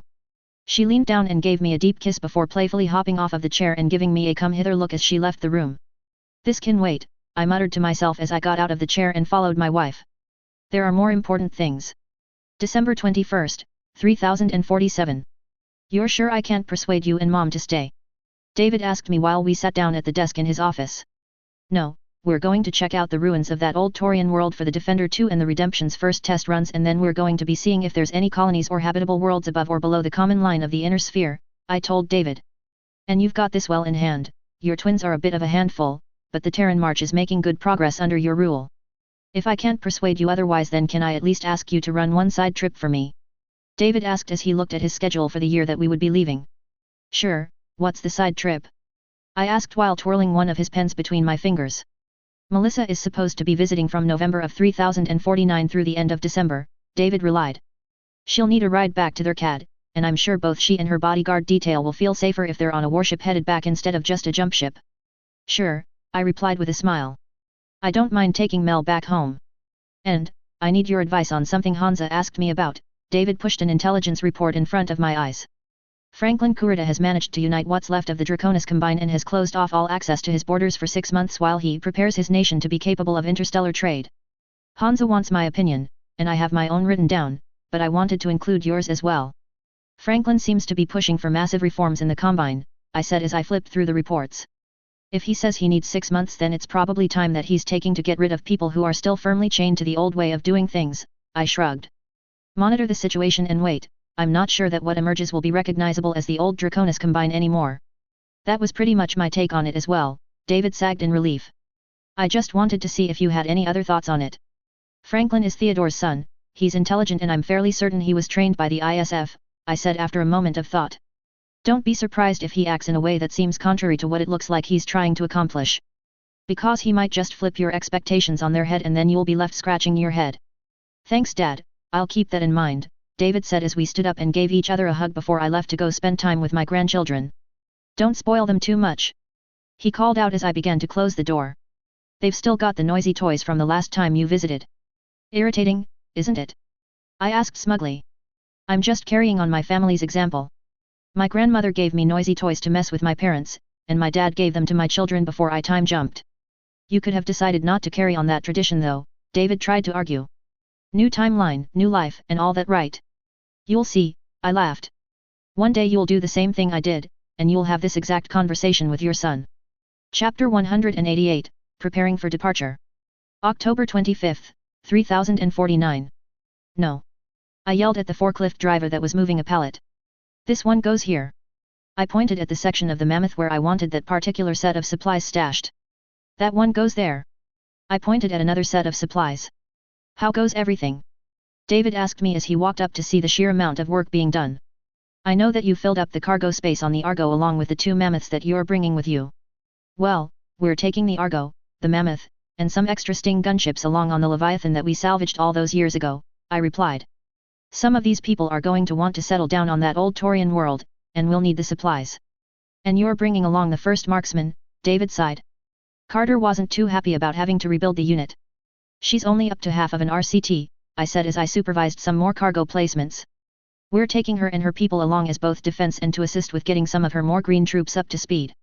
Well, let me know if you need anything, David said as he clapped me on the back. You might die on the trip, old man. Just try and keep the inner sphere in one piece for me while I'm gone, I chuckled. I spent years putting it together and don't want to have to come back and fix it. I'll see what I can do, David laughed. But I'm not making any promises. You sure we're going to need all of these extra munitions? Carter asked me as she looked over the manifests of what her dropships and jump ships would be carrying. No, I just have a feeling that we might end up needing the spare parts, I replied. And we have the capacity, so we're bringing them. Fair enough, Carter replied. I'm glad that you managed to get AMS mounted on all of my dropships this time. I'm sorry that I didn't manage to get it done before the War of 35, I said as I took a sip of my water bottle. I'm glad that you are still willing to come with us on the trip though. The marksman is your unit now after all. It's become almost tradition at this point, Carter said with a smile. Every CO of the marksman has to take a contract for the founder of the unit, shrugged. I've got to set an example for my daughter after all. She's coming with? I asked. I thought she hadn't graduated yet. She'll turn 17 on the trip, that's early enough to start learning the family trade, Carter replied. I think she wanted to aim for the ducal guard though, she sighed at me. For some reason, every girl or woman in the Terran March thinks that if they're just good enough to impress Natasha that she'll make them a part of her marauders. Yeah, I chuckled. That's not how that works, the marauders will be limited to her group of 6, and maybe their children. Why does he not notice? Yvonne Hazen asked Natasha as the two of them watched Major Macintosh leave the mech bays that were used by the Ducal Guard. You have to make it extremely obvious, Natasha stated. Mark refused to acknowledge that I was even desirable until I force him to take notice. And how did you get him to take notice? Yvonne asked. I have tried everything short of bluntly asking for him to mate with me. That would work in the clans, but the men and women from the inner sphere are a different sort of breed sometimes, Natasha said and then grinned and leaned down to whisper in Yvonne's ear. I can see how that might work, Yvonne said after a moment of consideration. I shall try it before our departure, and we will see if your words are proven accurate. November 25, 3049. You sure that I can't convince you to let me come with you? Melissa Steiner pleaded with me and Natasha. If Adam can get away with disappearing for a little while, then I should be able to as well. Your mom would have me killed by the end of the week, I replied. Besides, you'll get to tag along with us for a little bit while we're on our way to their CAD. I guess that'll have to work, Melissa pouted. But you owe me an adventure, Uncle Mark. Everyone else has gotten at least one and I think it's my turn. Sure, I waved Melissa off. Go bother your nieces and nephews for a little while, I've got to finish up the last of the paperwork before we head out. Fine, but you owe me one, Melissa threatened with half a smile in her voice. When did I turn into Zuko? I shook my head. Did I start taking people on life-changing adventures somewhere in all of the stuff I did? I leaned back in my chair for a minute and thought back over all of the things that I had done over my career. Fuck, I did, didn't I? I sighed. Well, not much I can change about it now except to accept it and move on. We're ready to head out on January 1 st, I told Natasha as we ate a late dinner together. All of the prep work is done, and all we'll need to do is a final roll call and lift off when it comes time to leave. Good, she said as she dug into the dinner I had made the two of us. It has been quite some time since we went on an adventure together. How's your little matchmaking scheme going? I asked, shifting the topic of conversation. It seems that Major Macintosh and you are built much from the same cloth, Natasha smirked. I think we'll see the results of my actions shortly though. What did you do?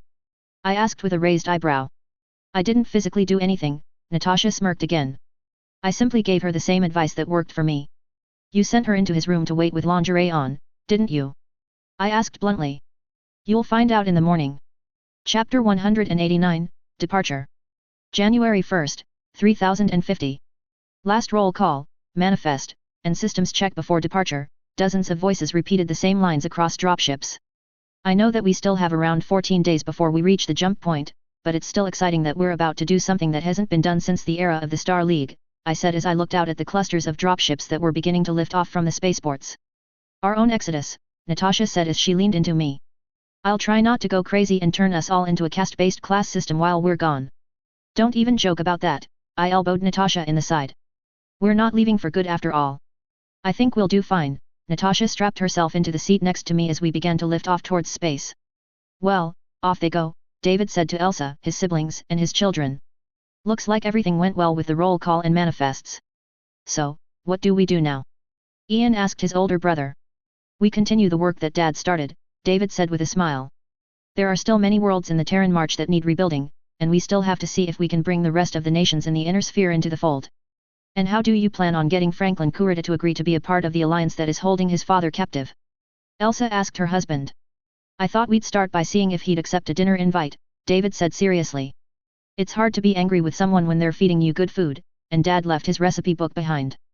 There's a really good recipe for ribs in there that I think would be enough for someone to declare peace over. Only you and your father would try to do something that crazy and expect it to work. Elsa rolled her eyes at her husband. Have you had those ribs? Amanda asked her sister-in-law. They're the best thing I've ever tasted. I think it might work, Ian offered as he shyly raised his hand. Food and sharing a meal has been proven to produce favorable results on even the people who are enemies. I chose to marry into this crazy family, Elsa reminded herself. January 14th, 3050. How's the new ship? I asked Bruce as we docked with the Redemption. She do well on her maiden voyage. She's like a brand new ship, Bruce smiled. A bit heftier than my old boat, but I'm still satisfied. That's good to hear, I replied. The rest of the dropship fleet should be docking within the hour, and once we're all set we'll be jumping out. You going to transfer over to the Manassas? Bruce asked, knowing that the heavy cruiser was my ship. Yeah, I just wanted to check in with the fleet commander, first, I replied. Nat and I'll take a small craft over and get ready for the rest of the trip. Well, everything has been through a dry dock in the past 2 years, so we shouldn't see any real issues pop up, Brew replied. But we're triple checking everything just the same. I'll leave you to it then, Admiral, I patted my friend on the back before making my way to one of the small craft bays. All dropships and jump ships of Expedition Alpha, this is Duke Hull speaking, I said over the open channel to all of the ships in the fleet. We've got a long journey ahead of us, and I know that problems will arise, but remember that we're a part of something special. We have people from almost every nation in the inner sphere cooperating to make this work, and we are laying the foundation for something that will last beyond us. Take pride in the fact that we're going to explore new places and rediscover old ones.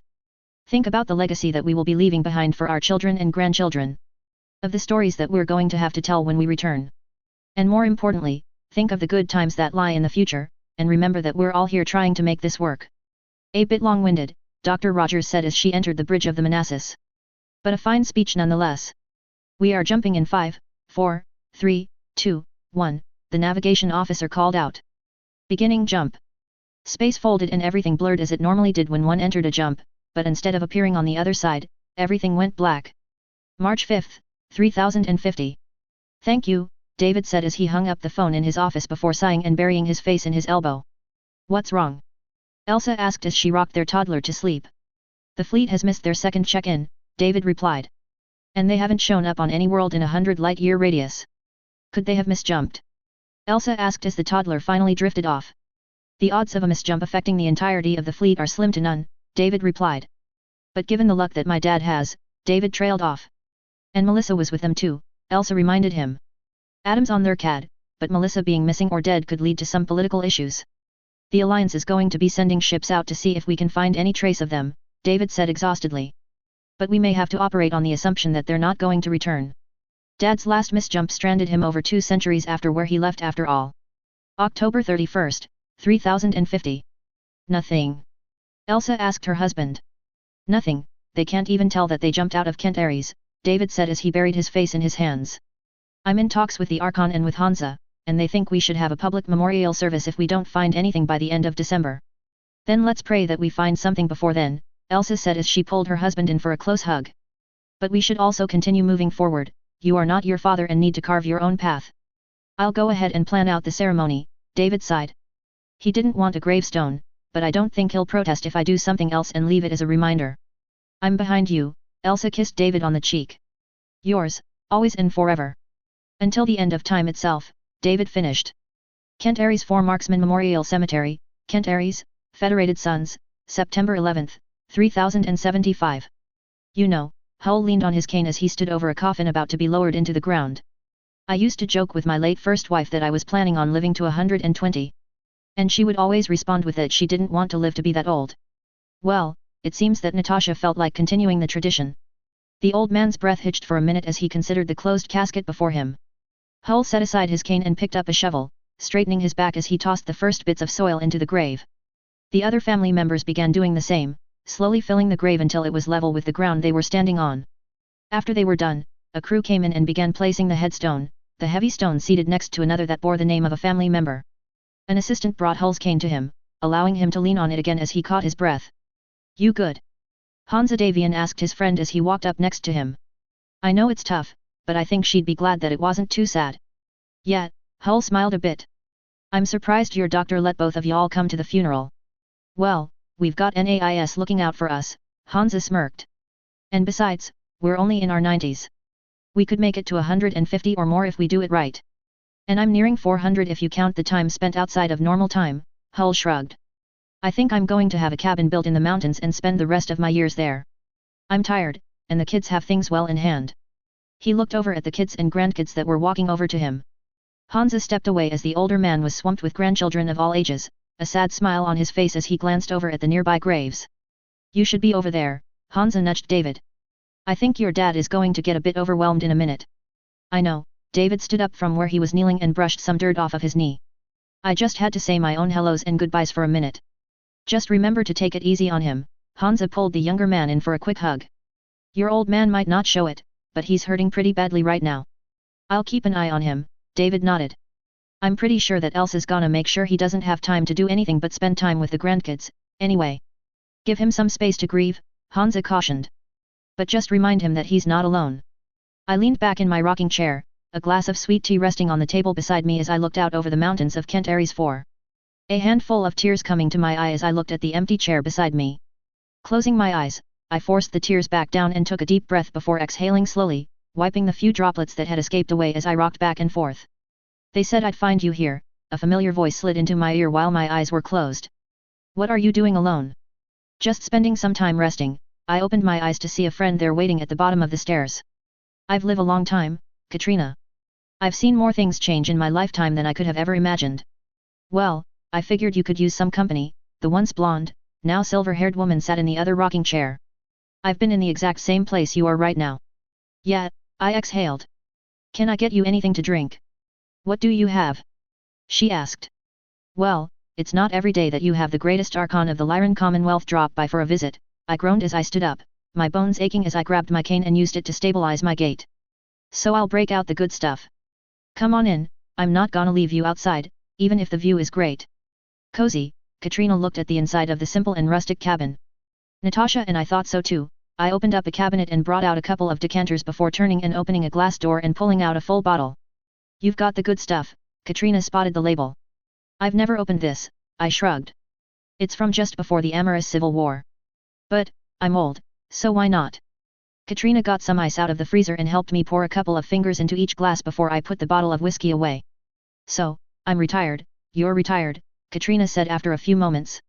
And, I find that I'm bored more often than not nowadays. So you have a plan? I raised an eyebrow. I do have a plan, Katrina smirked. You still got your old hammer? Yeah, I shrugged. I don't drive it all that much, but I've got the one I used back when I started stashed away somewhere. You still have that personal dropship? What are you planning? I raised an eyebrow. Just because we're retired, doesn't mean we're not dangerous, Katrina stood up. You trust me? Yeah, I nodded. I trust you. Then get your hammer loaded up onto the messenger and I'll tell you what we're doing when we get there. I felt a nudge in the small of my back, as if Natasha were still here and pushing me to do the spontaneous thing. You know what? I stood up and set my cane aside. Fuck it, let's do this. That's the spirit. Katrina tossed back the rest of the whiskey before standing up and walking to the door. Let's go. There's still plenty of life left to experience. Yeah, I looked at the mountains. There is still a lot of life left to live. I turned and looked at the empty rocking chairs. I'll always love you and miss you, I whispered. But it's time to move on. A honk came from Katrina's SUV. Come on. Adventure awaits. I walked down the stairs, throwing a glance over my shoulder, and for a brief moment, I thought I saw Natasha and my first wife smiling at me, waving goodbye before turning and walking away, disappearing into the light. So, I strapped myself into the vehicle. Where to? We're dropping by the spaceport to pick up Morgan and Patrick, Katrina put the car in reverse. There's a few more people I'm grabbing before we leave. You're just making me more curious as to what your plan is. We moved through the winding roads down the mountain. You'll figure it out when I do. Katrina laughed. I'm making it up as I go along for once. And so we rode off towards the spaceport, the mountains of Kent Ares behind us, and a whole new adventure waiting for us to jump into it.